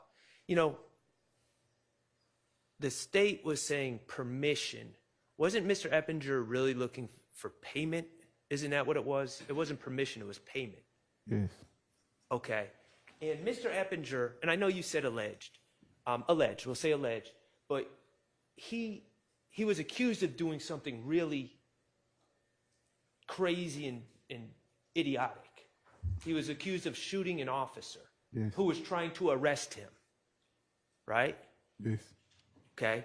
Do you know of, and this officer, to your knowledge, if you know, this officer was trying to arrest him on a separate warrant, and that's when Mr. Eppinger shot the officer. I think that was the situation. Okay. And then Mr. Eppinger, after shooting the officer, ran away from the officer. So to at least prolong before he got arrested. Yes. Okay. Do you know of anyone in this case, Mr. Stillwell, Mr. Kendrick, anyone on the indictment other than Mr. Eppinger? Did you ever hear of anyone encouraging Mr. Eppinger to shoot that officer? No, sir. Okay. So Mr. Eppinger calls you, and he's in jail now for shooting the officer and for the case that the officer was trying to arrest him for, correct? Yes. And then he starts asking you how much money he could get because he needed to hire a lawyer. Yes. Is that what he said to you? Yes, I think he said. I think he said it in the call. Okay, and from the call, he told you that he was locked up with Lucci, right? Yes. And at first, when he gave you that information, you didn't even put two and two together why he was even telling you that. No. No. Okay. In fact, you said, find out what I can get, and then you said, for what? Was that on the call? Yes. And then you asked him, what do you need me to do? Right. The truth is, you looked at Mr. Eppinger as like a child that got himself into a very bad situation. Correct. His own doing. His own doing. And you hung up that phone and you didn't act on it anymore. No. Okay.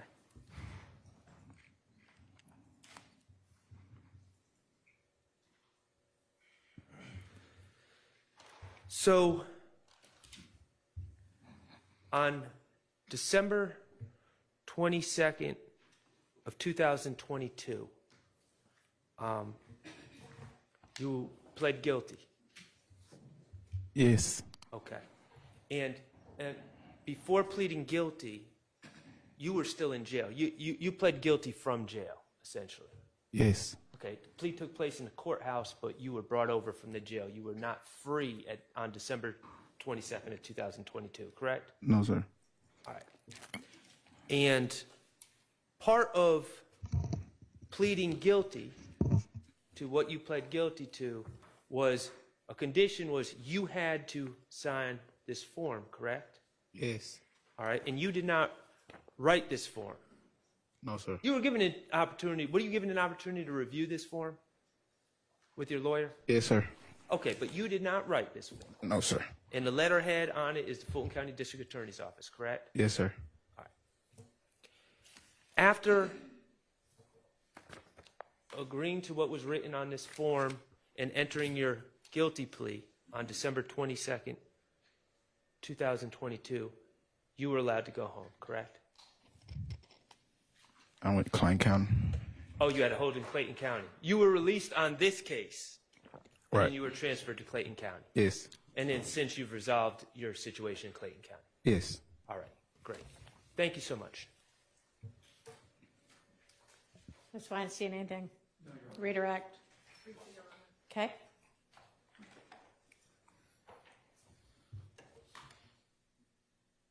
I think so on direct examination that there were people claiming to have killed your friends, Mr. McMillan and Mr. Ford. Do you remember saying that?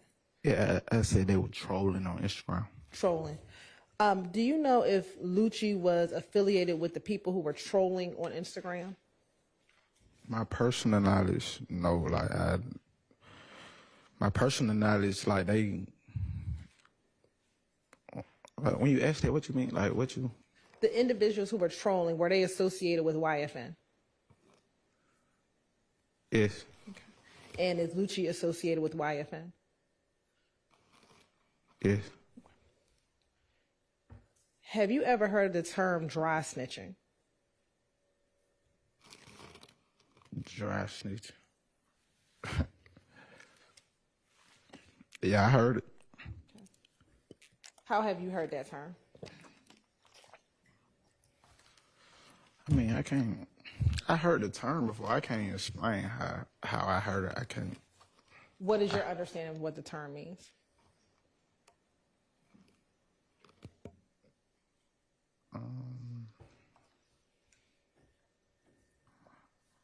I can't say what I heard the term before, but I can't just say what it means. Okay. Back in 2022, after you were arrested on this case, did you learn that your phone number, there was a search warrant for your phone number and there was a wire on your phone, a wiretap on your phone number? Yes, man, I learned that yes. And at the time, did your phone number end in 8711? Probably did. Court's indulgent. Nothing further,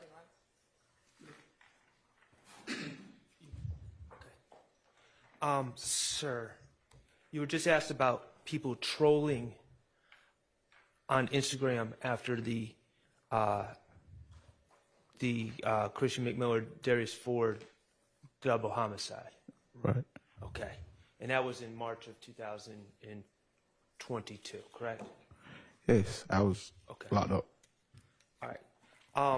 The truth is, there were a whole lot of people trolling about that death, correct? Right. There was a whole lot of people claiming responsibility for Mr. McMillan and Mr. Ford's bodies, correct? Yes, sir, it were. People from YFN were on Instagram claiming their bodies, claiming responsibility, correct? Yes. People from PFK were on Instagram claiming responsibility for those same killings, correct? Yes. Members of the henchmen Yes. Henchman is another rap collective Yes, on the sir. east side of Atlanta, correct? Yes, sir. People that were members of the Henchmen were also claiming responsibility for Mr. McMillan's and Mr. Ford's deaths, correct? Yeah, it was a lot of people trolling about they death. Okay, so there was at least 3 different groups and multiple people within these groups who were all claiming responsibility for the same deaths, correct? Yes.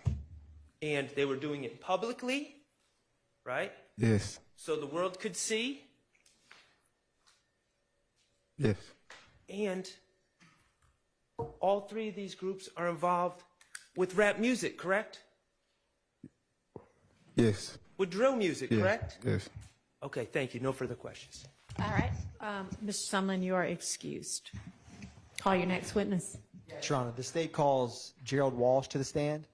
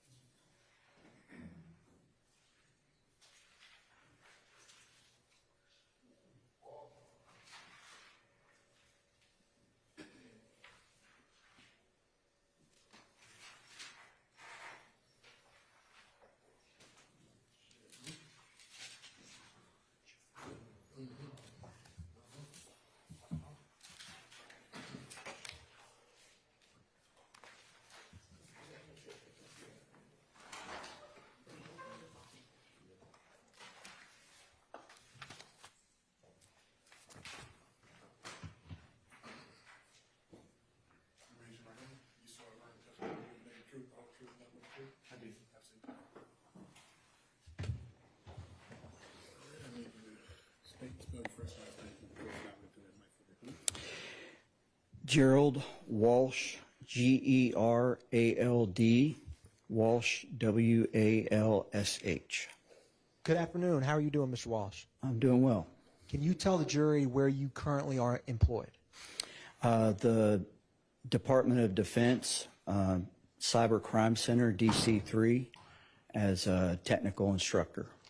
And how long have you done that? Since September, mid-September. Of last year? This year. This year? So where did you work before then? Here at the Fulton County District Attorney's Office. And how long did you work with the Fulton County District Attorney's Office? Over 7 years.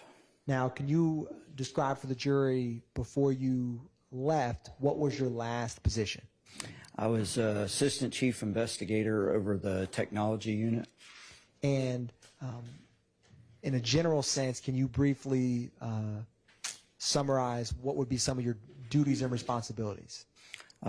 Digital forensics, meaning that I sought to obtain digital evidence off of different devices so that they could be used for the prosecution of crimes that occurred.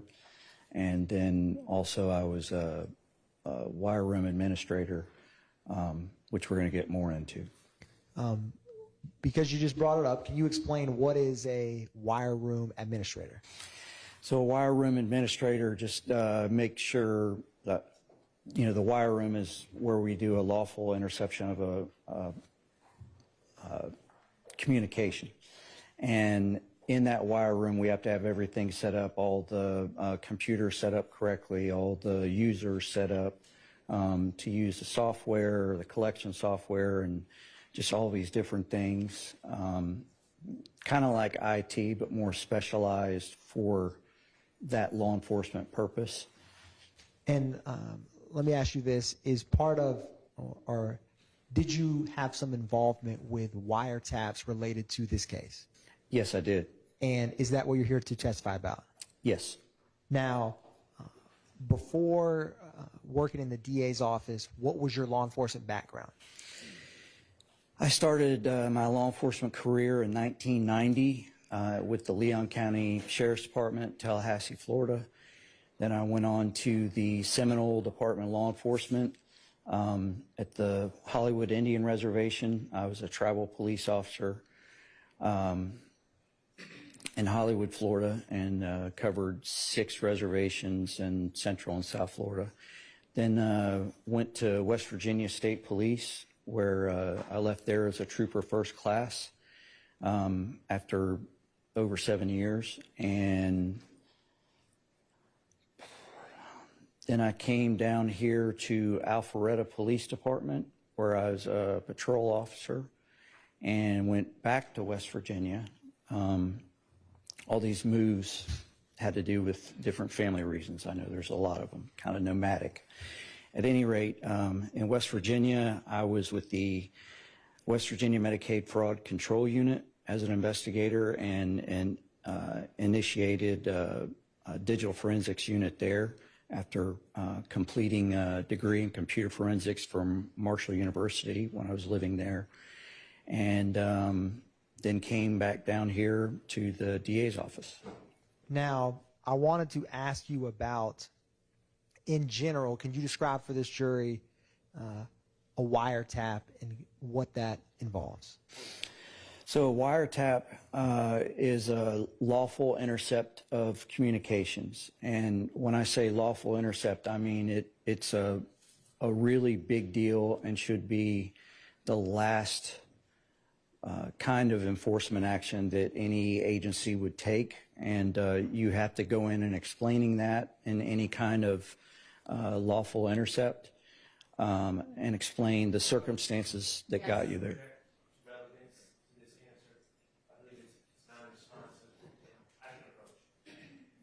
Your Honor, I can ask a couple other questions.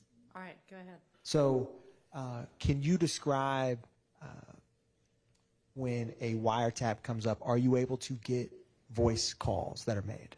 Yes. Are you able to get text messages? Yes. Are you able, in some circumstances, to, or let me ask you this, with calls and messages, do you know the date and time the call is made? Yes. Do you know the number that is receiving or making the calls? Yes. Do you know if it's outgoing or ingoing, or incoming, excuse me? Yes. Now, and let me ask you this, what was your title or position as it relates to the wiretaps in this case? Technical case agent. And can you describe for the jury what wiretaps were obtained in this case in terms of who was the subject of the wiretap or the phone number that was? I believe it was D'Amico Garlington and I remember the last name, someone. D'Amico Garlington and Antonio Sumlin, does that? Yes. Now, and when you had this up, is there a secure location where the wiretap, when it's live, so to speak? Yes, it's always done in a secure location that is not made public due to operational security reasons. And is there a process called minimization that you can explain to the jury? Yes, so every wiretap court order involves minimization rules that are administered by one of the assistant or deputy district attorneys within the district attorney's office that monitors the lawful interception. And these rules are given to anybody that's involved in monitoring the wiretap and really anybody that's connected to that particular investigation. But it's usually a short list of people, meaning that it's not discussed what's going on with anyone else and any of the agencies involved. And let me ask you this, without getting into specifics, is there occasions where a wiretap call, the sound would go in or out in terms of that call would be minimized? Yes, so a minimization rule, which can be different for each case depending on whatever the rules call for, but as a standard rule, whenever you listen to a particular target phone call, if you're looking for information about a particular crime or subject and that is not happening, then after a period of time you must minimize that call, meaning that you stop the recording, and when you stop the recording as a monitor, you cannot hear anything that is being said on that particular phone call. and there's no way to go back later and get that. Once you turn it off, it's off. You can't hear it, make any record of it. It's non-recoverable. So with some of the wiretaps that you did, in this case, if a call's being played and it all of a sudden just cuts to what appears to be a different part of the conversation, could that be a possible minimization in that call? Yes, and yes. Now, I wanted to show you, and Your Honor, I'm not going to publish these documents, but for efficiency's sake, I'm going to utilize these, and I can show Mr. Sharp quite briefly.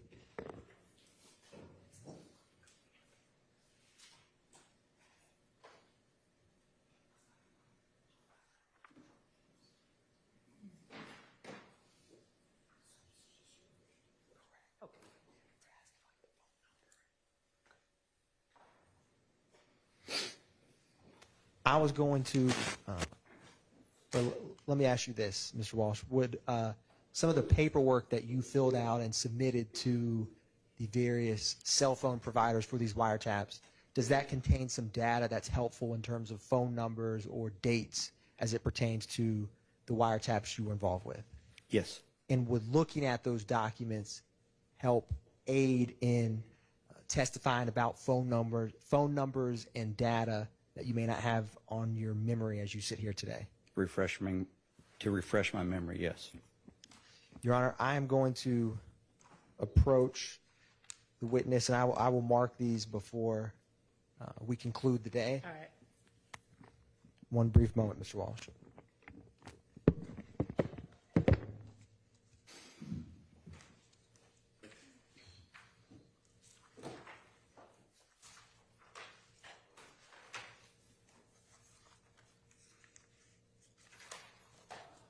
Now, in this specific case, was there in total, or let me ask you this, looking at those documents, if they would refresh your memory, can you say the last four of the phone number associated with Mr. Sumlin that you had mentioned a wiretap for?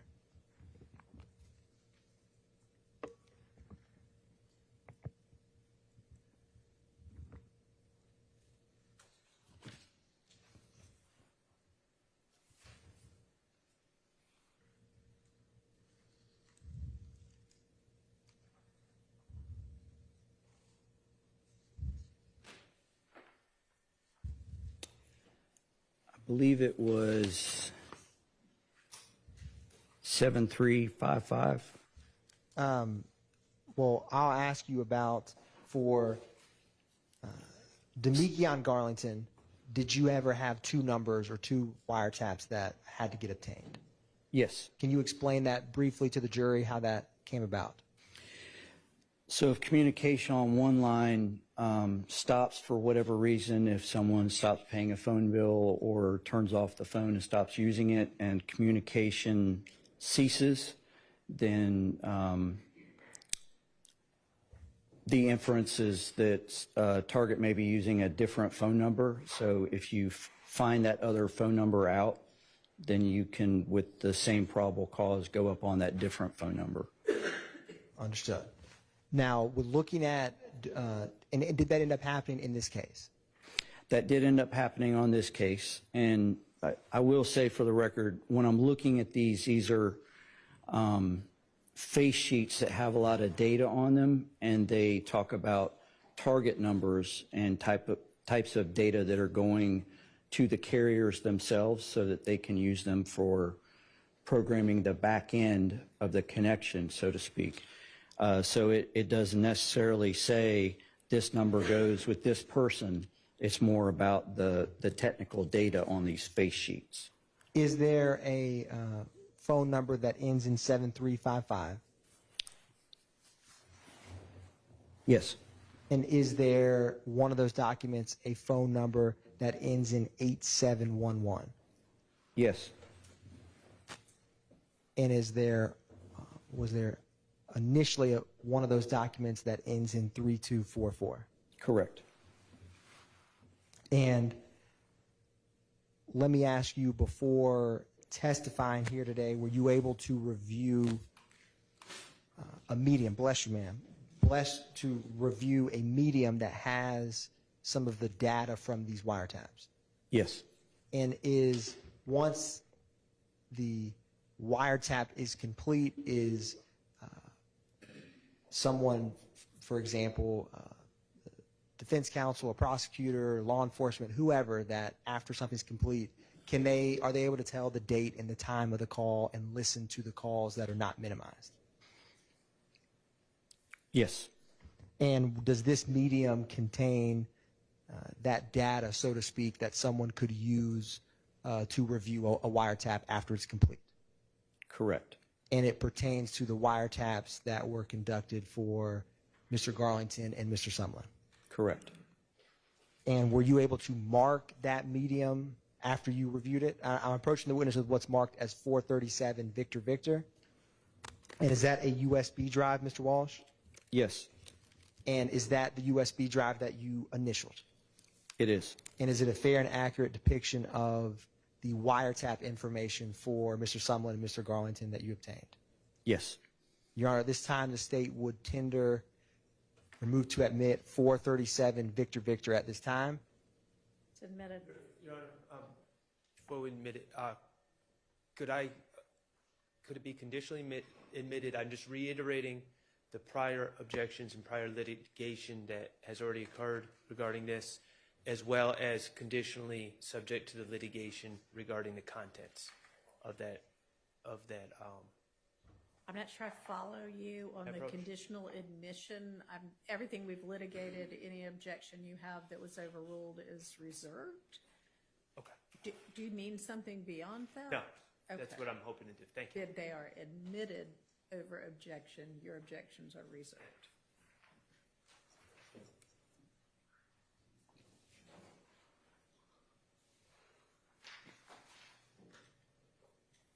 And let me ask you, Mr. Walsh, in general, was the beginning of these wiretaps in March of 2022? Yes. And was the ending of these wiretaps sometime in early May 2022? Yes. And were both of these wiretaps active at the same time, so to speak, in that window of time? They were. One brief moment, Your Honor.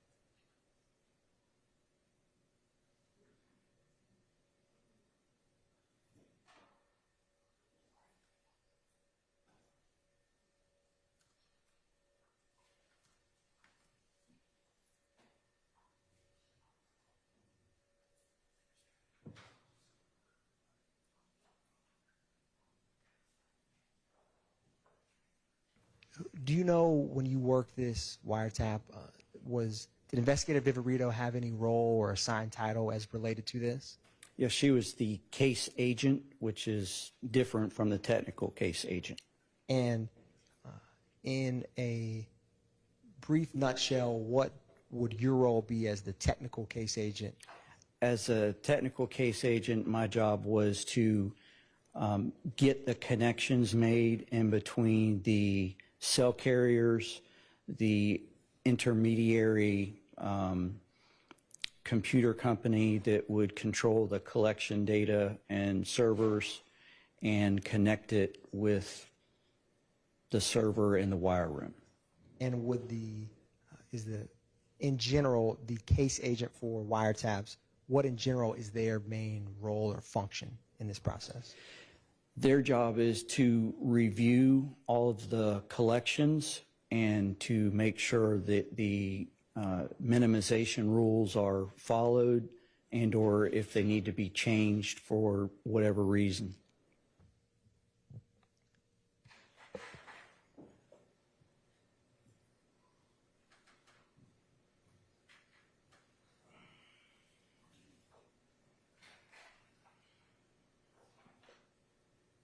Mr. Walsh, no further questions, Your Honor, from the state.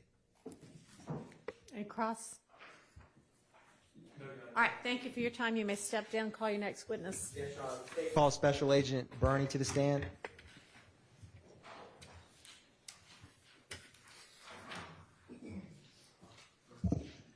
He's a return witness, right? Is he a returning one? Okay, that's right.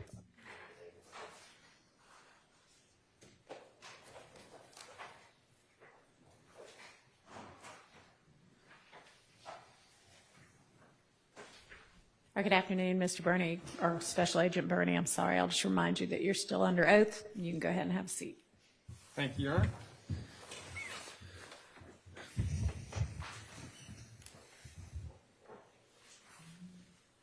Welcome back, Agent Bernie. How are you doing? Good, good. Thanks. Now, when you had testified last, you mentioned that you did multiple plotting as related to this case. Do you recall that? I do. Now, did you ever plot cell phone records related to or cell tower location related to the March 14th, 2022 murder of Shamel Drinks? I did. Now, I wanted to ask you, as it relates to that, did you generate a report as you completed the last time you testified? I did. Now, I'm going to approach you with what is marked as State's Exhibit 395, Victor Victor, and ask you if you recognize it.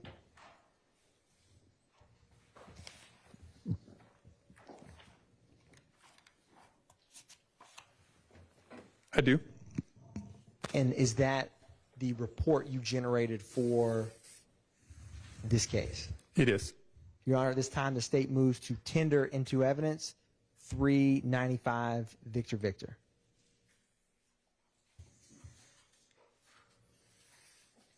Now, how did you initially... Hang on. Yes, Your Honor. I believe there may be some extraneous. Okay. May I just... Okay.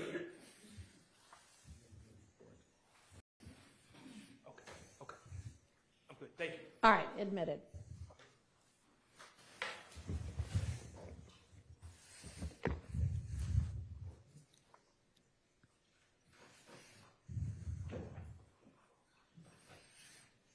I'm going to use this center podium, Agent Bernie. I tried to make it work over there, but I got a lot of documents. So I wanted to ask you, did you get cell phone records for how many cell phone records did you review for the March 14, 2022 murder of Shamel Drinks? 5 separate numbers. Now, when you got involved with this, were those 5 separate cell phone records provided to you? They were. Now, I want to, in Your Honor, this is pursuant to the certified business record exception. This is 391 through 394, Victor Victor, Alpha, and Bravo. And the Alpha is the business record cert, and the Bravo is the subscriber information. And then there's DISC with the CDR records for these. All right, so is it VV and then VVA and VVB for each of those numbers? Yeah, yes, Your Honor. So there will be 3. Right. There will For be each? I yes, Your Honor. understand. Okay, those are admitted. Thank you, Your Honor.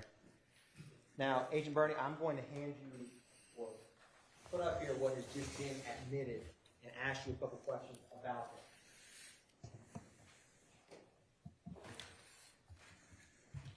I am going to publish 391 Victor Victor Bravo, and while that comes up, Agent Bernie, did you have some cell phone records related to Shannon Jackson? I did. And did you have more than one phone number that was associated with Shannon Jackson that you analyzed?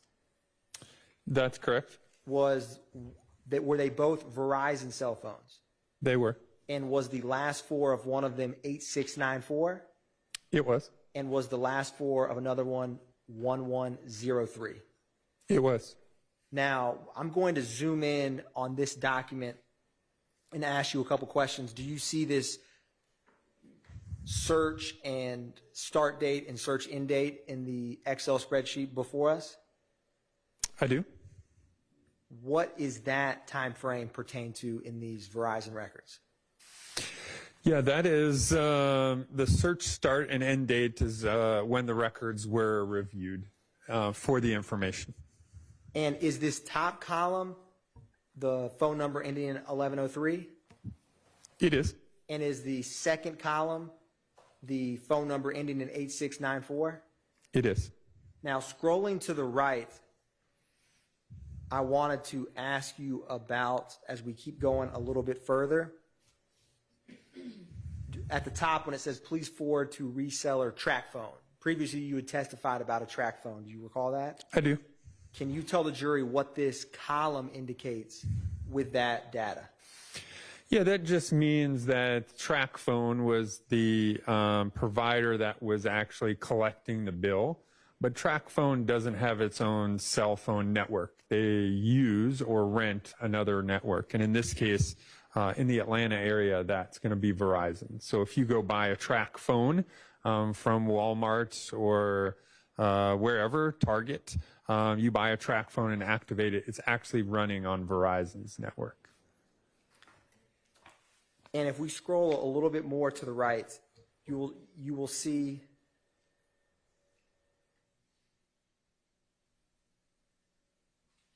we'll keep going a little bit further.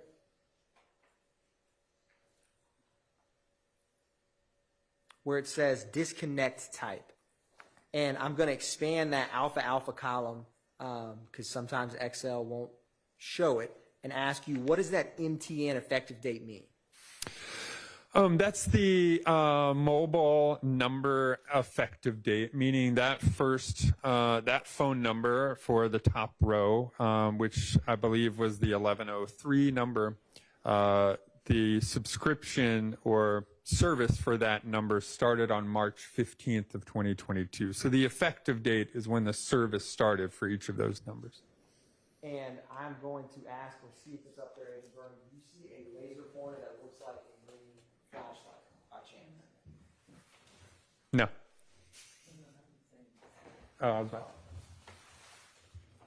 I do not. Thank you. So that is a laser pointer. It's color green. So can you use that to help orient the jury when we're talking about some of these items, if you don't mind, sir? So the top one is the Verizon cell phone associated with Shannon Jackson that ends in 1103. Is that correct? That's correct. And what was the effective date of that cell phone? You can see the effective date here is listed as March 15th of 2022. And the phone number beneath it is the 8694 number? Yes, sir. And what is the effective date of that phone? You can see the effective date listed here as March 7th of 2022. So if you plotted any records related to these on the March 14th, you would only have data available to plot related to the 8694 number. That's correct. And then finally at that type, what does that column, which is XL Alpha Charlie, reseller and prepaid, indicate? Yeah, that last column here just shows, hey, that this is a reseller number, meaning the person who is actually paid the bill is track phone, as we saw previously. And then the second number is actually a prepaid Verizon number. So Verizon's collecting the bill, but it's prepaid, meaning through like minutes or through cards that you would put on there to resupply your minutes and those kinds of things. It's not a what we would call postpaid account, which is every month someone pays the bill on a credit card or out of a debit card.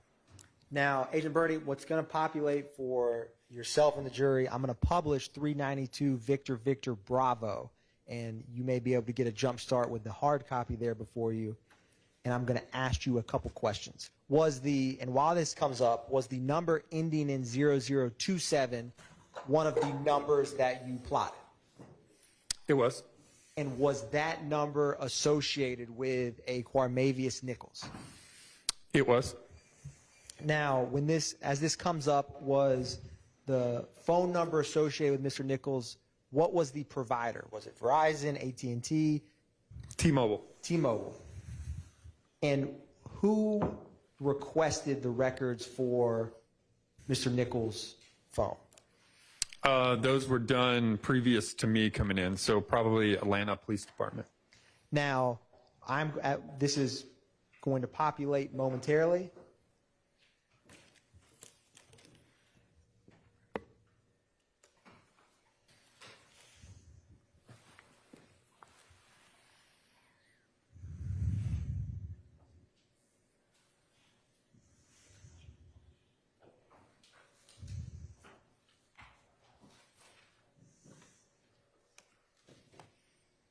Now,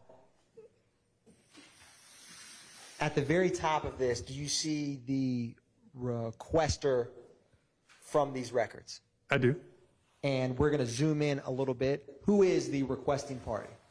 Yeah, you can see it listed right there. It says Alfred Hogan. And what was the date that they were provided on? You can see the date listed there is March 22nd of 2022. And what was the subscriber name on these records? Yeah, subscriber name listed down here is Oya China. And not the full address, but just was the subscriber address a 50 Mount Zion Road? It is. I am going to publish 393 Victor Victor Bravo. Was there a phone number ending in 7355 associated with Demikion Garlington that you reviewed? There was. Was that also a T-Mobile phone? It is.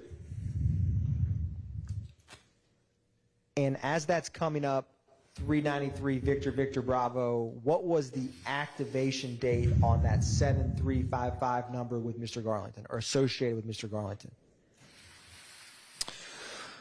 It looks like in the records here, I'll pull these up.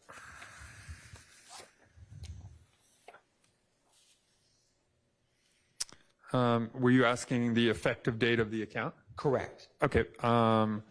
Was March 2nd of 2022. And when was that account associated with Mr. Garlington canceled? December 1st of 2022.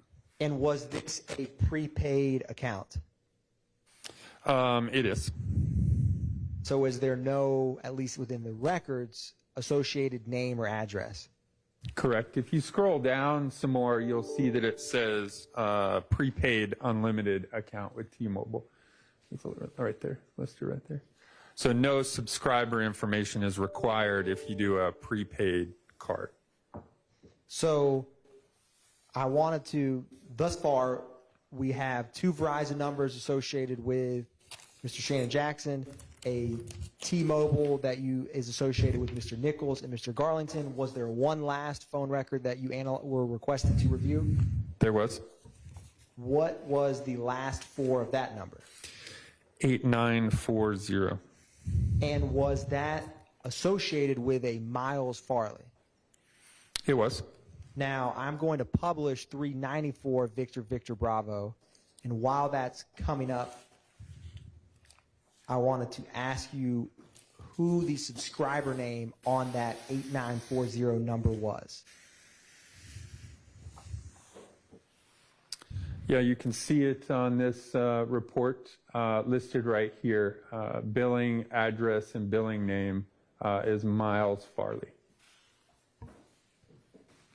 Now, I'm going to publish what's already been admitted as 395 Victor Victor, which is your report. And I'm going to specifically publish slide 7. And it should come up here on the screen in a few moments.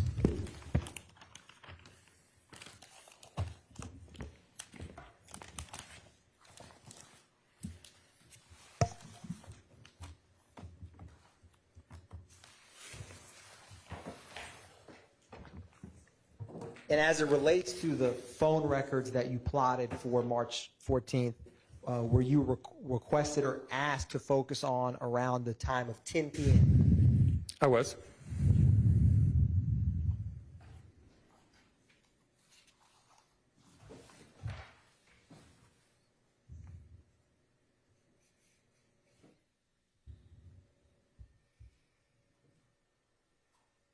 Now, just zooming in briefly, are these the numbers and phone numbers that we just discussed that you analyzed related to this case? They are. Now, one brief moment, Agent Berner.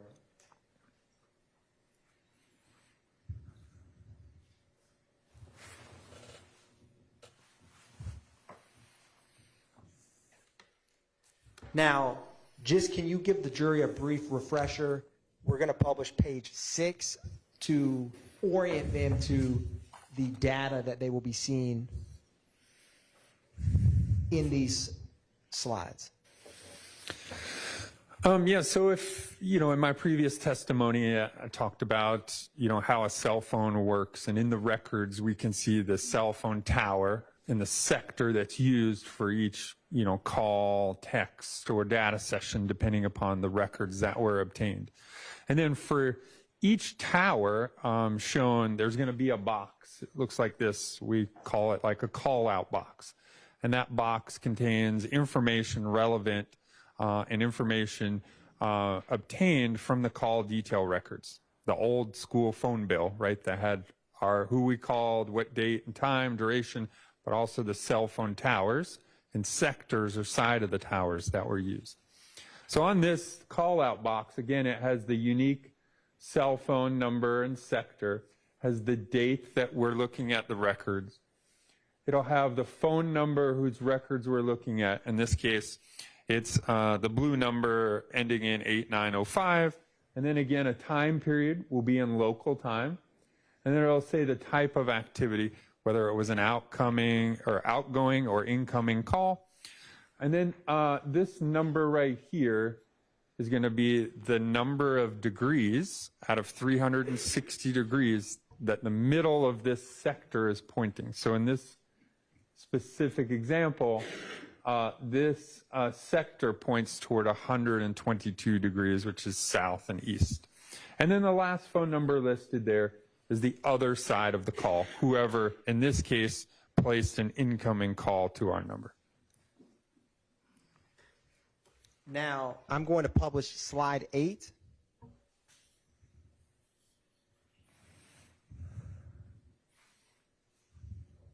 And again, is this orient the jury to 10 p.m. on March 14th, 2022?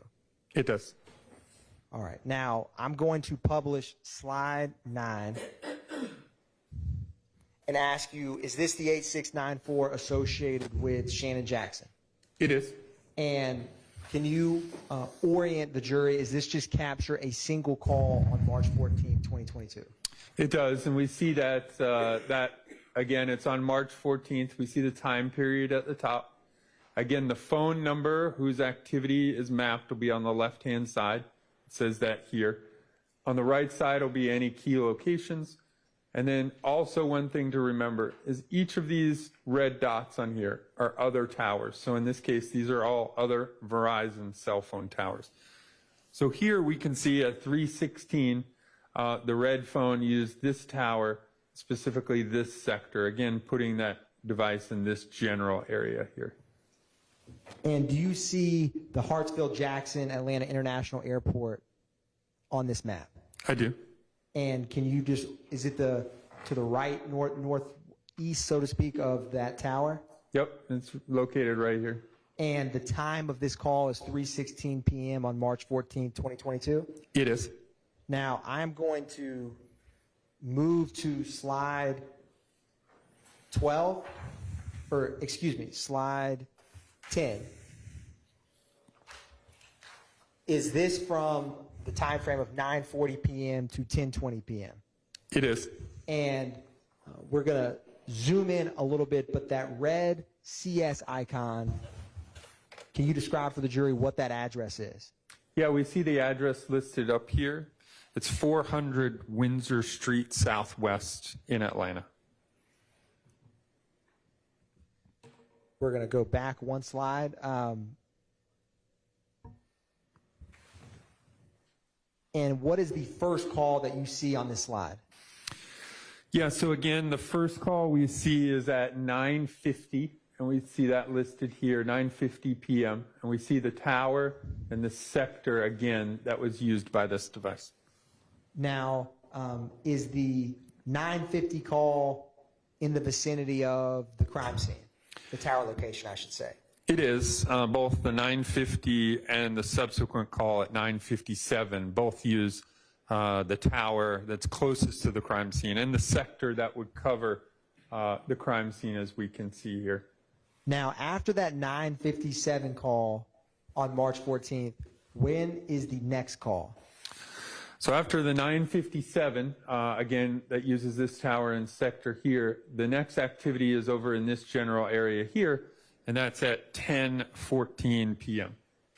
How much time passes between 957 and 10:14 p.m.? Approximately 17 minutes. And do you see between those two locations, is there a major highway between them? There is. What is that highway? Yeah, you can see I-20 right here in between the tower used on this side and then the tower eventually used on this side 17 minutes later. And is that tower on the left, do you see the intersection of Highway 70 and I-20? I do. Can you orient that for the jury? Yeah, so here again is I-20 this way, and that Highway 70 is this yellow road that kind of goes right through the middle of that sector. And is that blue icon above just an icon for a local airport? It is. Now, I'm going to publish, and let me ask you this. Is there 3 calls at 10:14, 10:15, and 10:19 all using that same tower and sector location on the far left of this slide? There are. Now, I'm going to publish slide 11 and ask you, in addition to March 14th around 10 p.m., were you also requested to plot some location data around a 2830 Waters Road? I was. Now, can you orient the jury, what is the time frame for this slide? Yeah, you can see it at the top, March 15th of 2022, around 11:03 p.m. until the next morning, March 16th, 2022, around 10:35 p.m. Now, is this slide, is it capture data, phone calls? What does this slide indicate? Yeah, so again, I was asked just to review activity of the device as it was close to this address here. So again, this doesn't show all of the activity of this device throughout the entire period listed at the top, just the ones that were close to the Waters Road address. And does this slide have both the 8694 and the 1103 Verizon phones associated with Shannon Jackson? It does, yes. So you can see it. It might be hard for them to see this far away, but there's some 864s. This is an 864 activity. I think the top one here is an 864 activity, and the rest of them are all on the 1103 device. And can you describe for the jury, do these 2 towers or phones, is there any relationship between them in terms of the tower locations? I mean, yeah, again, you can see tower here provides coverage in this area. Tower here provides coverage in this area. There's going to be some overlap between towers. Again, you know, one tower doesn't start and the other one start at the same end and then start close, right? They're going to overlap those towers. So there's going to be some overlap between these 2 sectors. Again, probably in this vicinity over here near the Waters Road address. Now, Agent Bernie, I'm going to briefly publish what's already been admitted as 3 Victor Victor. It will come up for you on the screen momentarily.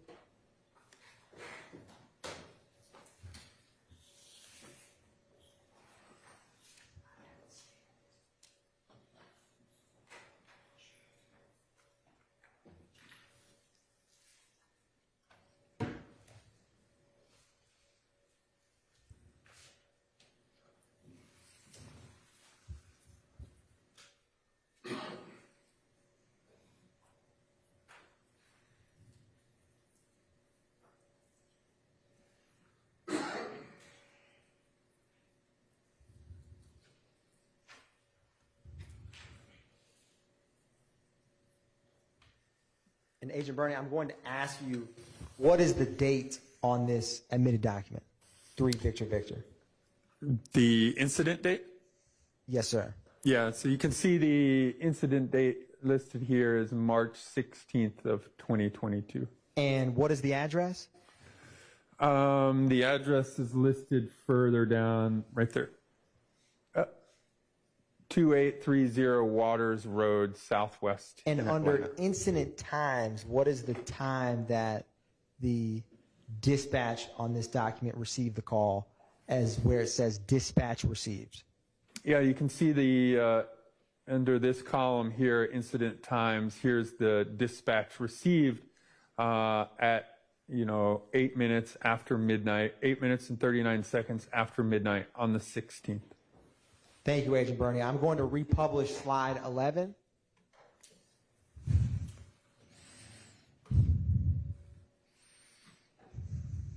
And ask you, when that comes up, what is the first time on slide 11 that you mapped?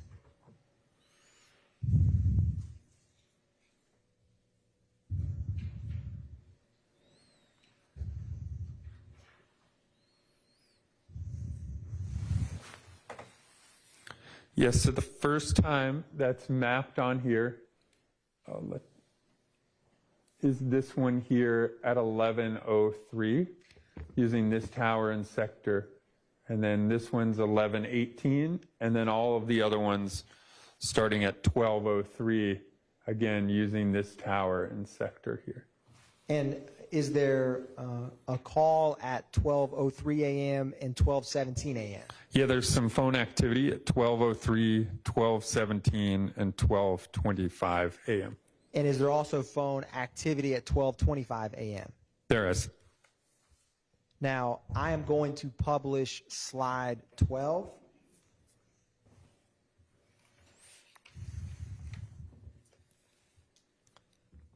And I wanted to ask you, is this the slide pertaining to the data related to, or the phone associated with Quarmelius Nichols? It is. Now, with this particular slide, can you describe for the jury what this data indicates as we zoom in? Yeah, so for this phone, some additional data was provided by the phone companies. So on the previous records, what we would see is a tower in a sector or side of the tower on a call detail records. Well, this phone, T-Mobile was able to provide what's called timing advance records. And timing advance records, in addition to the tower and the sector, also provides us a distance that the phone is away from the tower at a specific time that the device checked in. So here we can see there's an arc. We see it here kind of at the top here for an example. So the device checks in with the network, and a distance is determined based on a signal sent between the phone and the tower and returned back. You multiply that times the speed of light, and that gives us the distance that the device is away from the tower when it checked in. And so these are additional records that allow us to be a little bit more precise about where a device is at a specific date and time. Now, what is the first time that there's data on this slide? So again, we see data. This was reviewed between 9:40 and 10:36. And first activity here is at 10:03. There's a timing advance data report of 0.19 miles away. And that puts the device on this side up here. And let me ask you, would time in advance with data, if you don't have any time in advance information, what does that tell you? So to explain timing advance, it's always occurring on your phone. So if your phone is turned on, it's trying to check in with the network to determine what's the strongest tower, other kinds of things, network interactions. So if the device does not have timing advance, the device is either turned off or it's in an area that has no service. Now, I wanted to ask you, and I'm going to show you, did you have opportunity to review the data sessions for the phone associated with Mr. Nichols on this time? Yeah, the timing advance records, yes. And is the time and advance records come up in a large Excel spreadsheet? They do. And if I were to show you a snippet of the time and advance records from that spreadsheet, would you be able to answer some questions if time and advance records were being shown at certain times, or provided, I should say? Yes.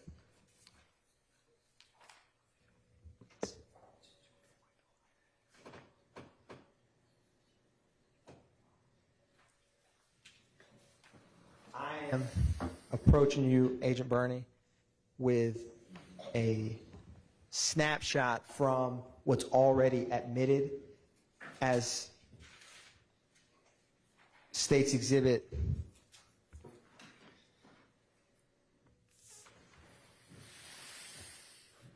392 Victor, which is the call detail records. I wanted to ask you on that, do you see this 10:03 p.m. entry point? I do. So again, we're reviewing data sessions report, and I see the one in question. There is a data session that starts at 10:03. And I'm going to zoom in for right now.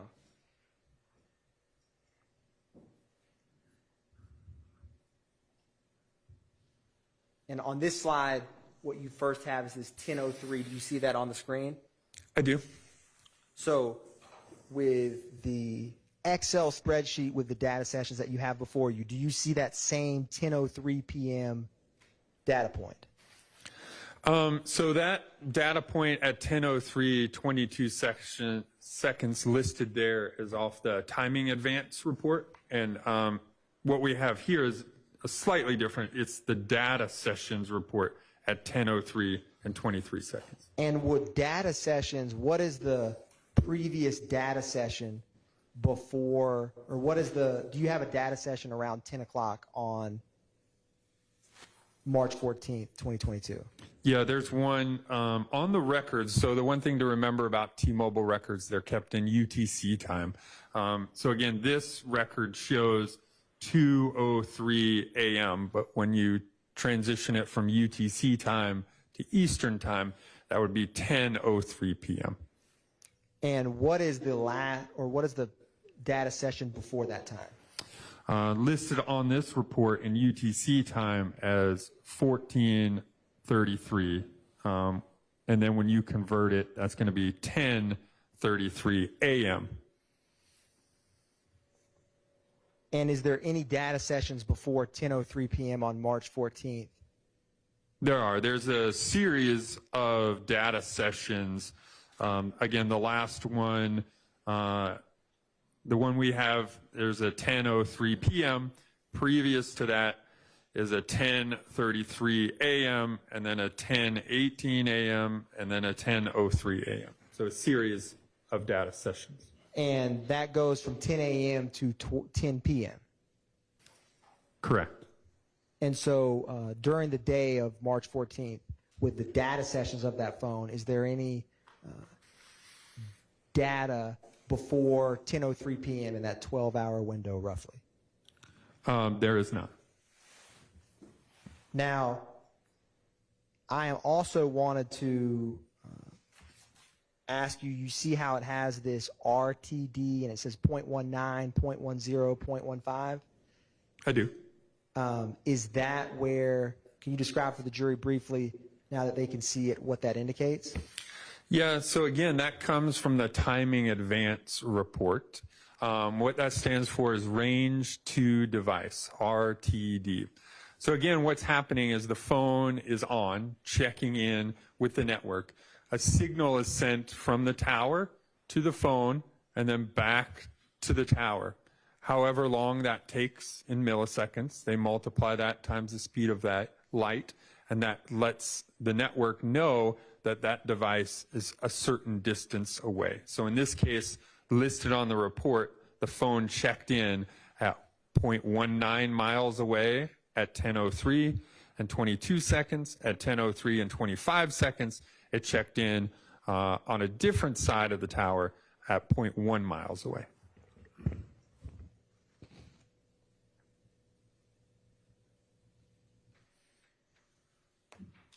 And roughly, Agent Bernie, what is the scale of this from the red crime scene icon to the green highlighted tower for this phone? Yeah, so if you, oh, there you go, zoomed out a little, you can see the scale on the bottom. You know, a general distance would probably be,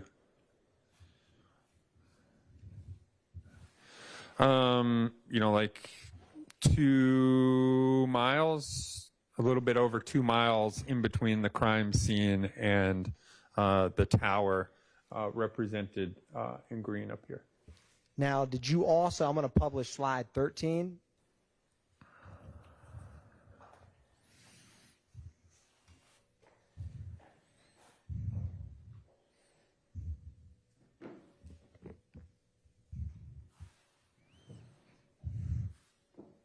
Did you also plot cell phone records for 8940, the phone associated with Miles Farley?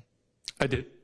And on this specific slide, I wanted to ask you, does this show at 9:42 p.m. Miles Farley's phone?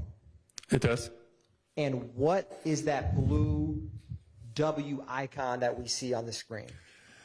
Yeah, again, that W icon is the 2830 Waters Road Southwest. And does the phone associated with Miles Farley appear to be at that 2830 Waters Road address when this 9:42 p.m. call is made? It's in the vicinity. Obviously, it uses this tower and this sector. That tower and sector would provide coverage to the Water Street. So that device, again, could be at the Water Street, yes. Now, I'm going to publish slide 14. Is this capture the next call data related to the phone associated with Miles Farley? It does. And after that 9:42 p.m. call, when are the next calls for this phone? Yeah, you see those listed using the tower and sector here. 9:55 is the first one listed. And when that 9:55 call is made, do you see this tower in relation to the crime scene? I do. You can see the tower and sector used. It's hard to see the tower there. It's right underneath the crime scene icon there. It's the closest, again, the closest tower to the crime scene. And is there a series of calls at 9:57, 9:58, and 9:59? Yes, all using the same tower and sector. And at that 9:59 p.m. call, it's in the vicinity of the crime scene. Is that correct? Correct. It's using the tower and sector that would provide coverage to the crime scene. But again, you know, I can't say if it's on this side or down in here, but it is in that sector that's covered, also covers the crime scene. And on the records you have for Farley's phone, is the next call after this 9:59 call? What time is that last call captured on this slide? Yeah, the next one here, we can see the device has traveled north and westbound, and that phone activity is at 10:53, and it's an outgoing call. And do you see the intersection of I-20 and Highway 70 on this slide? I do. Can you show the jury where that is? Again, there's your I-20 right there. 70 is this road right here. And do you see that blue icon for the Fulton County Airport Brownfield as it reads on the screen? I do. Now, and there is on this slide a gap of roughly 54 minutes between those two calls. Is that fair? That's correct. Now I'm going to republish slide 10.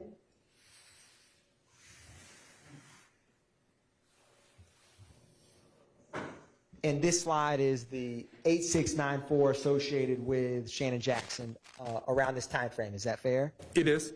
And do the cell tower locations between Farley, the phone associated with Farley, and the phone associated with Jackson have any similar movement patterns? They do. Obviously, both of which have phone activity here at 9:50. This one's 9:50 and 9:57. The green device, or correction, the purple device for Farley we looked at was 9:55, 9:57, 9:58, 9:59, and then both of which have activity in relatively the same area here. This one, the first one's at 10:14, 10:15, and 10:19, and the Farley device is at 10:53. Now they obviously use different towers because one's a Verizon phone and one's a T-Mobile phone, so they're not going to use the same tower. Now I'm going to go to slide 15. Did you also plot the phone records with the phone associated with Demekion Garlington on this time frame? I did. Looking at this slide, is this phone activity between is it essentially two calls on 9:34 p.m. and 9:35 p.m. from the phone number associated with Demekion Garlington? It is. And can you orient the jury to, is this the same 2830s Waters Road address we had just discussed? Yeah, that W here is the same address. And for these phone calls, is the tower utilized by the phone associated with Mr. Garlington in the general vicinity of that 2830 Waters Road? It is. And the last call for this was 9:35, is that correct? That's correct. Going back to slide 13, this call was at 9:42 p.m. from the phone associated with Miles Farley? It is. And is this also in the vicinity, is Farley's phone and Garlington's phone within that roughly 10-minute time, give or take, within the general area of the 2830 Waters Road on March 14th, 2022? They are. The phone we just looked at, blue phone, uses this tower here at 9:34 and 9:35, the sector that would cover the Waters Road area as well. Now I'm going to go back to slide 15. After this 9:35 outgoing call from the phone number associated with Garlington, did you plot additional towers for him? I did. Publishing slide 16, can you describe for the jury what this slide indicates?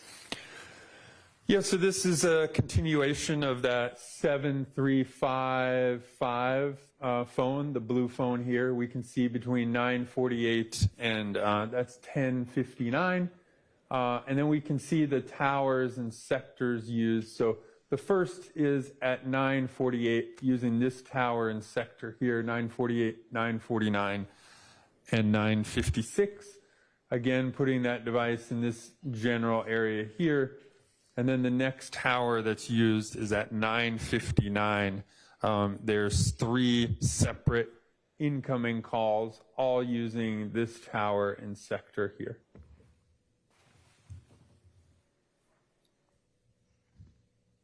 Now, those 3 incoming calls at 9:59, do you see that on this slide for the phone associated with Garlington? I do. I'm going to publish these records for the phone associated with Farley. Do you see a 9:59 call on March 14, 2024 for the phone associated with Miles Farley? I do. And is that phone at that same time also in the general vicinity of the crime scene? Yes, it is. That's actually using the exact same tower, just a different antenna. And if I go back to slide 10 for the phone number associated with Shannon Jackson, is there a 9:57 p.m. call that you see on this slide? There is. And is that also using, or not using, but using a tower in the general vicinity of that same crime scene location? It is. I am going to go back to slide 16.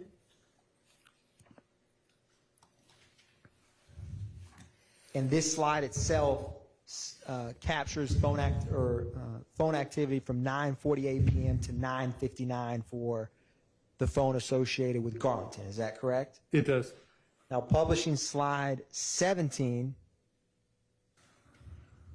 where does the phone associated with Garlington travel after that 9:59 call near the vicinity of the crime scene?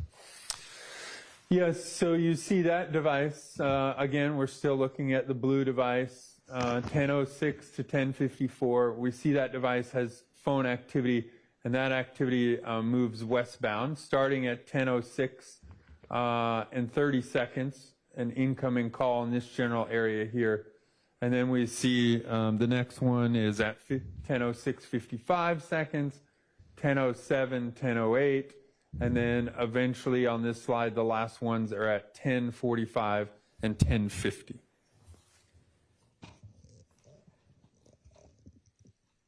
Now, going back to slide, or let me ask you this. Do you see that same highway, I-70, highway, I-20 on this slide that we have discussed before? I do. Can you orient the jury where that is? Yep, here is I-20 this way, and this is 70 that comes in right here. And is that the blue Fulton County Airport icon we had discussed before? It is. Is the general travel patterns for the phone associated with Shannon Jackson, Demekion Garlington, and Miles Farley, absent the timing of the movement for Mr. Farley, a similar pattern? They are. And is the all of that movement essentially westbound, the tower movement, I mean, westbound down I-20 from 400 Windsor Street to this area near Highway 70 and I-20 intersection? That's correct, yes.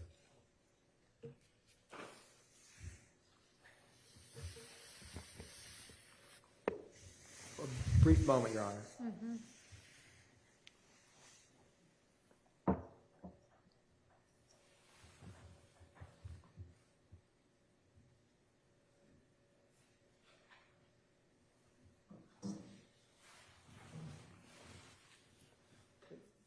Agent Bernie, are you familiar with Fulton Industrial Boulevard?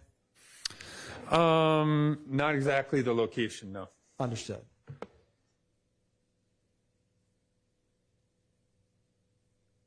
Thank you, Agent Bernie. No further questions from the state, Your Honor, at this time. Is there a cross for this witness? No questions. All right. Thank you for your time. You are excused, and I believe at this point released. Yes, Your Honor. Okay. Yes, Your Honor. Call your next witness. Your Honor, could we get a brief break? Sure. Yeah. Yeah. Yes. Yes. Yes. Yeah. Let's.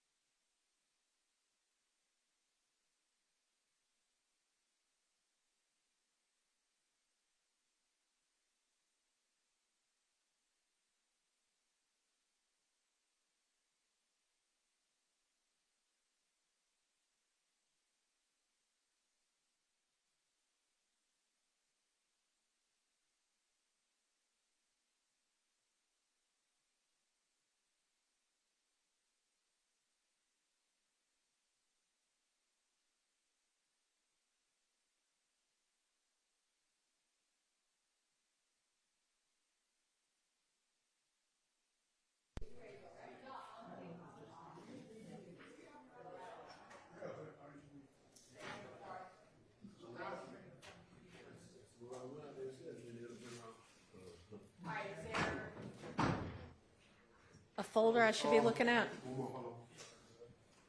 What? Yes, Your Honor, it's the same, Dropbox folder.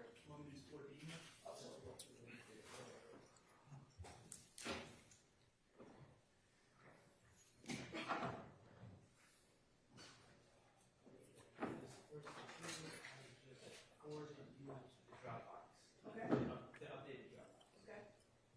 I don't see it just yet. No, it is, I just. Okay.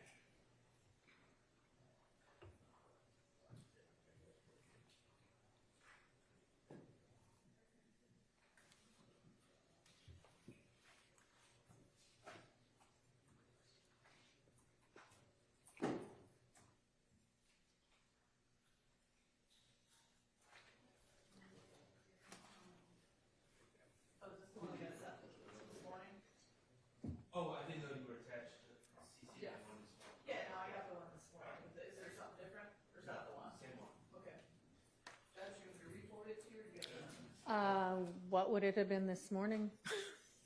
It would have been the email from Ms. Hilton that I forwarded you with the updated Dropbox. Oh, okay. Now I can just find that in my now deleted items. I can send it to you again.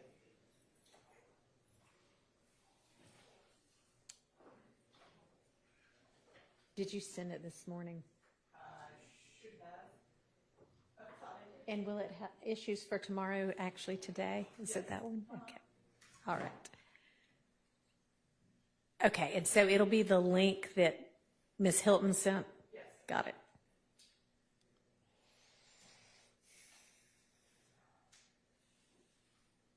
Okay. Let me know which ones to click on. I just opened the first one. For me, it just, the arrow key just goes one to the next. You don't have to back out. Yeah, so my first one is 3282. Yes. Okay. And I am objecting to this. I believe this is Mr. Kelvin Watts.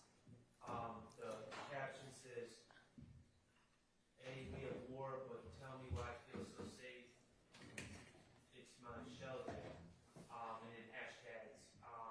I am objecting under hearsay grounds. Mr. Watts is not testifying. He's clearly not a co-conspirator. What's the state's response? Your Honor, I'm on my computer, Your Honor, but Okay. The only thing that I think in this post that has anything that can have any truth asserted is we're at war. I mean, I don't know what the true meaning of conch shells are or bird emojis or numbers. I mean, I don't think they can have truth of the matter asserted under the legal rules of hearsay. But specifically with this, it is, this post has, and primarily these posts that the state intends to include have non-hearsay purpose in terms of this is a public declaration that we're at war, but tell me how I feel so safe, and then hashtag nutlife, hashtag a number of different things that publicly saying we're at war is letting you know what, at least according to this public Instagram post, what the poster of this is in their mind. And the state's theory, of course, is no secret that Shellkel and members of YSL have had a long-running feud since 2015, as seen by the multitude of interviews of Kenneth Copeland, Quindarius Zachary, and testifying. And this is now March 2022. The specific post is August of 2022. But and of course, no one can be in the poster's mind, but it's just the public declaration of this. And when you have the hashtag of nutlife, that is in direct reference to the murder of Donovan Thomas, and then it becomes nutlife times 2 after Shamel Drinks is murdered. And so after March 14, 2022, despite for 7 years only posting hashtag nutlife, they start saying nutlife times 2 because his nickname was also Peanut, coincidentally. He who? Shamel Drinks, who was murdered on March 14th. Okay, but this is in August. Correct, Your after Honor. He's already been killed, right? Yes, Your Honor. What is this showing? It's As to these two defendants. Your Honor, it's the RICO enterprise that the state is intending to show this. He didn't directly at Defendant Kendricks or at Defendant Stillwell's personal Instagram handles. And I don't have any indication of evidence that he directly DM'd this message, but it's the public declaration that we're at war, tell me how I feel safe. And he says, hashtag nutlife, hashtag shell one, and then free his friends. I don't even frankly see how it's relevant to any of the counts in this indictment if this is posted at least 5 months, maybe longer, after the last alleged act in this indictment. That is true, Your Honor. I mean, the gang war to the states has not. All right, it's Yes, Your Honor. Understood. Sustained. Understood, Your Honor. Thank you. Next. Number 2, this is December 1st, 2018. If the intent is, let me just say, I have a problem with the words, the assertions by the author of what I believe to be Kelvin Watts, who didn't testify. I don't have a problem, per se, with the picture. It's the commentary, and again, the relevance to any commentary is December 1st, 2018, which is basically 4 months separated from either homicides.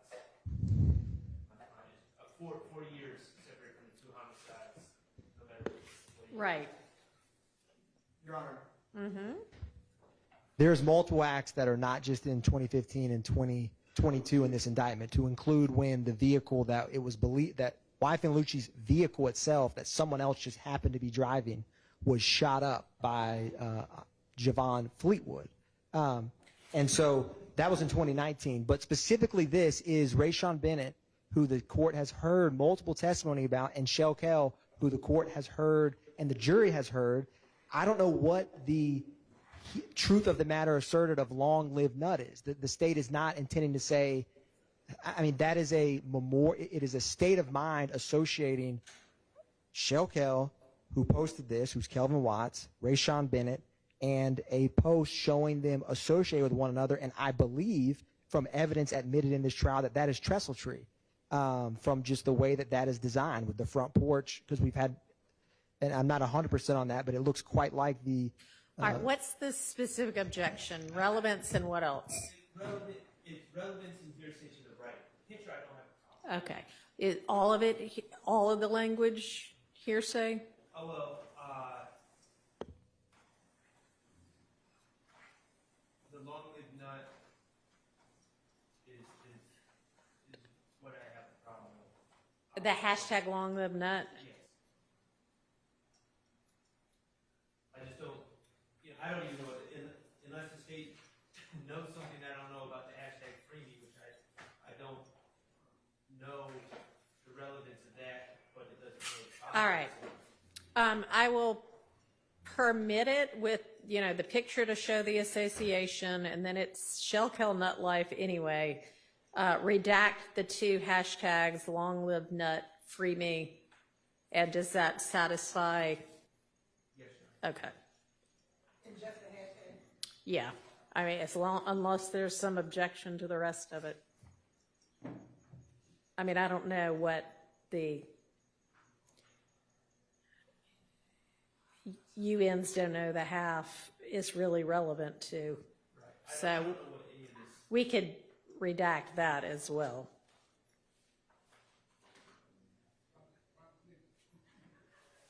All right, next. Number 3. Okay. I don't have a problem with the picture. I don't have a problem. All right. I don't have a problem with this. I'm assuming real one space FR is Mr. Ford's. Yes. Is that correct? Okay. All right.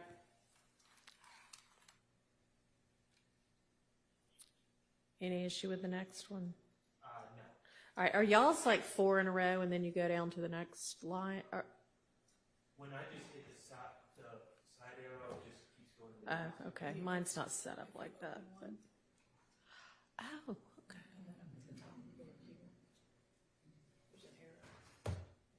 That goes, oh, yeah. Okay, gotcha. All right, I just learned that last night. any issues with number 5? At some point, it's just becoming cumulative. If the point is to, well, I guess this is McMain, so I don't have an issue with that. Okay, moving on. 6, Well, I haven't, no, I'm sorry. moving back.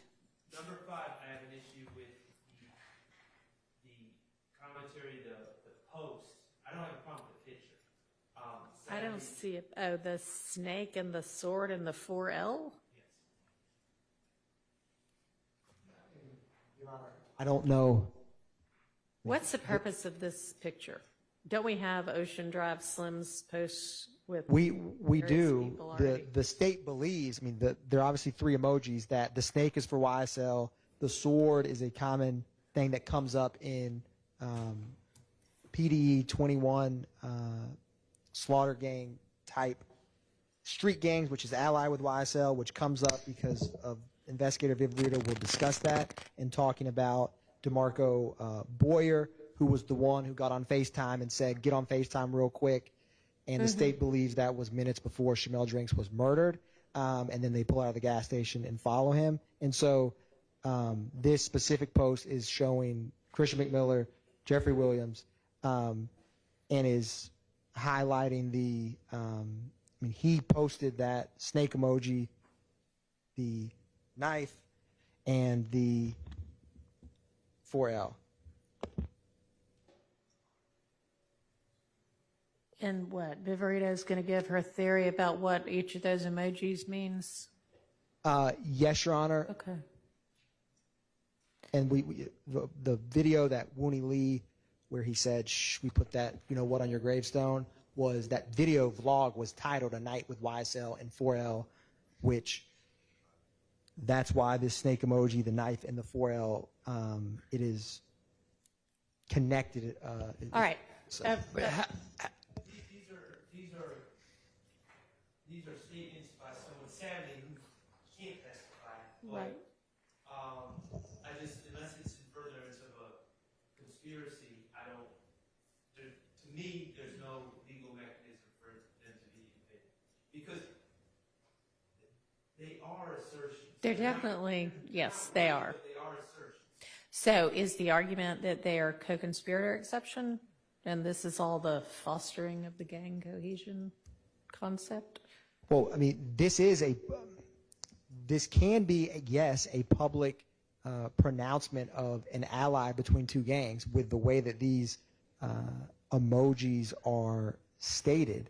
But there's a difference between an assertion and something offered for a non-hearsay purpose. Mm-hmm. But I don't hear you saying I'm offering the snake, the sword, and the 4L for a non-hearsay purpose. Well, I guess the non-hearsay purpose would be publicly connecting and tethering these 2 groups together by his posting of this. I mean, the truth of the matter asserted would be, yes, I'm a YSL street gang member and I'm allied with this other group.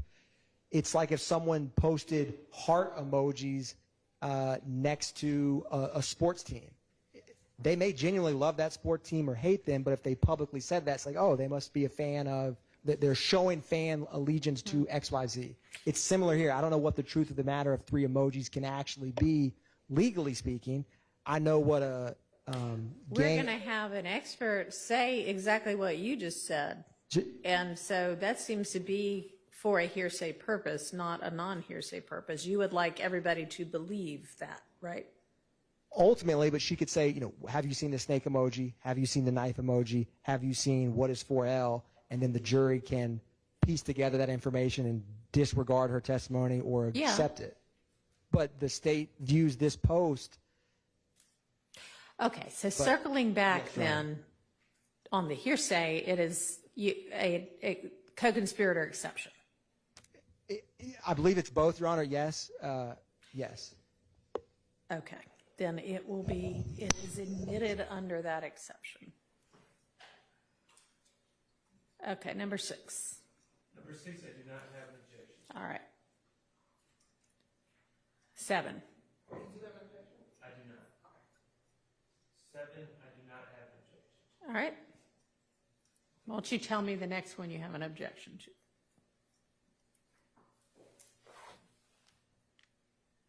Um, 9. All right. And what's your objection? Hearsay. Who's our? Demetrius Garlington, he's not testifying. All right. Your Honor, by my understanding of what this is a non-hearsay purpose of, he is mourning the death of his friend. When is this post made? March 11th, 2022 at... Oh, sorry. Yes, Your Honor.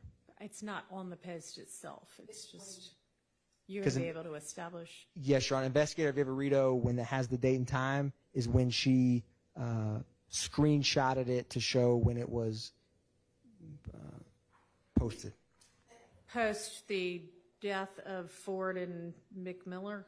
Is that his name? Yeah, yes, Your Honor, because that was before this post, which is why, I mean, it's Right. why he's posting the...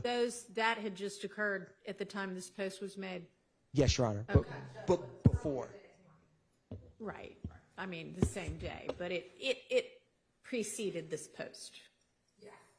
Okay. And so this is an assertion by Demetrius Garlington that he is hurt, he has a broken heart over the death of Right. Mr. McMillan. Okay. And y'all are saying what with regard to why it's not hearsay or why it comes in under an exception? It is his present emotional state of mind. It's his Present sense impression. present sense impression, Your Honor, in terms of he is whether he's actually in physical pain, emotional pain, mental pain, he is publicly stating, on God, this one hurt, and the state, the state's theory is that getting revenge for the death is what is the motive behind the murder of Shamel Drinks. All right, here's the deal with present sense impression when it came up previously, we all learned that the present sense has to be really, really close in time to when he learned of the death. So can you establish that? And Your Honor, I believe I said present sense impression. I meant to say existing mental state of mind. Okay. All right. That seems like a legitimate exception. It is there in the statute. Okay. Next.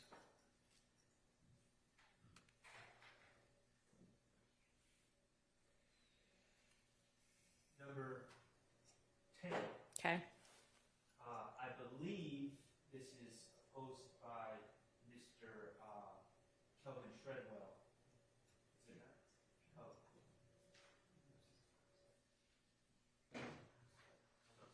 Bentley Boys for Life. Christian Eppinger's post, Your Honor. I think, Is that also on March 11th? yes, this is on March 11th, 2022. And it would be the same, Your Honor, another YSL member posting of these two YSL members right after they passed away. Okay, but I mean, the other one was clearly a then existing mental and emotional state. What is this? I love y'all boys, y'all taught me a lot, is not that. Maybe I'll never be the same. And Your Honor, we have no objection to omitting the I love y'all boys, y'all taught me a lot, and keeping I'll never be the same. But again, it's YSL members posting right after the death. And again, this is hours after the homicide. And we believe that these posts show how members were feeling, their existing mental state, and what subsequently happens as you progress through the these photos. You'll see the evolution of what happened. All right, I guess the I love y'all boys is an existing emotional condition. So can y'all just redact the y'all taught me a lot? You can leave the broken heart. If it's coming in, Your Honor, and I respect the court's ruling, we can just keep it as. Okay. Appreciate it. And what's our next one? I have no objection, okay, so no objection to 11, although, okay. 11 is somebody bowling? Number 11 is someone bowling, but real 1 FR is Mr. Ford's? Yes, and we believe that this picture was taken 21 hours before his death. And it shows him bowling. Why is that relevant? Because of who he's with. So right behind him is Mr. Williams. To the left of him is Mr. Duke, Martinez Arnold. He's an individual in the blue. So again, just Okay, so it shows Mr. Ford's connection to some of the other people in this case, and do we have that already? not with Mr. Arnold. Your Honor. Okay. All right. Number 12, I don't know who the author is. I don't know, so I have an authentication issue, I have a hearsay issue. That doesn't seem to be anything other than hearsay. Sustained.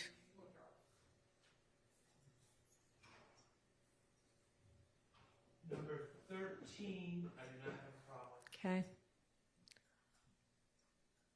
Number 14 is, well, it would, I believe this would be Mr. Sledges. Is that what Mr. Bruder said? I mean, this would fall under the other ones of, I acknowledge it's close in time, I'm objecting, but it would fall under the 9 and 10, I believe.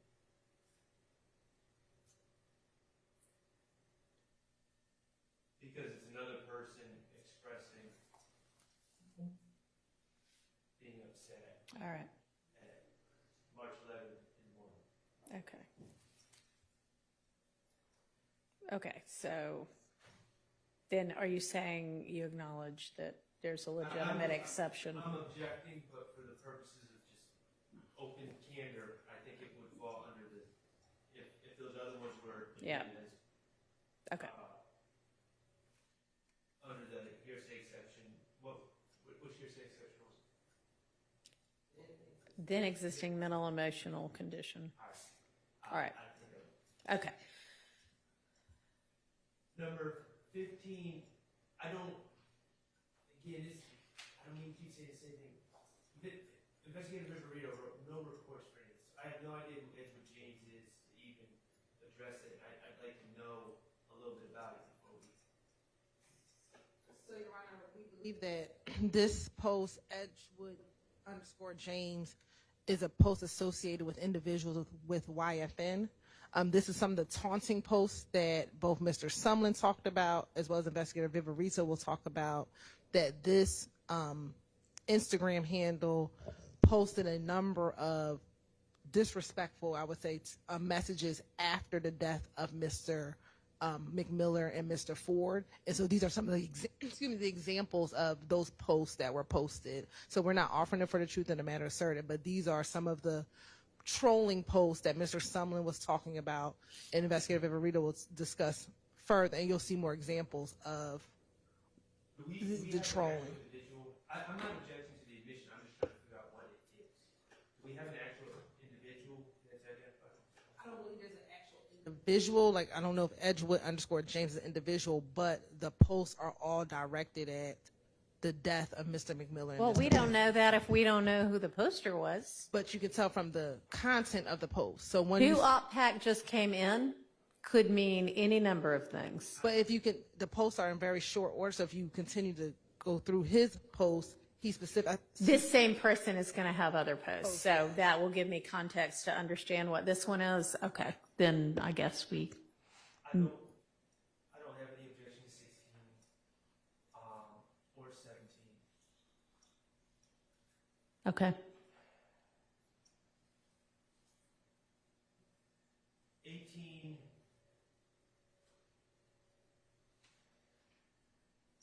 I don't, relevance, I mean, we already have one post by Mr. Garlington and it appears that Mr. Garlington is posting reposting a previous post. That's a picture of him and Mr. McMillan. Your Honor, we'll choose between the two. Okay. Thank you. Appreciate that.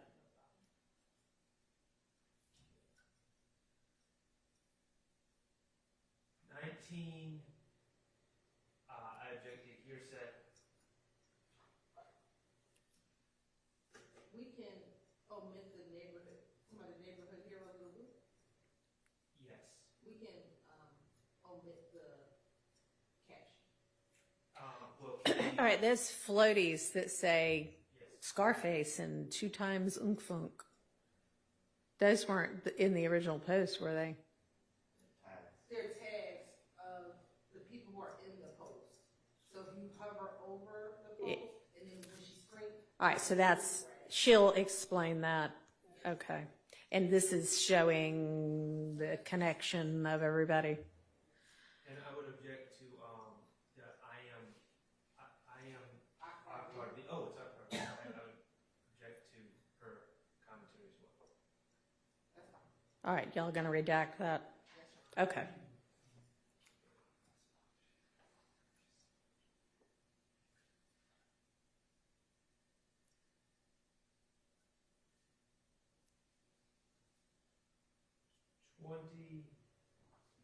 Okay, no objection. 21, no objection. 22, no objection. All right. I'm going to say, though, that in terms of cumulativeness, we do not need a post from every alleged member of YSL expressing that they are sad. We don't. This is Mr. Stillwell, Your Honor, and it says just rest Meg. That's fine, but, you know, that looks almost the same as a couple of ones before. So be reasonable Yes. about how many of the ones that are just to express that you use. Yes, Your Honor. All right. 24, I would object. How about 23? I'm sorry, that's what I meant.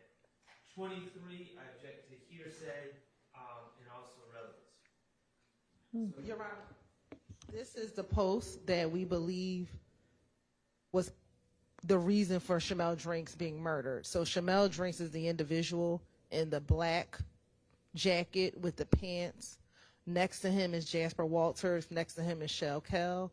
This post was reposted by Shell Kell, screen grabbed on March 12, 2022. Your Honor, we believe that Investigator Viverito will talk about the emojis on here.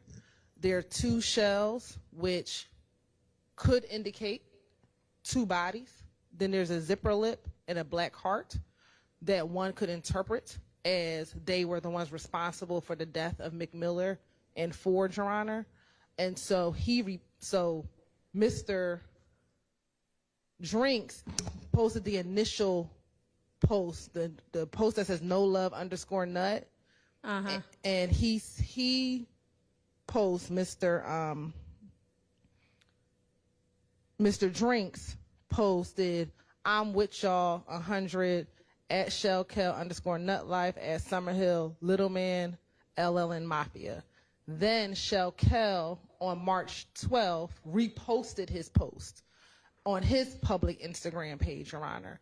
And then 2 days later, Mr. Drinks is murdered. And so we believe, one, it is relevant for that purpose, that it was a public post. It's definitely relevant.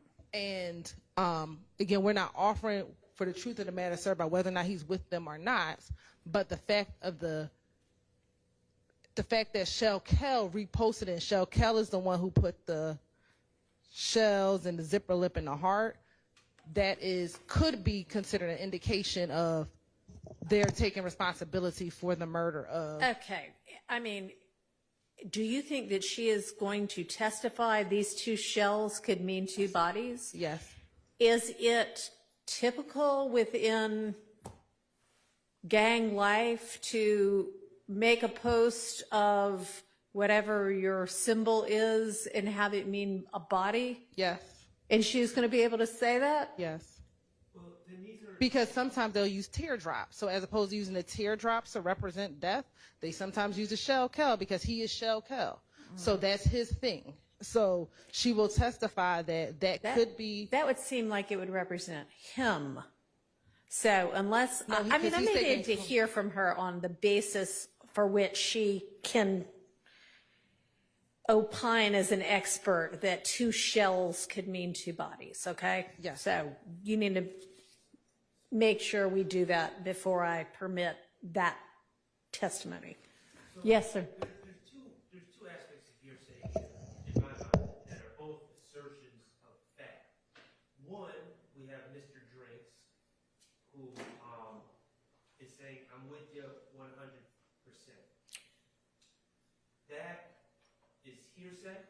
Well, the reason as I understand it, the state is not offering that for the truth. They're offering that to show the alleged reaction that it got. But there's no evidence whatsoever that anyone involved in this case ever looked at or downloaded or saw this tweet. So it's kind of like we're backdooring in the hearsay to prove something that we really has no foundation. There's no evidence that Mr. Stillwell or Mr. Farley or Mr. Nichols. Okay. Yeah, that's what your job is as the defense attorney, to point that out. I understand that, but the problem is, even if I win that argument and do my job, I still lose because the hearsay has come in under the "I'm with you 100%. Okay, and the reason that your hearsay objection is not successful here is we all know it's only hearsay if it's being offered for the truth, and this is not being offered for the truth. Okay. Make sure you flag that one, though, on the shell thing.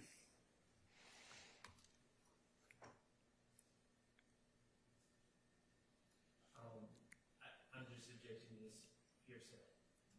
Are we on 24 now? Yes, I'm sorry. 24.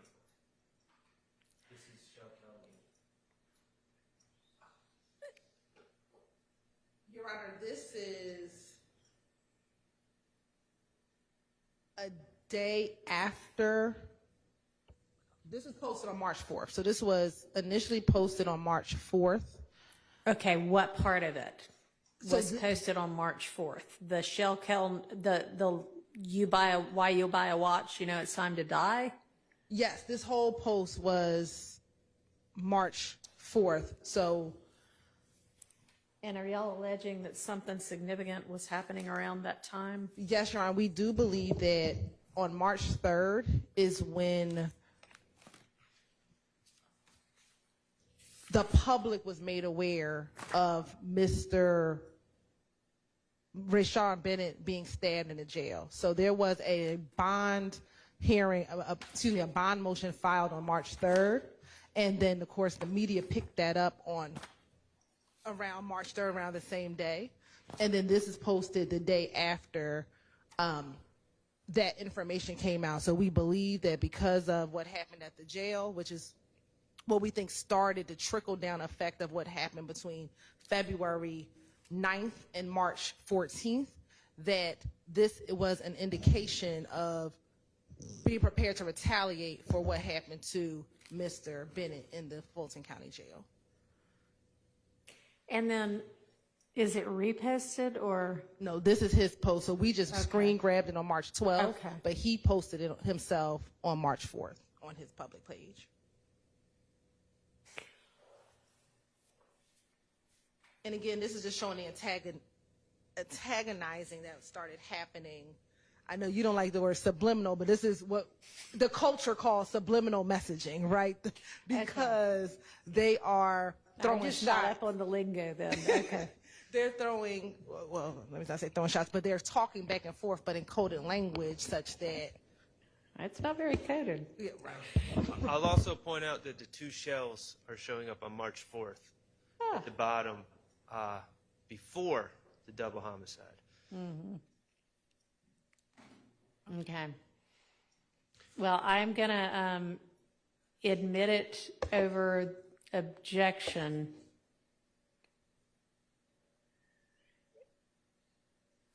25 and 26, I do not have any objection. Okay. I would like to know if the state knows who Joey Hurst 24 is. Again, it was still these trolling fake pages, but again, these were fake pages by, we believe, YFN associated individuals. What is that based on? If they're fake pages, why do we believe it's YFN associated people? I think because of everything that was happening in I'm not going to say the Is there only, some but the other biggest. post by Joey Hurst 24? You So he told me does- that first guy, there were other posts that gave context. Is 25 and 26. So 25 is them posting Mr. Ford saying smoke your pack. And then, unfortunately, the harsher one is And 26. And I don't which have is super harsh. I'm not objecting to 25 or 26. I'm just trying to, because again, there's no report. I'm just trying to understand what this is. so any basis for believing that this is YFN? Is that what you're asking? Our understanding is at this time, and I'll get more clarity, that there was no other opposition to YSL except YFN. And their associates, the people that they you might need to associated look with. into that because Mr. Sumlin said all kind of people. Well, I think the one of y'all henchman- even asked about whether all kind of people. So the henchman that he mentioned, and I think Mr. Shart asked the Oh, Mr. question. Shart, yeah. It was the henchman. It was was PFK. They are all aligned. They are alliances together. So, and we believe that Investigator Viverito will be able to testify that YFN, PFK, and the henchmen are all aligned. So you have no idea who this person is or what they might be affiliated with. You just think it must have been an op. Definitely think it was an op given what the context of the post. Yes. It's a really mean person, whoever it is, but whether it's a gang opposition, I mean, we're just like basically taking based on context that it must be an op, but those murders have yet to be solved. So I think this is a little dangerous if you have nothing more than this. Well, I'm not objecting. Okay. To 25 and 26. I Okay. just really wanted more information. Well, then never mind. 27, my question is relevant. Is that a strategic decision on your part, Mr. Sharp? Yes. Okay. You've thought through the benefits and drawbacks of that? I'm starting to learn the strategery part. Mm-hmm. Okay. 28. I didn't understand the relevance of this when I saw it in this folder. Yes, Your Honor. So, on the night of March 11th, so Mr. McMiller and Mr. Ford are murdered in the early morning hours. That evening, probably I think around 11 o'clock, Stephen Harris, who is a YSL associate, went by 12 Atlanta, which is a YFN stronghold, and shot at that YFN stronghold, shooting an individual in the head. Once he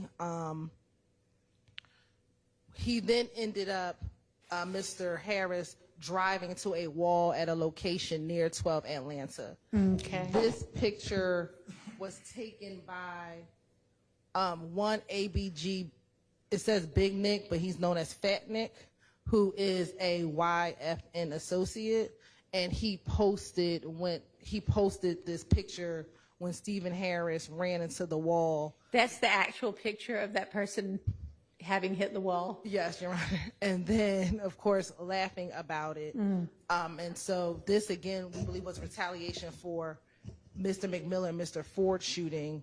And I believe there's court's indulgence for a moment. Here's the problem. There's been no mention of this incident at 12 didn't think Atlanta so. with Stephen Harris. So for only way this would become relevant is if Investigator Viverito got on the stand and went into a big hearsay statement about what this is all about, which of course I would object to. Yep. I think that's a valid objection. This is sustained.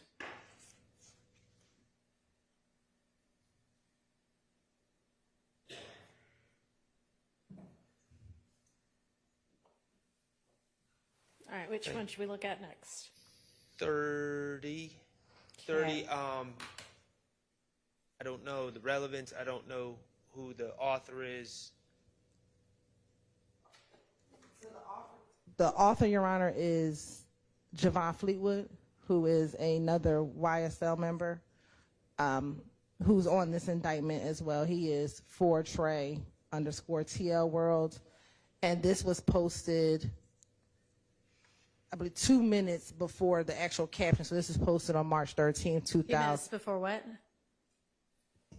When you look at the time next to his name, it says 2 minutes. So this is from an Instagram Instagram stories that are only posted in 24-hour increments.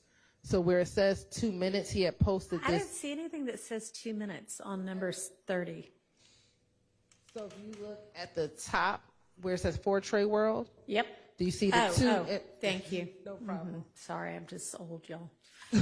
So Okay. when it was screen grabbed, it was on March 13th. And I believe we may have taken the other Portrait World post out. But in context, he talked about Big, meaning Mr. Ford, I think like not paying attention to his surroundings. So that was the post right after, near in time to this, but we took that one out Okay. and only kept this one, which And what does the 2 minutes have to do with anything? just the time that it was posted. So you know that it was posted near March 13th, again after McMiller and Ford. All this is in the days after McMiller and Mr. Ford had been murdered. Okay, and this is allegedly a YSL member saying, don't worry about being safe, you got to stay dangerous? Yes. And what's the purpose of? Because you're going after the ops next. So to me, this is all of them, not all of them, but this particular YSL member saying, and he's in Saying prison. basically, let's go get them. Yes. Okay. What's the objection? I don't have an objection now that I have some understanding of what Okay. it is. Thank you. Moving on.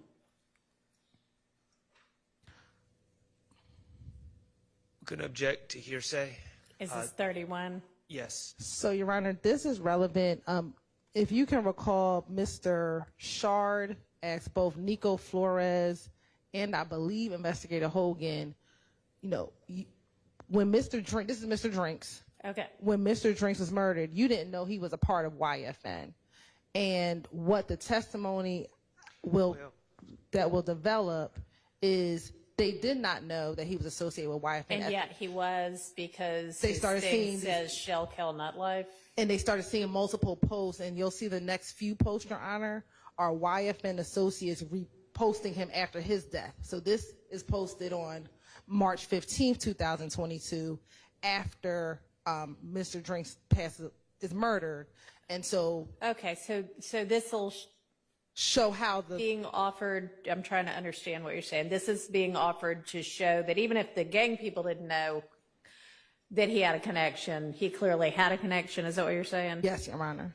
And this is how they became aware that he had a connection. I don't really care how they became aware. That's not really relevant to this trial, is it? It is relevant because that's how we are determining that this was a gang-motivated homicide.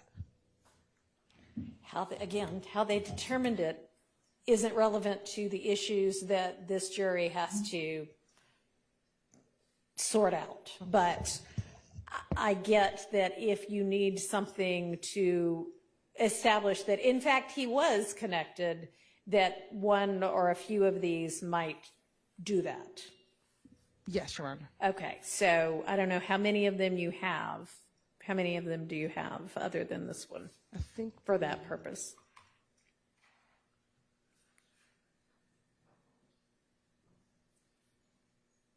Seems to be the same thing, except I don't know who no face.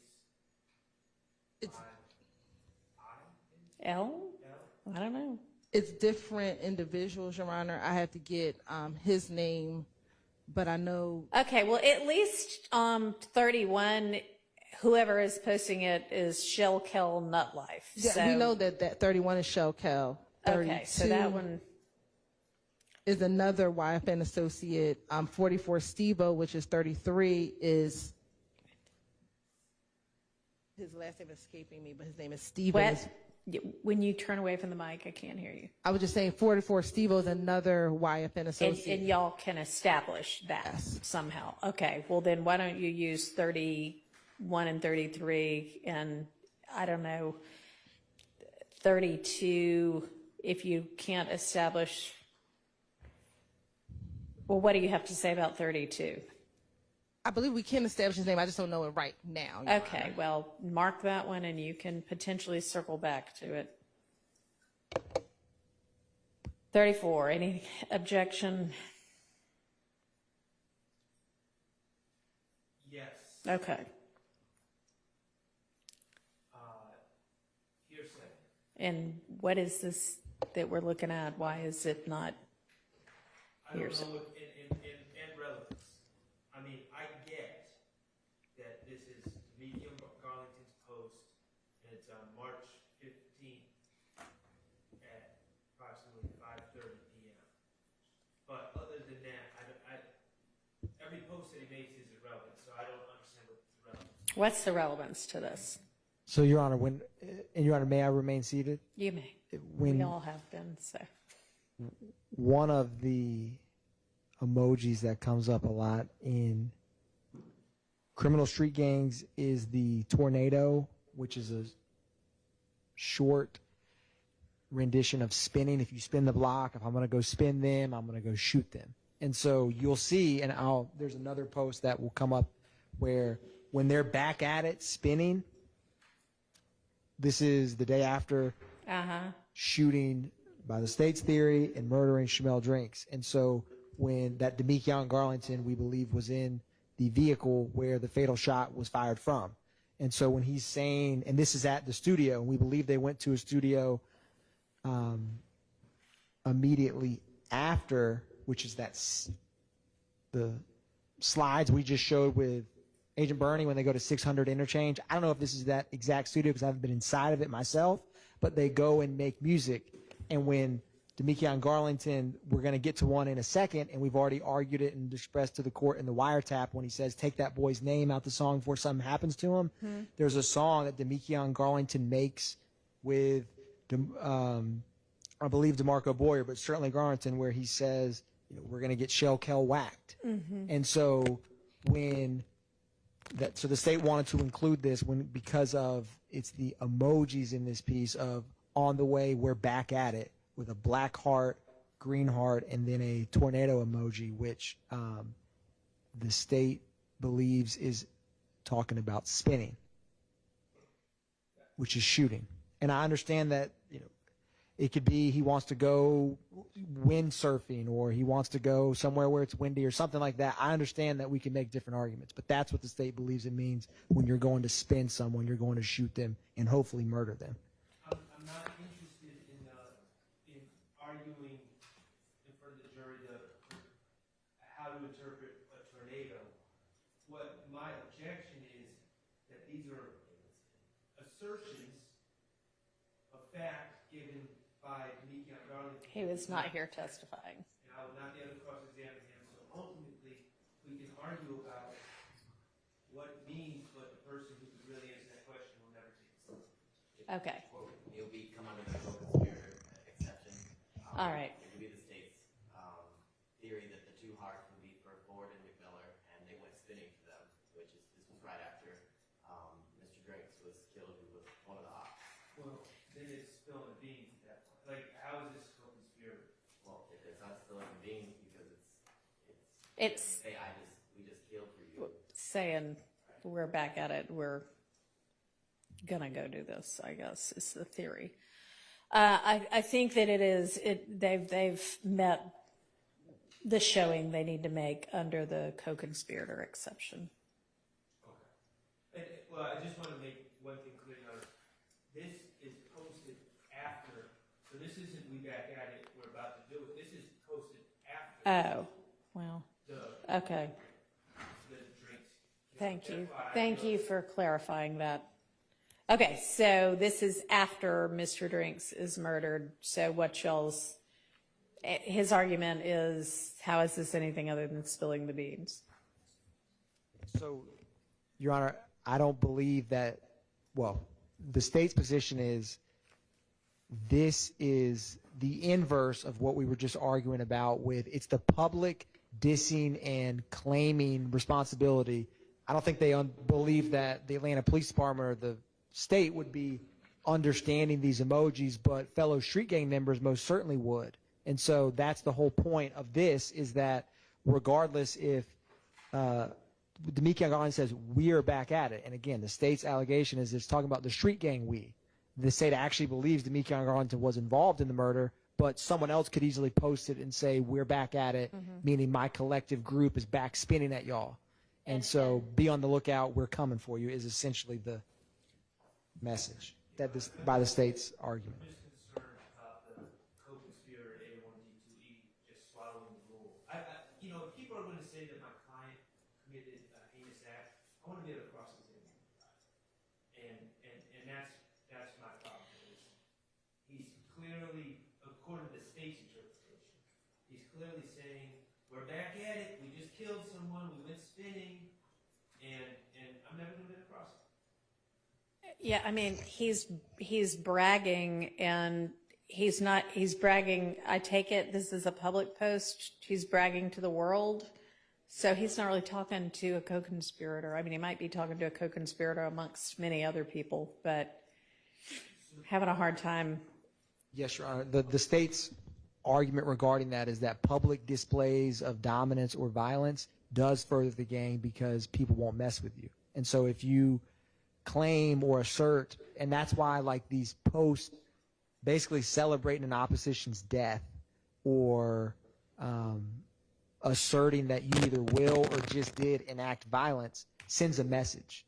And so that message can protect you if people take the message at face value and don't shoot you or don't come bother you. So that's the state in terms of why that furthers the gang. Publicly claiming a murder or shooting does boost the gang's reputation for violence, which in the criminal street gang world is a benefit or a net positive, not a negative.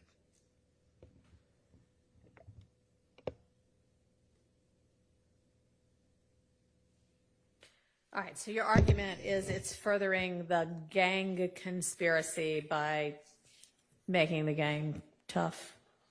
Yes, Your Honor. The next two posts, which are also by Demikian Garlington, and the state is happy to choose amongst these, but these two, it is Christian McMiller and Darius Ford that he's posting on March 15th, and then he says, we got you boys. That's why the state is making these arguments, having looked at all of the social media of the spinning is not in a vacuum, and then he literally posts his friends who were murdered, and he says, we got you. And again, by the state's argument, to make it even, you have to have an eye for an eye. And so if you have them, you have to murder someone else. All right, I'm going to admit those. Mr. Atkins said the next two. 35, I don't know who that is. Who's 35? So, Your Honor, that's the same no face 5L. So we can, once we get the foundation of who no face 5L is, we'll just choose one of the two. This is him reposting Mr. Drinks. This is Mr. Drinks. And so that individual, again, reposting him. So we'll choose between the first one, which was number 32, and this one and decide which one to put in. Okay.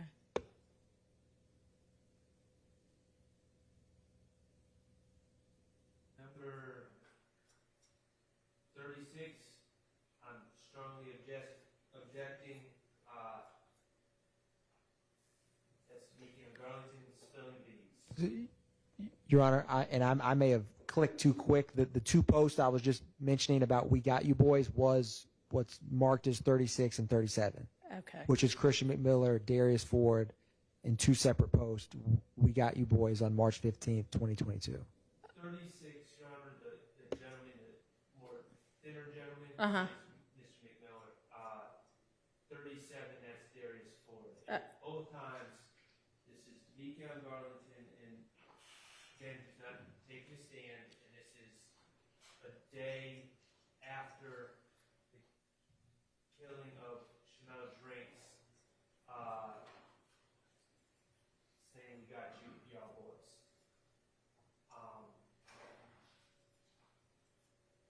I understand. And he's also saying we. And unfortunately, this is for your clients, it's a gang and a RICO case, and these are admissible. All right, so I'm good. I just want to make sure I put on the record my objection is hearsay, and I'm just going to, with all of these, I can have a continuing objection. Sure, of course, yes. Your Honor, we're not using number 38. All right.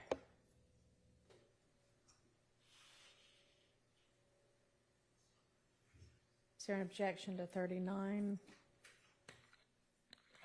I don't have enough information. I don't know who 127 Yale is. I believe that to be Mr. Drinks. I don't know what the relevance is. State? Again, Your Honor, this is another YFN individual posting Mr. Drinks after his murder. Uh-huh. Who is it? Like, and I'm not trying to be difficult, but my concern has always been, right at the end of this trial, dumping all these things, we just don't have any information, there's no reports, and so I have no idea who 127 is. Here, I will get his information. Okay, well, regardless, we don't, like I just said, we don't need multiple posts that establish the same thing. Your Honor, I think there's, when you have multiple posts, it shows that this is just not one person who is his friend. That's you why have multiple people from the same group posting him. That's why I said multiple. Okay, well, this is, I mean, you know, do you know that this person, we'll select, Your Honor, because there are a few more. I mean, this could just be a friend, it's true. I mean, if you don't have anything more than, oh, this is a post expressing heartbreak over somebody's death, you can express heartbreak over somebody's death and not be a gang member or a rival gang member. You are, Your Honor, but I believe when Investigator Viverito was screenshotting this, she was screenshotting it from accounts that are individuals who are members of YFN, not just random. It wasn't just his family members. You find that out. I will, Your Honor. Okay.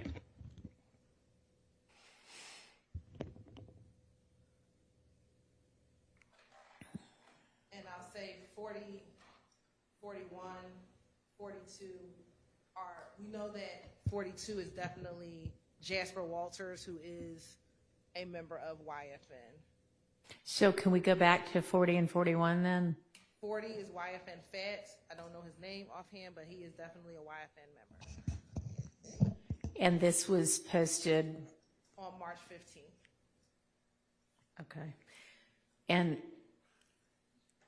what's, I know there are a lot of people named Nut in this case. So this is, Mr. Drink's nickname was Peanut as well. Yeah, seems like a bad nickname to choose.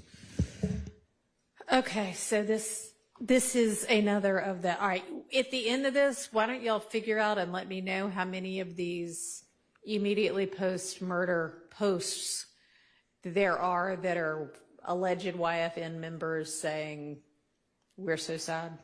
Yes. Which frankly, that's all that is saying is we're so sad. So if it's just to show he was in fact a gang member of YFN, you know, get back to me on that. Yes, Your Honor. And that would take us to all the way up to 44. Okay. We don't know who YFN Fat is either. I Right. don't know his name right now, but I know. I mean, it's just, yeah, okay. So y'all, you get back with whatever you can and let us know. So we're on 44 now, and that's supposed to be the same concept? I thought we were on 43. Okay, I thought that she said that carried us through, that essentially all the way through 43 are the same concept. Okay. So does that include 44 also? All right, 44 is something new. Is there an objection to 44? Yes.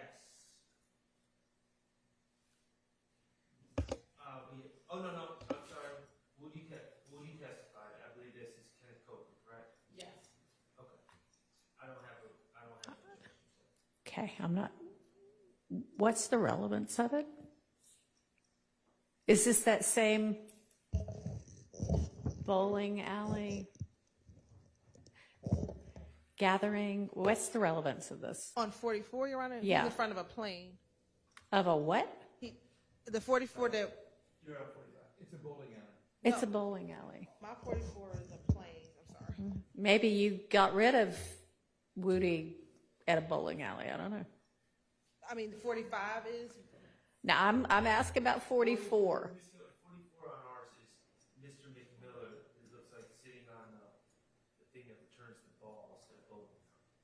And Woody does a crying emoji. So this is Woody expressing sadness over Mr. McMiller's death? yes, Your Honor. We can withdraw it. Okay. 45. That's the same thing too with Mr. Ford. It might be, 44, we have Mr. Ford outside of a plane. That's 40. Okay, that's our 45, but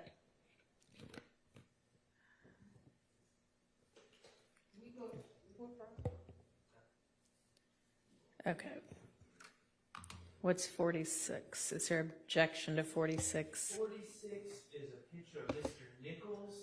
I don't know why that is relevant, that picture, but I don't, if I can be told why it's relevant, I don't object to it. So, Your Honor, it's really 46 and 47 in conjunction with each other. Okay.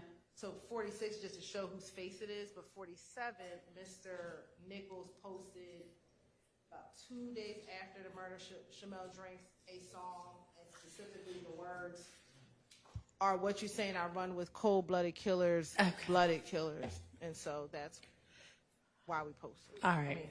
And I am going to object as hearsay. Mr. Nichols is not, as far as I know, not taking a stand in this case. So my objection is hearsay. And the response would be hearsay and And if they're going to say, and it's still in the meetings, if they're going to say 801D2, that's my stance. I would say it's a co-conspirator statement. It's not spilling the beans, as explained earlier under Kemp v. State. It shows it's in furtherance of the conspiracy, which is the gang violence as it relates to the gang war and all of the things that we've mentioned previously. okay, overruled.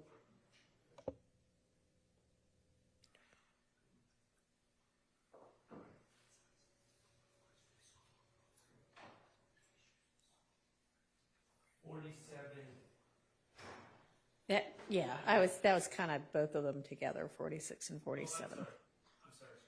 No problem. 47, right, okay, 48. Yeah. I don't know. On the 19th of March, there was a tattoo, not like 2 times. Yes, Your Honor, this is Jasper Walters' post, and earlier we discussed how after Mr. Drink's murder, YFN Associates began saying nut lifetimes to represent both Mr. Donovan Thomas Jr. as well as Mr. Shamel Drinks, Your Honor. So again, showing their support of those two individuals in the midst So of much so that they tattooed it on their bodies. bodies. Yes. Do we need red flag pirate? No, Your Honor. Okay.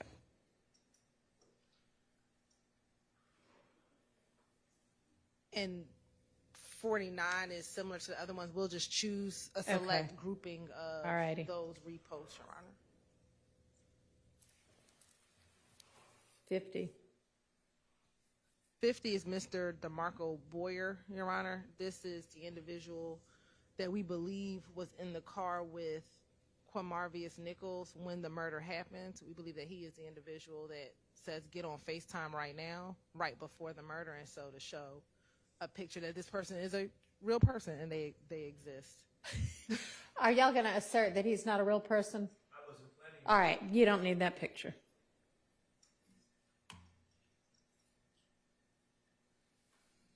And that he's also to show that he's associated by throwing up the gang sign inside of the picture that he is posting on his public website or public Instagram page. And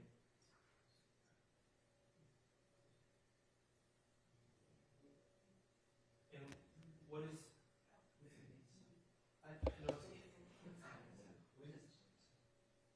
right, I'm confused.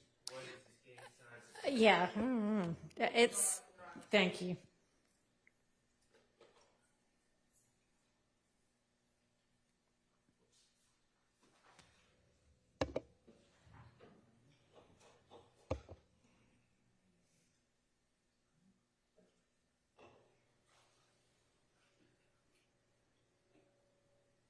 What is 51? Is there an objection to 51? To the commentary, I don't object to the picture. That, I believe that being, please correct me if I'm wrong, I believe that being Mr. Jeffrey Williams' brother, Mr. Greer, is that correct? Yes, that's Mr. Greer, yes. We don't have any objection to the comment. All right, y'all will redact the commentary? Yes. Okay. 52? Relevance, cumulative.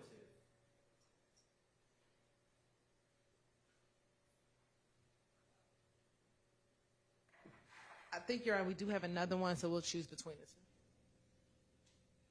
All right, and then once you've narrowed down, taken out what's been ruled out and narrowed down what you still want, you'll reshare with everybody? Okay. All right, 53? Any objection? Yes. Okay. I don't have a problem with the picture, although I think it's cumulative at this point that I think we have several pictures of Mr. McMillan with Mr. Williams. So I think it's cumulative picture, but I definitely have an objection to the hearsay, two of the biggest snakes.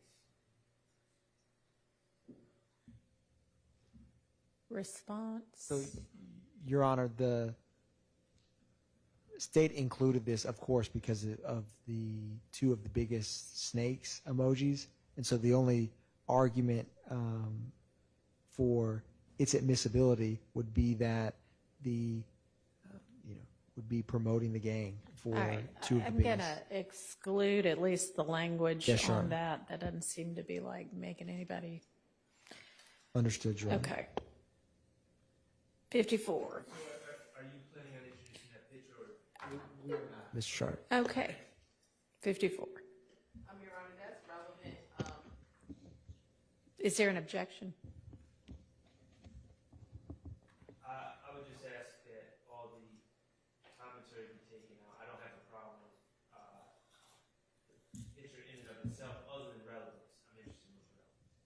Your Honor, that shows Mr. McMillan in front of the car that he was shot in multiple times on the highway.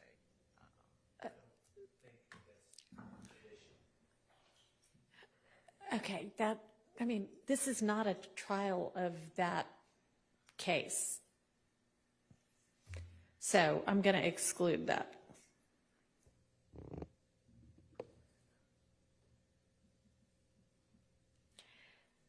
$55. Yes. Was there something else? No, Your Honor. Okay. 55 is a video. And is there an objection to it? I acknowledge that it is my client's account. I could just. Do we need to watch the video? Yes, Your Honor. And the caption actually has YFN Fat, who earlier we were talking about, not knowing YFN Fat was a part of the op. Uh-huh. His tag says, check the score, Goofy, YFN Fat, you like Young LA, your career over, kid. And this is posted, we have to get the date, this is posted around March of 2022. Now, Well, I can't hear what it's. Do I need to be able to hear what it's saying? is the point of the video or the post? I don't know.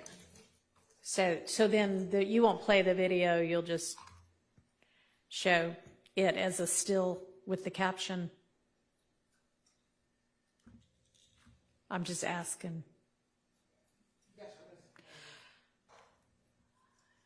Young LA, Yo Career, OVO kid. And who is YFN Fat?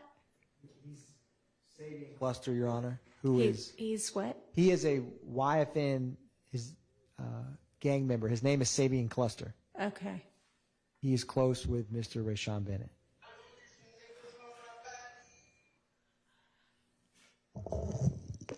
And we don't know when exactly this is posted? I know. And this is... I know it's screen grabbed in March. Okay. And this is to show that... What? That Mr. Still... Huh? We don't need the entire. We don't need the entirety of it. We just need. Okay. Just the screen grab picture, but we don't know when it was posted. Can you let me know when it was posted? And then we'll come back to this.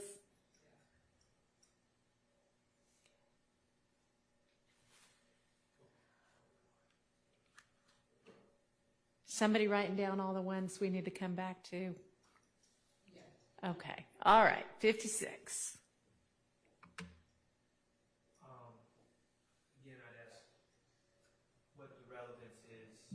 If we could just play this as 15 seconds. Your Honor, we don't need.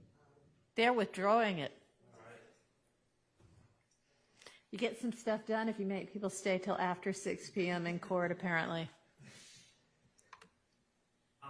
57, I believe it's a group of young men driving down Cleveland Avenue and just talking junk. I don't have any information that my client or anyone else has ever viewed it. I don't think it's relevant.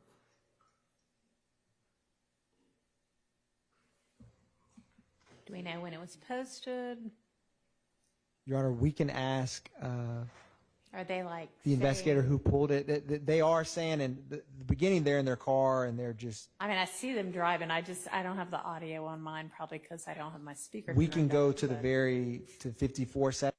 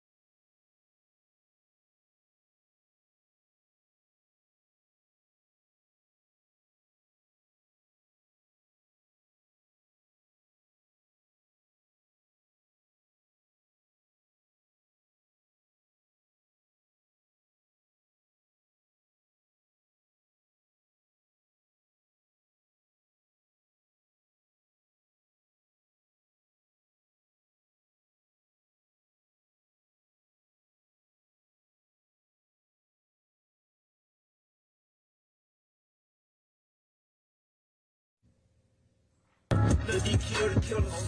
Got that chopper shooting bitch up like I'm Brian. Never know these niggas playing both sides. Just know you down with 'em. Heard his money on my head. I'm still outside. His nickname is Little D. So Little D kills the killers. Then he says, I shoot this up like Brian Nichols, who obviously that's a reference to Brian Nichols'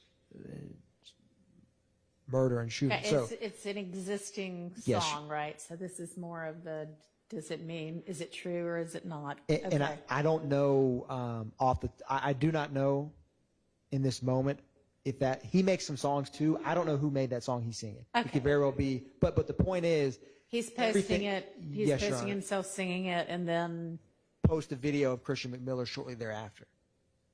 So in this same clip. So if we keep playing, Okay. he goes from talking about Little D kills the killers, and then shows his friend who was just murdered. Mhm. And so, and his nickname is Little D. And so when this video continues a little bit further, it just transitions into. Treat me like the man, I was the side, nigga. Them boys, they still ain't got no smoke, they man that died, nigga. All my ops, they linking up. Nigga, fuck them all. Lil' D know I bust them all. I don't trust it all. Smoke one for every time they fold on me. For these niggas, cause I know that they ain't on that. Bitches be hating, they be trading the ones they roll from. Fuck them all, cause I don't hold nothing.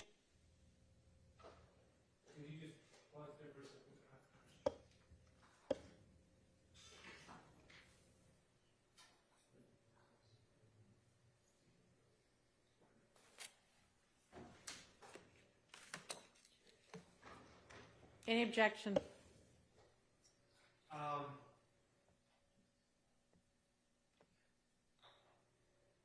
It seems cumulative to the other expressions. I don't know what the state's point this is, because there's like two videos in one. The I miss you, McMain and Darius Ford. I think We've already expressed that. from Mr. Darlington. So I think that's cumulative, that part of the video. I don't know if there's a significance, or the state feels there's significance to the driving a car while rapping part of it. Tethering together where. Yeah, so the theory is what I'm singing about, I actually mean, and here are these two people that. Correct, Your Honor. Because, I mean, just imagine, I mean, take aside who, I don't actually know, because that song, whatever he's singing, it references Little D twice. It very well may be a song that Garlington made. I do not know. Or it could be a popular song. But it's not, that's irrelevant to the state's argument. The argument is he's rapping, Little D kills the killers, I'll shoot this up like Brian Nichols. And then 10 seconds or 20 seconds later, and he mentions the ops in that clip when he's driving, taking a selfie. And then he posts his, a picture about his friend who was murdered by the state believes and thinks. And the juxtaposition of it, actually, you're saying that's the meaning behind it. Correct, Your Honor. Okay. It's relevant, and it's a co-conspirator statement.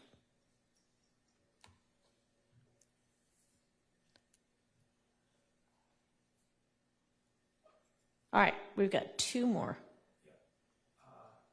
Relevance. 59. Your Honor, this starts, so a couple things. One, Demekion Garlington is Scarface.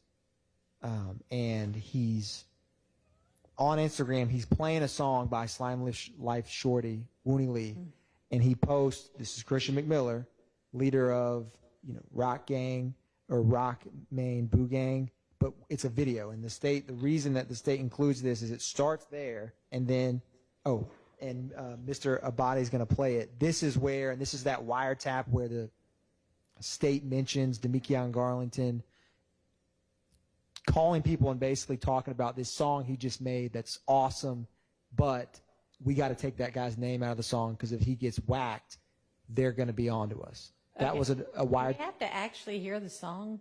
Well, in the song, he says Shell Kel's going to get whacked. Specifically says the name of Kelvin Watts in the post we've been going through that is this back and forth.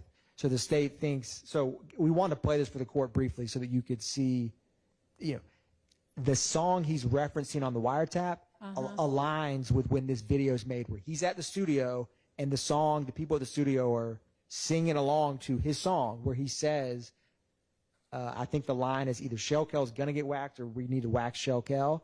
And then he has a wiretap talking privately, right, not knowing that the law enforcement is listening, where he says, this song is great, but we got to take his name out in case something happens to him.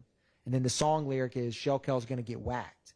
And so that has multiple relevant purposes, where the post that we believe was related to the murder of Shamel Drinks was the same Shell Kel.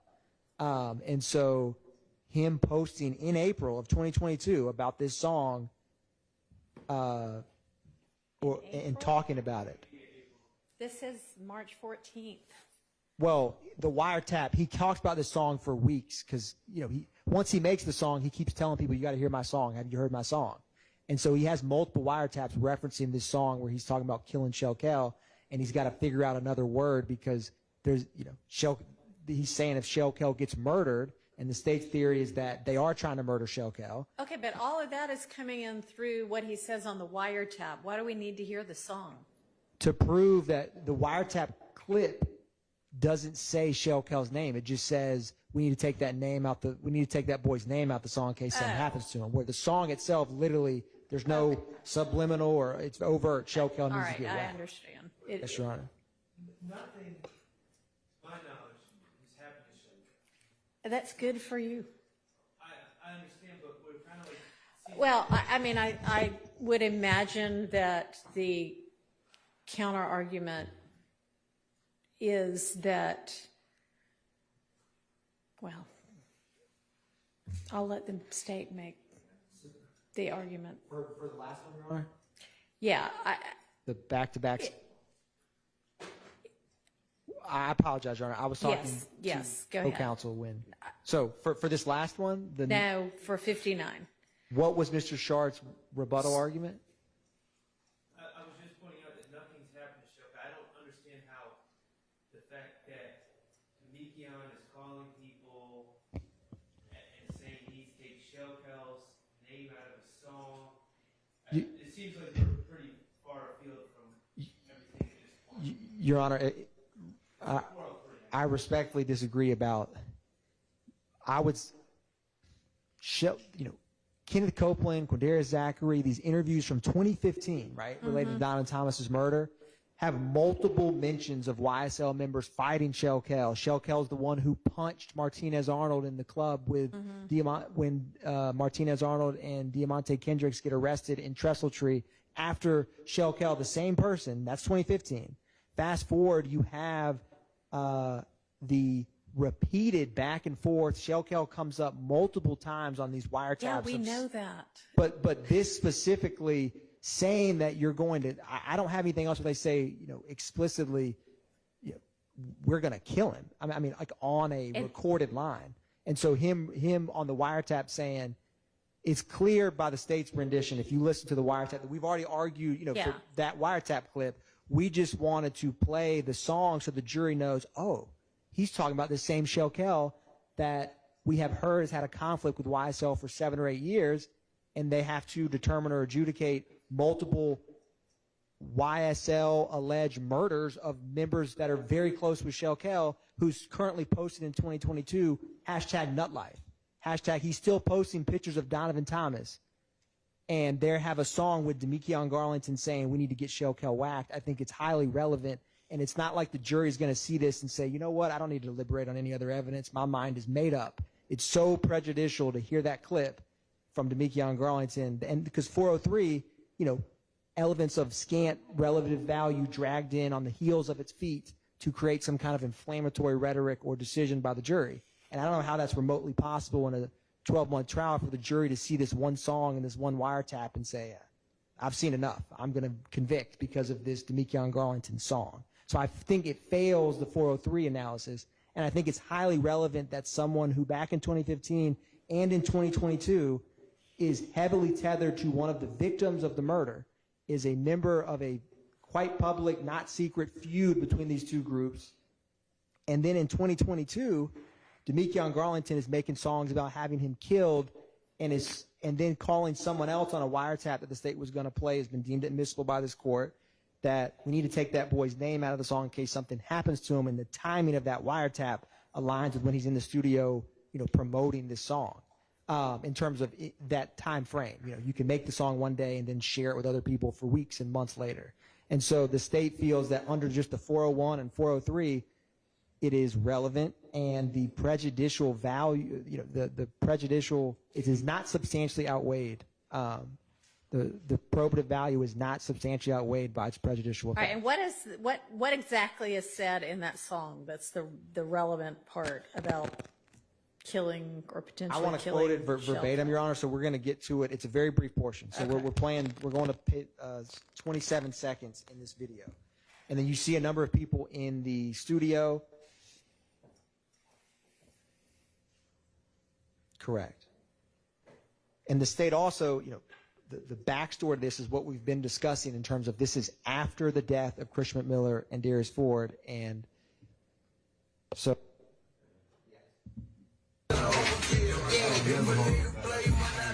After every roll ahead.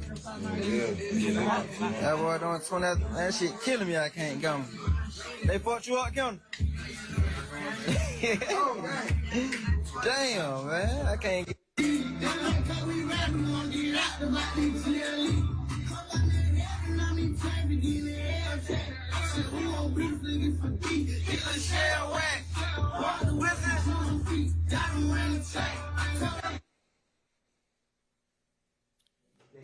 So what does it say? I'm like, It something says shell whacked? Yeah, it says get little shell whacked.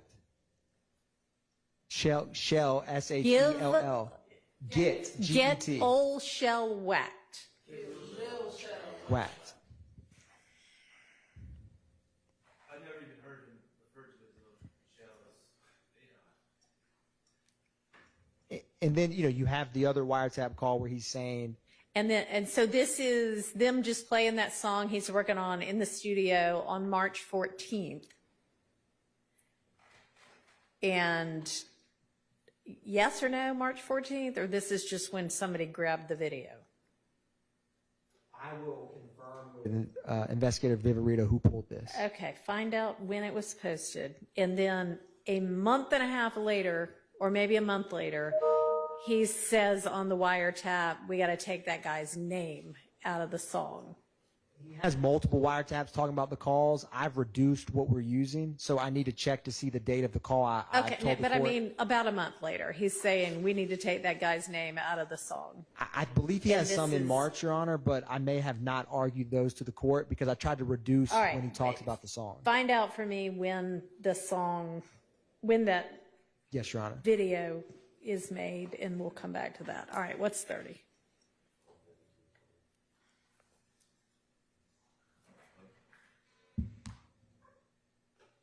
Your Honor, this last post, this is the argument we've been discussing where it has the tornado and it says back to back to back to back. We're spinning back to back. There's a song that references spinning the block or shooting multiple times. And so this is part of the reason why the state. And is this going to be a video, or is this just going to be a still? It's a 13-second video. We're not giving out smoke. We're giving out embalming fluid, which is a song, by the way. I want to make that clear. It's a song that you can post it to where the lyrics come up. But the emoji next to it is. Do you want to play it for me? I mean, Yes, Your Honor. You're saying that the whatever is on the audio is relevant, right? Somewhat, Your Honor. I believe the audio is also transcribed. All right. But just play yes, it Your for Honor. me. We ain't giving out smoke, we giving out embalming fluid. Spin that shit every day, every night. Back to back to back to back to back. Y'all niggas can't even trap. Nothing. Post up, nothing. Kick it with the hose. Barbecue, nothing. We spinning back to Okay. And who's posting this? Never mind, Garlington. Yes, Your Honor. And what is that next to the tornado? An ear? That's what I thought. What's the significance of that? Are we going to find out? I will ask and see about that. Okay, but we still don't have anything to, you're going to figure out what it is that establishes that. So this means the tornado could mean spinning, and Viverito is going to say spinning means shooting people? Yes, Your Honor. That's why I'm talking about embalming fluid when they're saying we're going to spin back to back. Okay.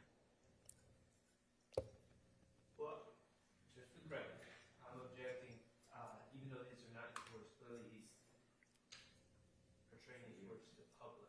Yeah. So I'm going to object to hearsay.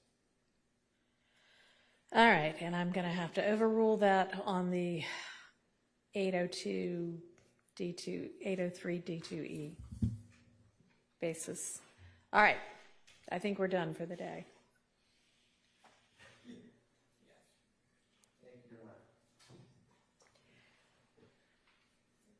So should we see each other at 8:45, considering we need to wrap this up before Detective Viverito testifies?